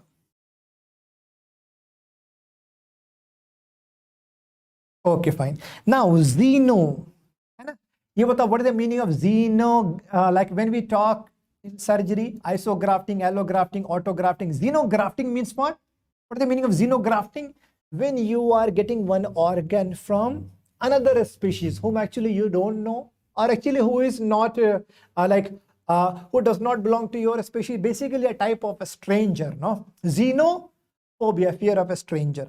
Zoophobia, fear of animal. Movie Avengers. Thanos. Forensic medicine, thanatology, study of death. Thanatophobia, fear of death. Acro, height, acro. Alero means cat. Hydro means water. Meso means germs. Pyro means fire. Remember, in this manner, we can easily memorize all types of phobia. See, there are, now how to treat phobias? Yes, we can use medicine. We can use SSRI. We can use benzodiazepine. But do you think if you give one SSRI tablet to any patient who was scared of dogs, do you think after that he will become Shaktiman? No. Medicine will give only symptomatic relief. That's it, only symptomatic relief. So what is the best line of management? Best line of management kya hoga batao? Behavior therapy. Best line of management will be what? Behavior therapy. One is a systemic desensitization. Another is therapeutic graded exposure. flooding and modeling. Do understand what is the meaning of this. Overall, what is the treatment of choice for the phobia? How to treat? Suppose if a person is having fear of public speaking, how to help him? Do you think SSRI can help him? No. You are going to expose him again and again to anxiety-provoking stimuli. Again and again to anxiety-provoking stimuli. How? You are going to push him again and again to face the stage. Face the fear. Mountain Dew. Face the fear is the treatment for phobia. So basically, what kind of behavior therapy is this? We have to expose the patient to anxiety provoking stimuli. किसी को कुत्ते से डर लगता है, उसको सामने में बार-बार कुत्ते के सामने में लेकर के आओ. धीरे धीरे डर खत्म होगा उसका, एंजाइटी खत्म होगा उसका. So one is systematically you have to desensitize, where you are using behavior therapy. But along with this, before exposure, I am thinking that what if he's going to get heart attack? So I am using a muscle relaxant also. I will use pharmacotherapy also. Systematically, again and again, I am going to desensitize him. Systemic desensitization. Therapeutic graded exposure, only behavior therapy, no medicine. Flooding. Expose him to the most severe form of anxiety stimuli. अगर किसी को लगता है कुत्ते से डरना, जबरदस्ती एक बार में 100 डॉग्स के सामने में उसको खड़ा कर दो. Flooding. Modeling, where a clinician himself is participating, he is demonstrating the treatment. Modeling. So remember, out of all these four, the best is systemic desensitization. Now, related to OCD. OCD means what? OCD means obsessive and compulsive disorder. First of all, see this picture. This is OCD of contamination. है ना? OCD of contamination.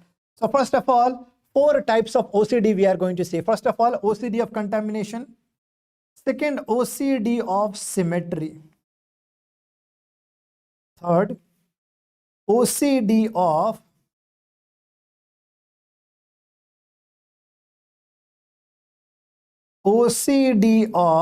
pathological doubts. OCD of pathological doubts. Fourth is OCD of intrusive thoughts. Intrusive thoughts and images. Intrusive thoughts and images. See here, picture number 1, you can say OCD of contamination. He will keep on washing his hands again and again. Picture number 2, this one. Symmetry. If a lady is going to cut vegetable, shape of every vegetable should be equal to 0.6 centimeter. If one is 0.5, she will be very much anxious.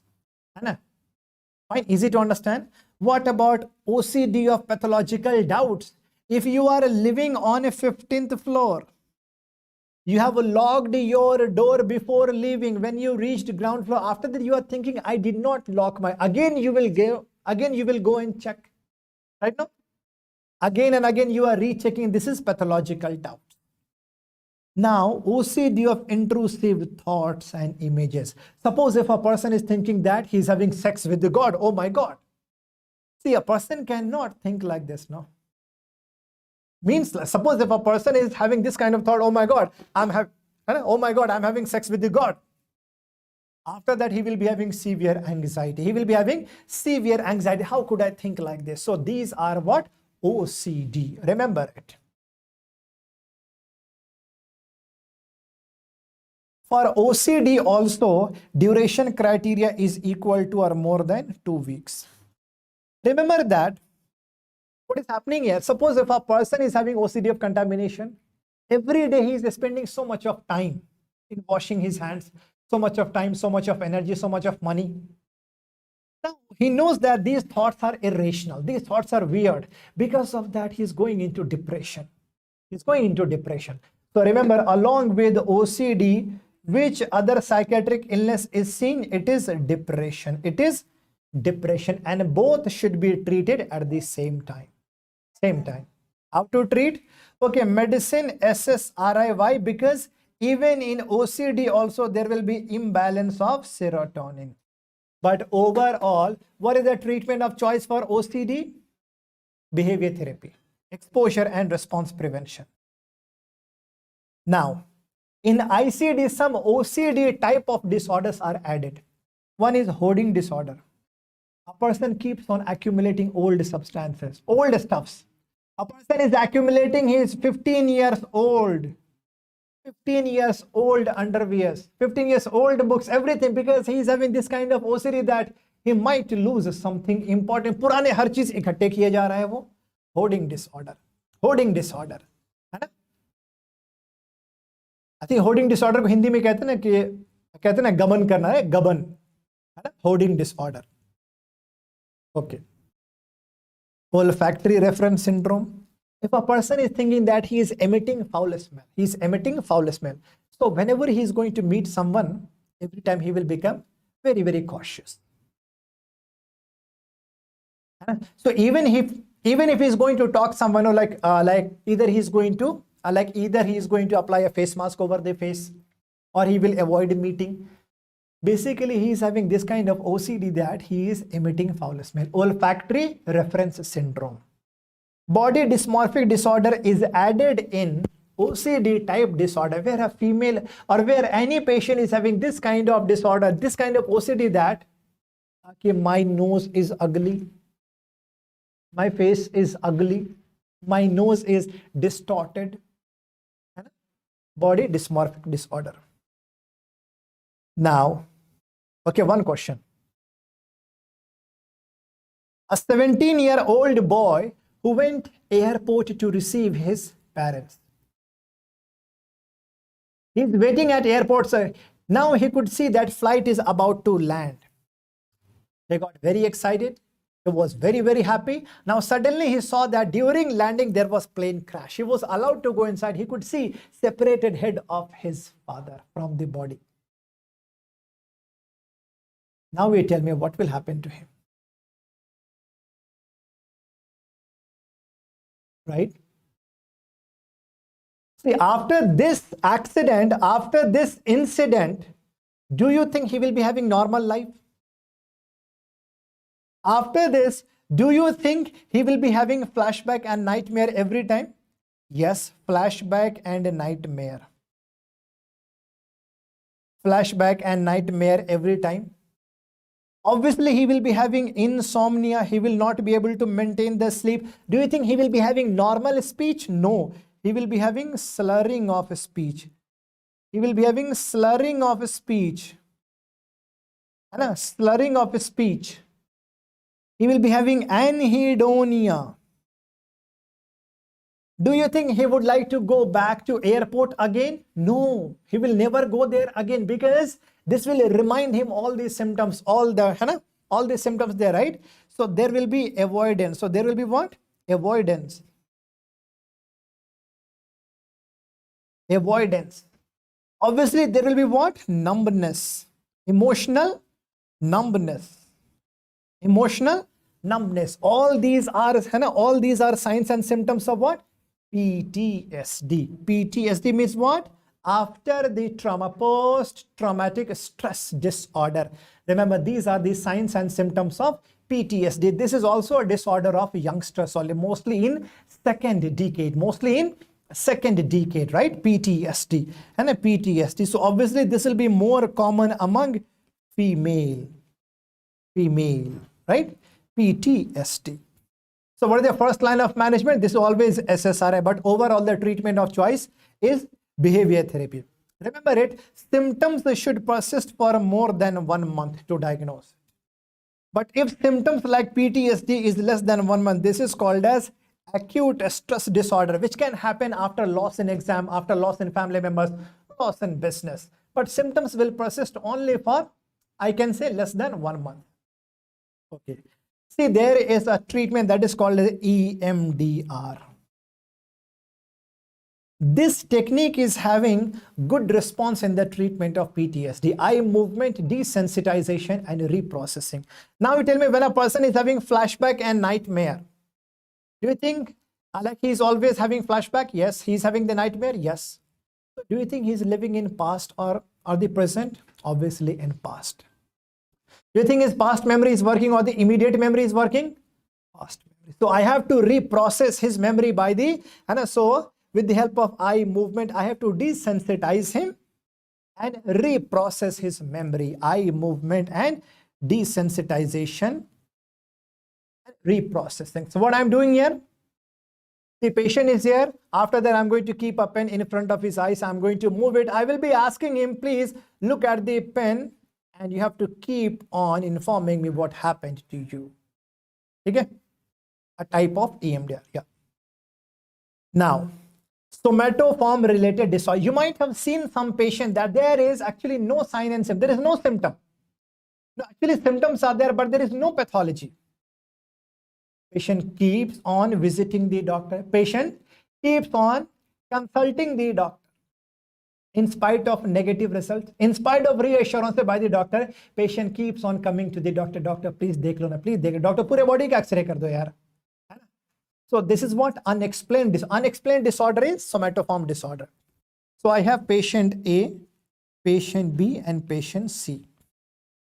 Patient A is having, first of all, pain at 4 sites. GIT symptoms also like nausea, vomiting, or diarrhea. CNS symptoms also like mental confusion.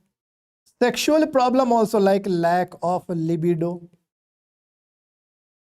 Patient B is having only pain. Patient C is saying, see, actually there is no such symptoms, but patient C is saying that I think that I'm suffering from a disease.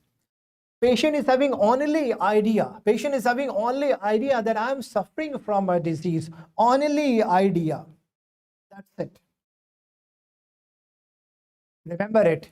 More than one symptom, somatization disorder, which is also called as, see, remember it, patient A, where there will be more than one symptom, it is called as somatization disorder, which is also called as Brequet syndrome. Brequet syndrome. Only pain, somatoform. No more symptoms, but only ideas of having a disease is called as hypochondriasis. Hypochondriasis. In these two, we focus on symptoms. In hypochondriasis, we focus on diagnosis. Next, hospital addiction. I have a patient who is faking symptoms. Patient is saying that, doctor, I'm having lower abdominal pain in the right part of the abdomen. Like lower abdominal pain. I think you are suspecting appendicitis. Please admit me for 2 days.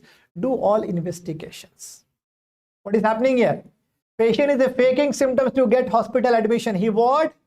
Basically, he wants hospital care. He loves hospital. Hospital addiction he has.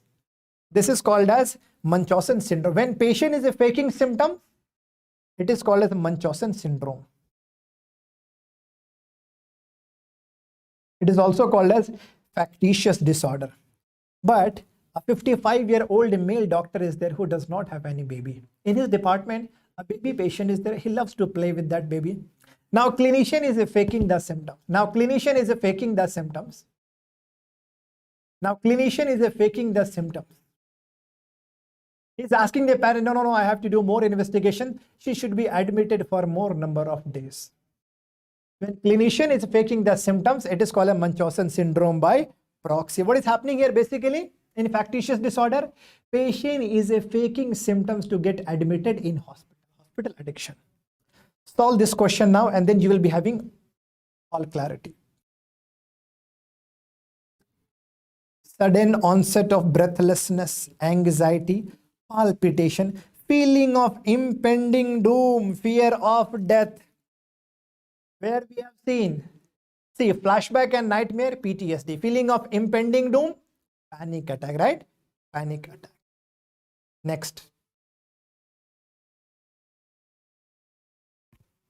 See this question.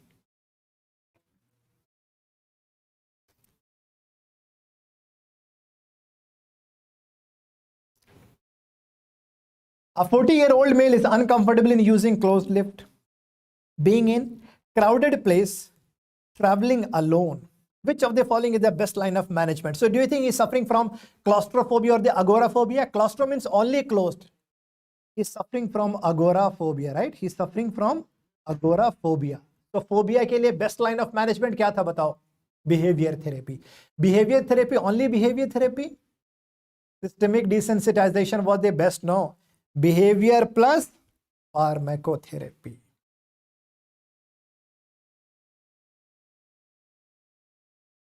ये question देखो, a junior resident of general surgery department is washing his hands for 45 minutes before he gets ready for any procedure in operation theater.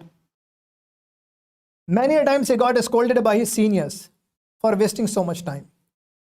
He complains that he does not get satisfied after washing his hands for one time. Although he knows that this is completely irrational, but he cannot control his thoughts. It gives him anxiety and depressive mood. क्या है बताओ? Frequently washing hands again and again. Easily he's going into depression and anxiety. Answer is what? Very easy, right? OCD, right? This is a type of what? OCD. OCD. Next question. A young boy has suffered a road traffic accident on NH16, National Highway 16, 2 months back. Present with complaints of horrible dreams about the accident. He is afraid of going to that highway again. He has visualization of same accident again and again. Flashback. Avoidance. Nightmares. What is the diagnosis? Very easy to understand. I hope you can diagnose the case now. This is a case of what? PTSD.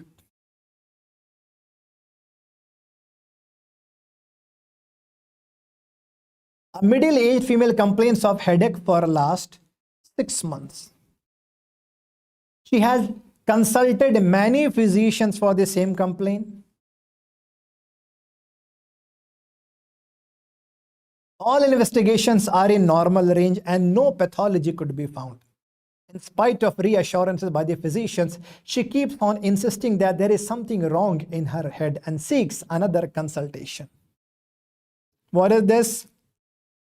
Now, I hope so. This is very, very easy for you people now. Anna?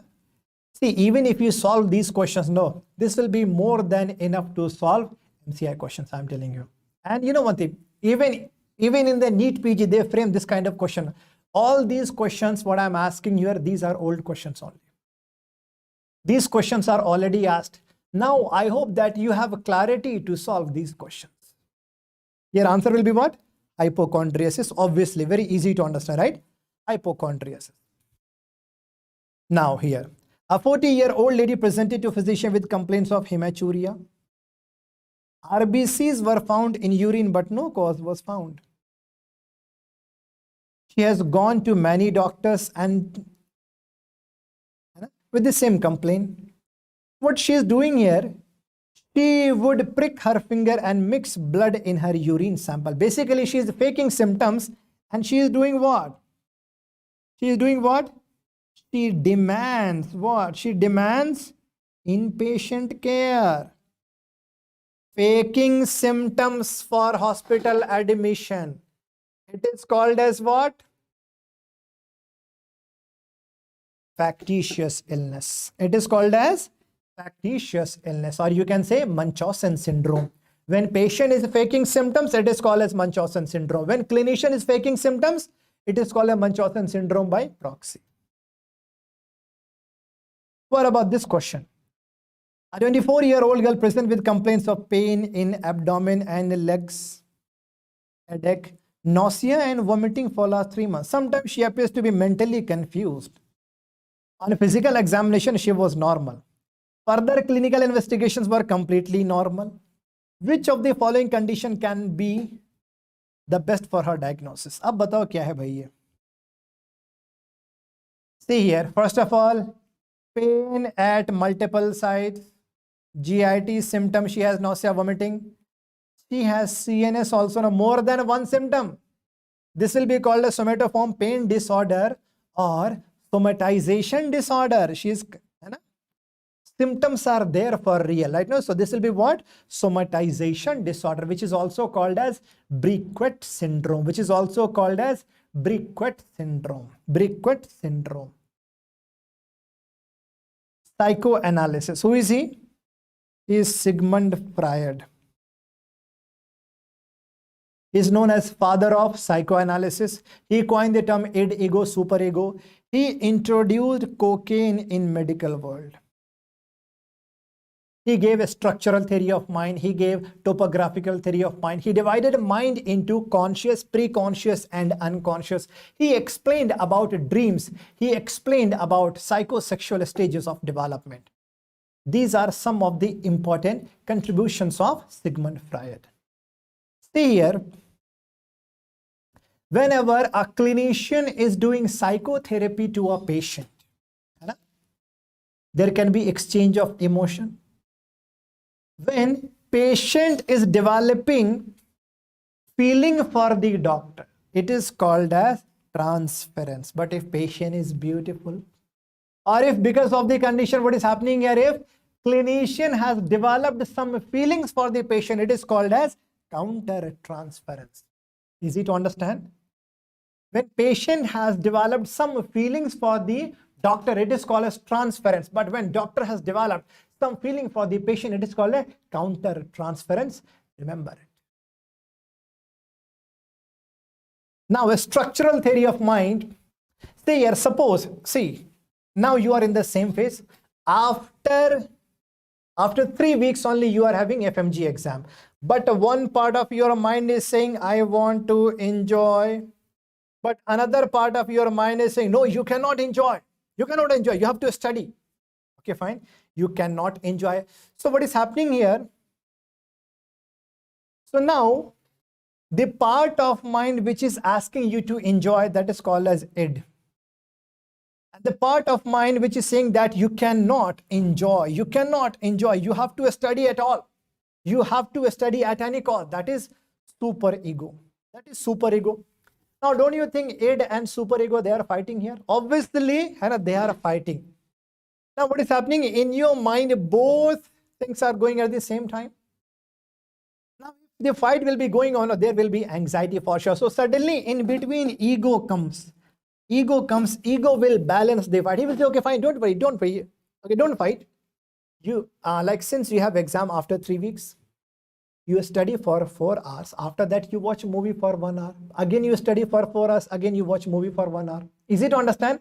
So now you are thinking, now you are thinking, yes, this is a good idea, right? This is a good idea. So ego works on reality principle. Ego works on reality principle. Enjoy. I want to enjoy. Id works on which principle? Pleasurable principle. Superego, no, you cannot enjoy. You have to study. Superego works on moral principle. Very easy to understand. I hope you have seen this movie, right?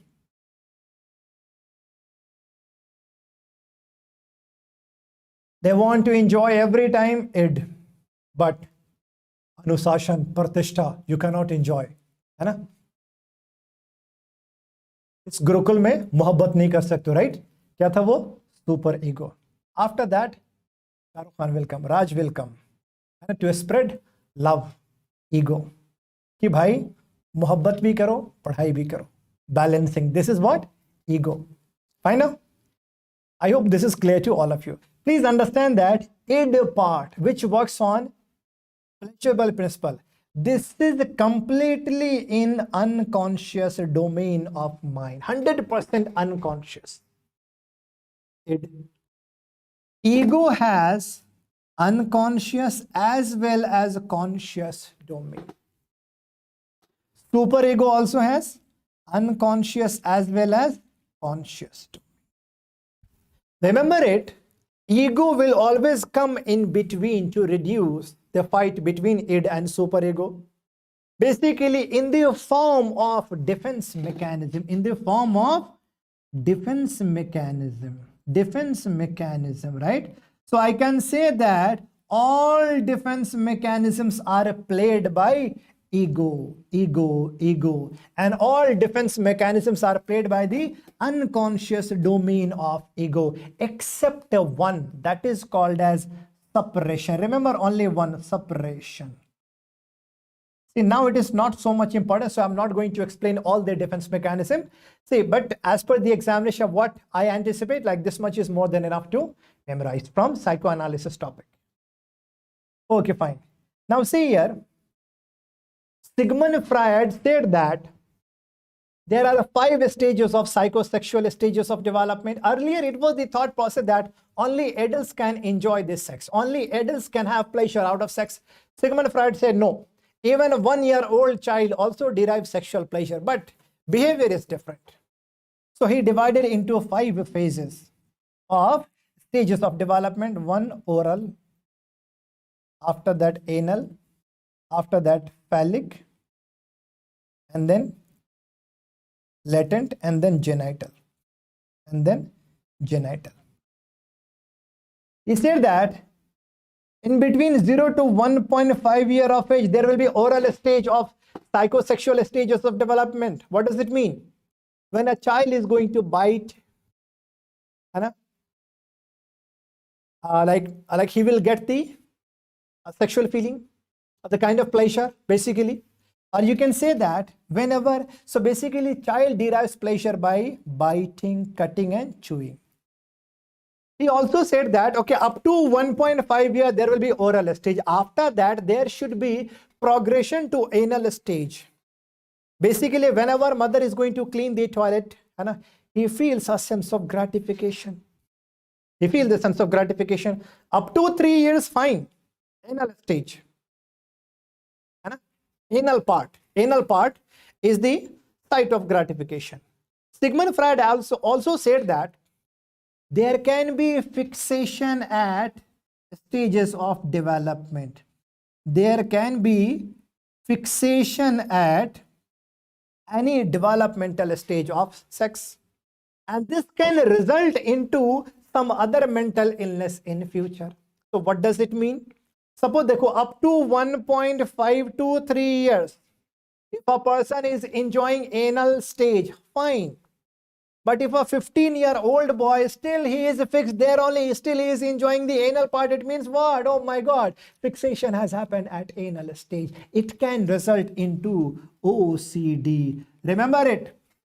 Fixation at anal stage can result into OCD. Fixation at oral stage can result into dependent personality disorder.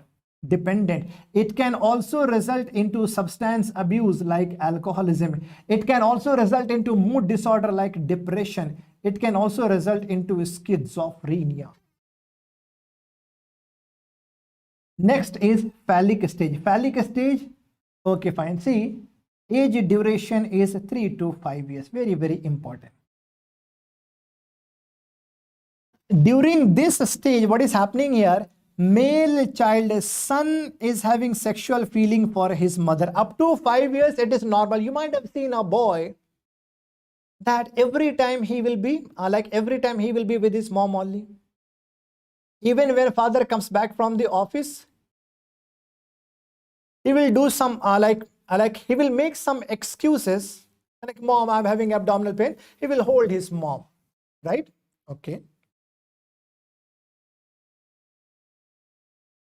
So whenever he is going to behave like this, so basically what does he do? He does not allow his father to touch his mom. Even when father and mother are sleeping together, son will go and he will sleep in between. Basically, he is obsessed. He is actually, so basically every time he wants to stay with his mom. Son is having sexual feeling for his mother. This is called as Oedipus complex.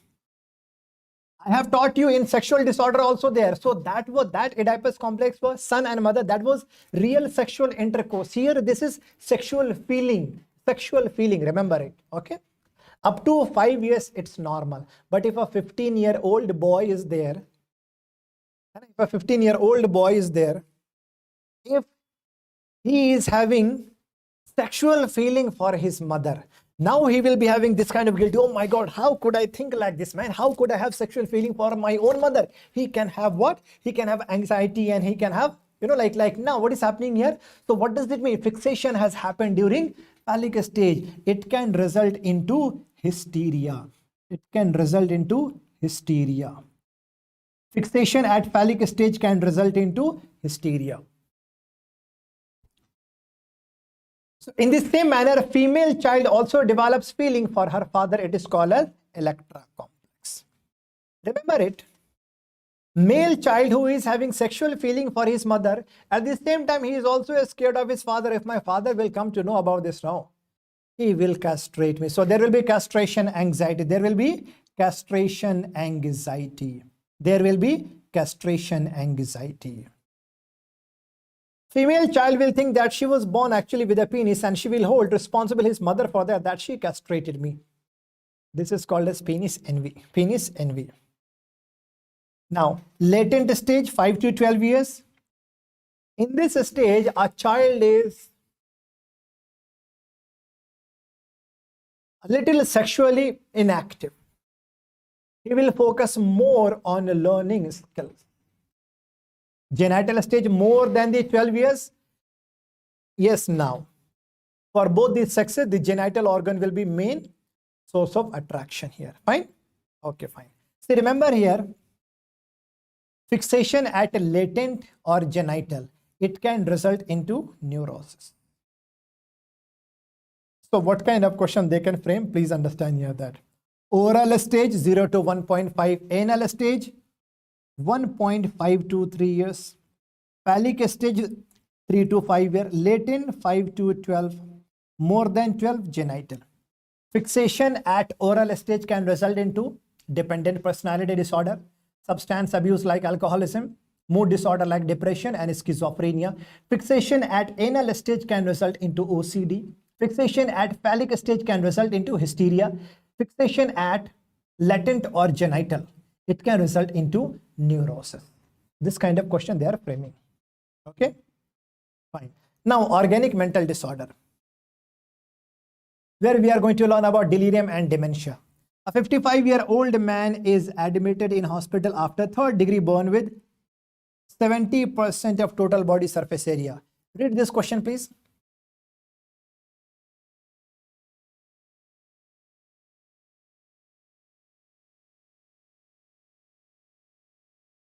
Two days after the admission, he has started forgetting incidences, unable to recognize the family members. Suddenly, he is complaining that scorpions are attacking him. What is the diagnosis? See, first of all, remember that disorientation to time, place, and person. Disorientation to time, place, and person is seen in delirium.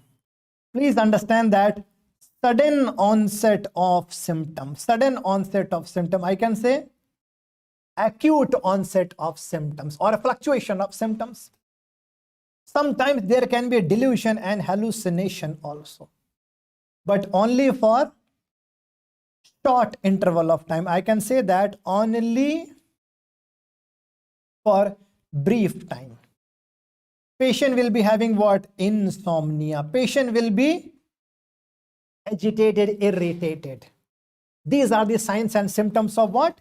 Delirium. These are the signs and symptoms of delirium. Always remember that delirium can occur after long hospitalization, after long-term hospitalization, after major surgeries,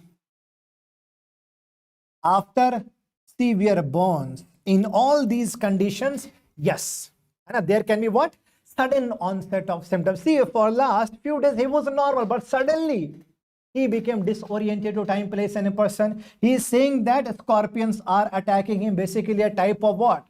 A type of like hallucination here. Fine. So this is a case of what?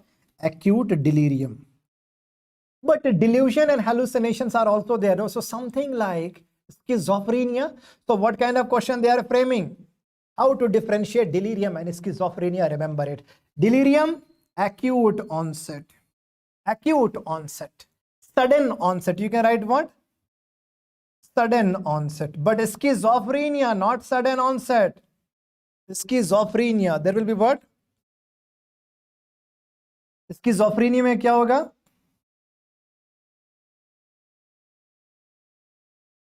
It is a slow disorder, progressive disorder. It takes so much time to develop. And see, like it takes so much time to diagnose the case of schizophrenia. It will take time. It will take time. In delirium, there is the disorientation to time, place, and person. I can say patient is having altered sensorium or mentally confused, or I can say what? Clouding of consciousness, right? Or you can say what? Altered sensorium.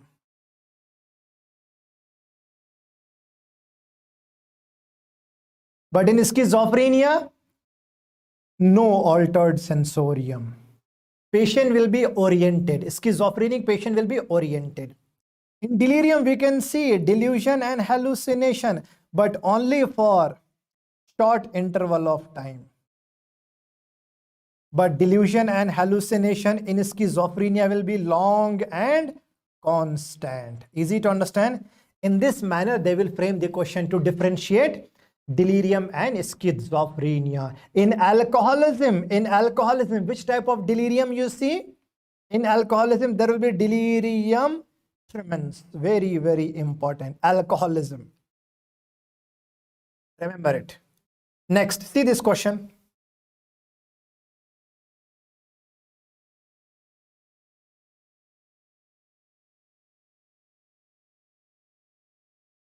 What is your diagnosis?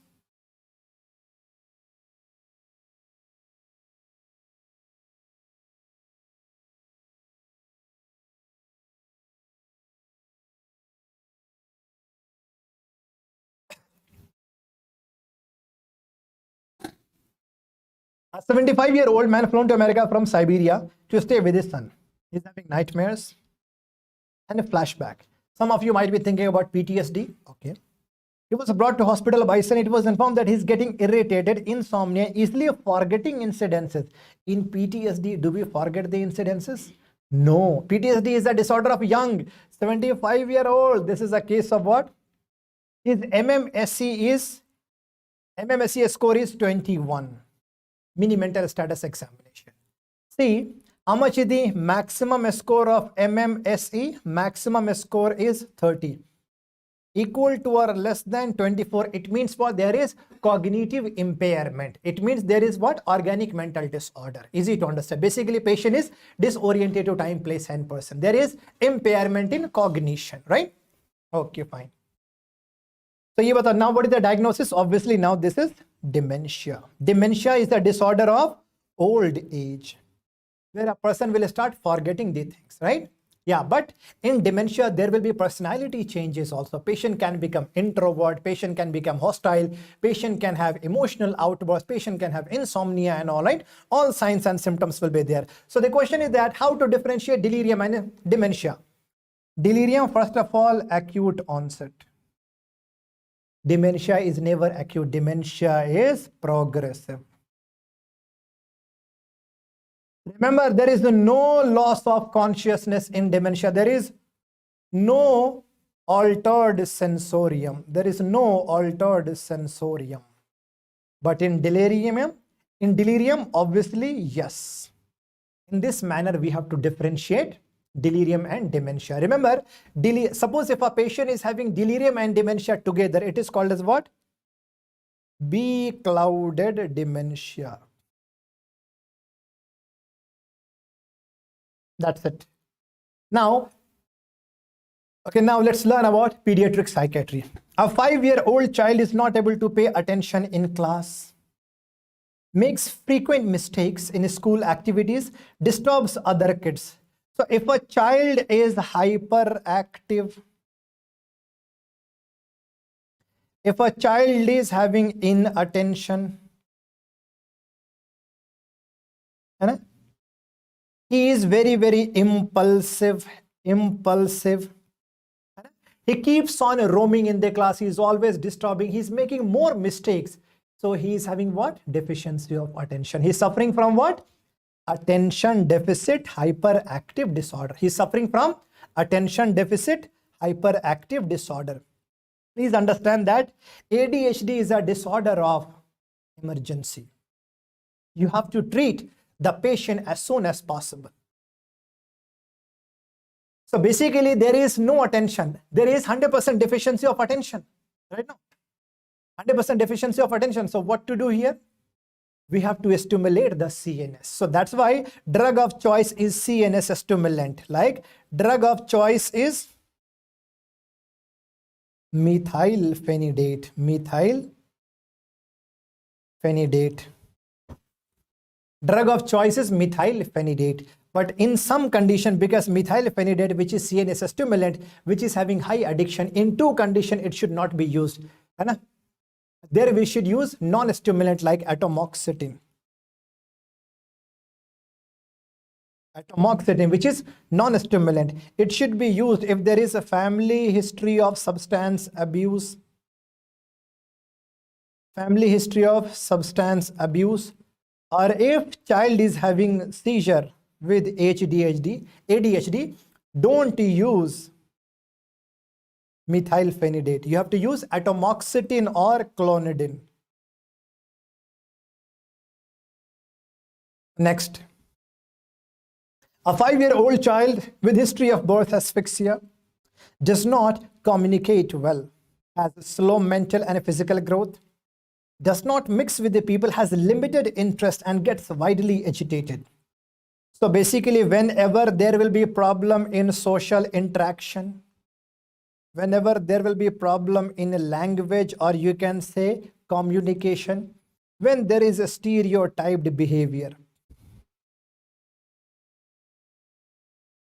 See, what is the meaning of problem in social interaction? Poor eye contact when a person is speaking to anyone, lack of social smile, inability to make friends.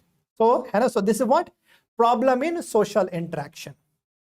Problem in language and the communication. Patient is not able to use noun and pronoun in a normal manner. Stereotyped and repetitive behavior. Since morning to night time, he is playing only with one game. Boring games. So there will be what? So there will be what? Lack of imagination, or there will be what? Lack of creativity. Lack of creativity. So all these are signs and symptoms of what? Autism. Autism. Autism. Mental retardation is seen in 35% of patients. How to treat autism? There is no 100% medicine for this. There is no 100% medicine for this. So you have to make what? A well-structured classroom. Well-structured classroom and only symptomatic treatment.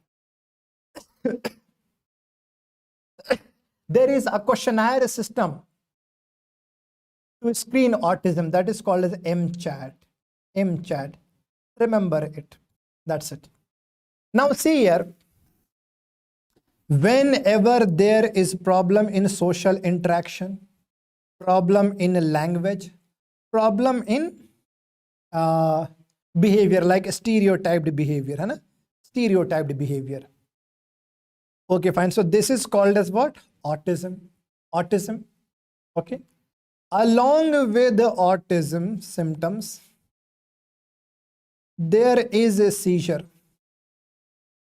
Seizure, especially GTCS. This will be seen in approximately 75% of patients. After birth, there will be microcephaly. Microcephaly. What does it mean? Circumference of head will become small. It is called as the Rett syndrome. See here, language is normal. IQ is normal, but social interaction abnormal. It is Asperger syndrome. I hope you remember my name is Khan. Asperger syndrome. Language is normal. IQ is normal. Social interaction is also normal. Everything is normal, but whenever he is writing exam, he is getting failed. It is called as learning disability, like dyslexia. Dyslexia. Remember these many points. On the basis of these points only, you can solve all the questions. Now, last topic here, substance related disorder. A person was using 6 pegs of alcohol every day for last 15 years. Now he's getting kick only after 1 peg. Please understand that increasing dose of a substance gives you kick. It is called as tolerance. Decreasing dose gives you kick. It is called as reverse tolerance. Reverse tolerance. It is happening because of multiple organ damage. It is happening because of supersensitivity of receptors. Supersensitivity of receptors. Remember it. In cocaine abuse, psychosis is because of reverse tolerance. Remember it.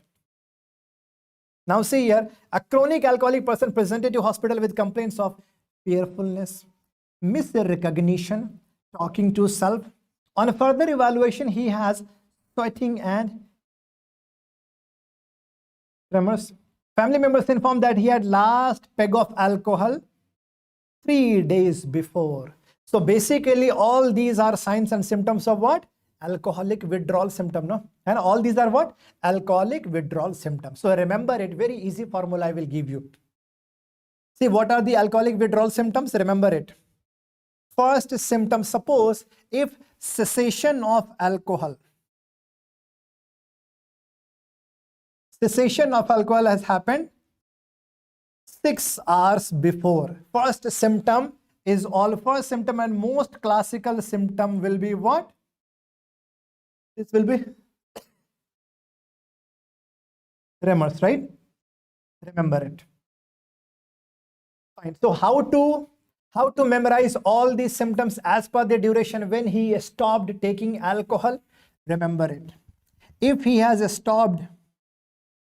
the last peg 6 hours before, you can remember 6 hours before. See, actually 6 to 8 hours. Rule of 6, 12, 24, 48 hours.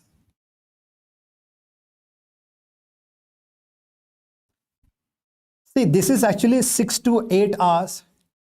This is actually 12 to 24 hours. And this is actually 24 to 48 hours. And this is actually 48 to 72 hours. So remember rule of 6. First symptom will be, okay. Second, more than 12 hour alcoholic hallucinosis.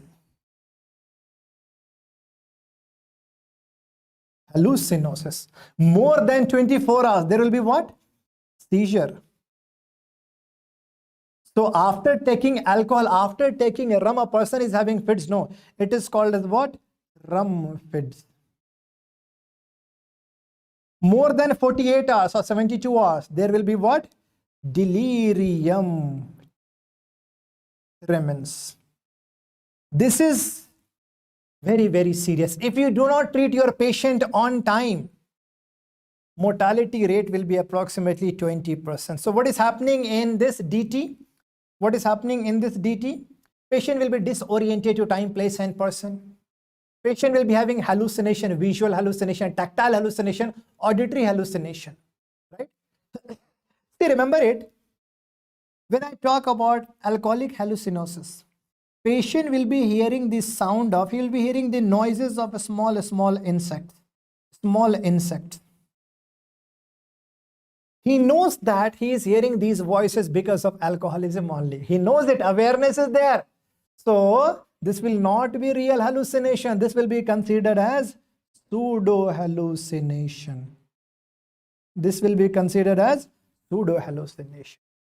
Fine. So now you tell me, what is the diagnosis here? He took last peg 3 days before. Answer is what? Delirium tremens. In alcoholic case, obviously there will be deficiency of which vitamin? Vitamin B1. Deficiency of thiamine. Because of deficiency of thiamine, there can be 2 disorders. One is called as Wernicke's encephalopathy. Another is Korsakoff syndrome. Korsakoff syndrome. What are the symptoms you are going to see in Wernicke's encephalopathy? Mnemonic is Goa. Global confusion, ophthalmoplegia, ataxia. Mental confusion, eye problem, walking problem. Korsakoff syndrome is amnesia. Basically loss of memory. Here you can see confabulation. Making false stories to fill memory gap. So all these are because of what? Deficiency of vitamin B1. How to treat? Treatment is replacement of thiamine. First week, for 7 days, at least for 7 days, you have to give injection 250 milligram. At least for 7 days. After that, you have to keep your patient on oral thiamine. Oral thiamine. At least for 3 to 12 months. Remember it. Next, how to treat it? First of all, you have to detoxify it. First of all, when any patient of alcoholism is there in your OPD clinic, right? So remember it. So suppose if a person wants to, stop having alcohol, he wants to quit. How to help? First of all, detoxify. How to detoxify? Benzodiazepine. You have to give a replacement. You have to give a substitute. Substitute of choice is what? Chlordiazepoxide.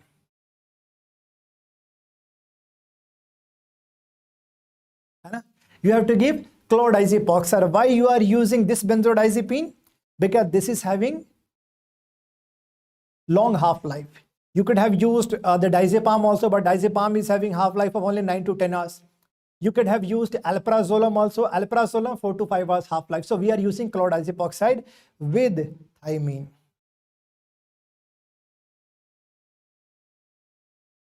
See, in this manner, we can detoxify the patient. Basically, we have to make the blood pure, clean. But most important thing is that we have to maintain the abstinence. Abstinence means what? Abstinence means fasting. After that, he should not be taking alcohol, because once we have detoxified, what if a friend is coming to him, he's asking, hey, let's go, macha, let's go for the drink. Now he's going there for the drink. Again, he will drink, right now. So now again, all symptoms will come. Waste of time, waste of everything. All symptoms will come again. And that will be very injurious for the patient. So now, how to maintain the abstinence? You have to give a deterrent agent. You have to give a deterrent agent, like actually the disulfiram. I hope you know the basic biochemistry here. Alcohol will be converted into aldehyde. It will be converted into acetate. It will be converted into carbon dioxide and water, right?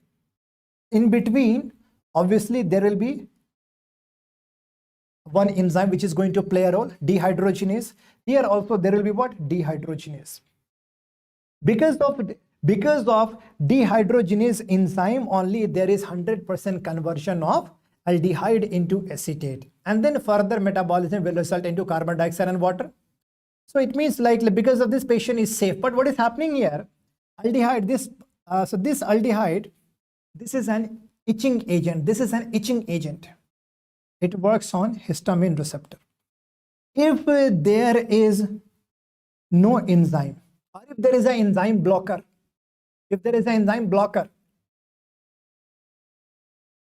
now what is happening here?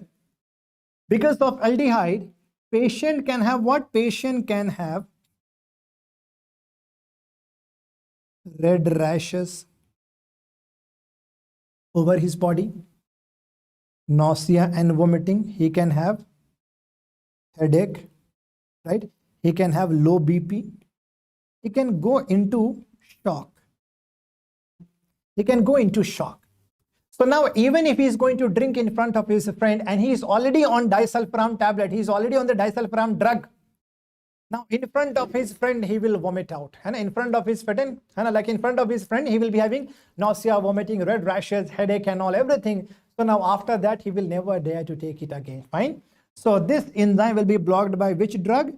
Disulfiram.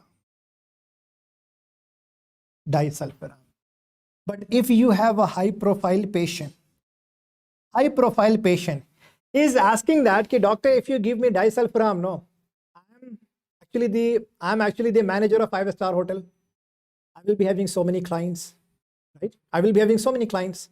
So if I drink in front of, because so many times my client is going to offer me drink. If I do not drink, I can lose the proposal. Or if I drink, after that I will vomit in front of the client. So this is very, very bad for me. So you give me a drug so that I can drink in front of my client. I can drink, but after that I should not be having craving to take it again.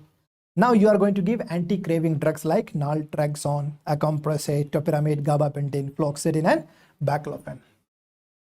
A boy is having diarrhea, rhinorrhea, sweating, and lacrimation. History of substance abuse is present. Remember it. Flu-like symptoms. Flu-like symptoms is seen in which substance withdrawal? Flu-like symptoms, opioid withdrawal. Opioid withdrawal. Out of these, which one is opioid? Heroin withdrawal. Flu-like symptoms. And flu-like symptoms. Along with flu, please remember yawning and piloerection. Yawning and piloerection. Remember, see, apart from hypertension, apart from headache, apart from nausea and vomiting, patient will be having mydriasis. See, do remember very, very important point here. When I talk about opioid, one is overdose, one is withdrawal. Overdose, there will be meiosis. Withdrawal, there will be mydriasis. Remember this part, very, very important. Very, very important. So whenever there will be overdose treatment, or whenever there will be intoxication, you give a medicine of short half-life, naloxone. But if you have to maintain the relapse, okay, the drug to be given will be what? Naltrexone. Remember it. To treat overdose of heroin or to treat intoxication of heroin, naloxone should be given. But to manage the relapse, naltrexone. A person is enjoying having a substance even in absence of current use. What does it mean? He is having what? Flashback phenomena. Flashback phenomena. Flashback phenomena. This flashback phenomena is different. It is seen in LSD and cannabis. LSD and cannabis. See, remember here. See here, related to cannabis. Yes, obviously in the case of bhang, ganja, hashish and all, yes, there can be symptoms like schizophrenia. So psychotic symptoms in cannabis, because the plant name is hemp, no? Hemp plant. It is called as hemp insanity. What is happening? This flashback is completely different from PTSD. So there it was horrible. Here it is pleasurable. Fine. Do you understand that? What is the active ingredient of cannabis? Delta-9 tetrahydrocannabinol. This can easily be, suppose if a person has abused 1 week before, this can easily be accumulated in his fat. After 1 week, what is happening? There will be a slow release of this substance in his blood. Even in the absence of using it, he will be having this kind of feeling, oh my God, I'm enjoying it. Means he's having it now. This is what? Flashback phenomena. This is pleasurable. In PTSD, it was horrible. So, flashback phenomena is seen in LSD and cannabis. Running amok. Running amok. What does it mean? What is the meaning of running amok? A person who is a chronic abuser of cannabis. Sometimes he will get that kind of rage, that kind of aggression, that he will start running on the road, and whoever comes in between, he can harm him, even he can murder. Right? This is called as running amok. My question is that, will this be a punishable offense? Answer is no. This is not a punishable offense. Why? Because running amok is considered as the disease of mind. where a person does not know what to do. He does not understand the consequences of the crime. As per which rule? McNaughton's rule. Which IPC? IPC number 84. A motivational syndrome. Basically, person does not want to do anything. Right? How to treat benzodiazepine and psychotherapy. Psychosis and formication. Formication means what? And see, formication, this is actually tactile hallucination. Tactile hallucination, which is also called as Magnum's phenomena, which is also called as cocaine bugs. Cocaine bugs. Where do you see all these? Obviously in what?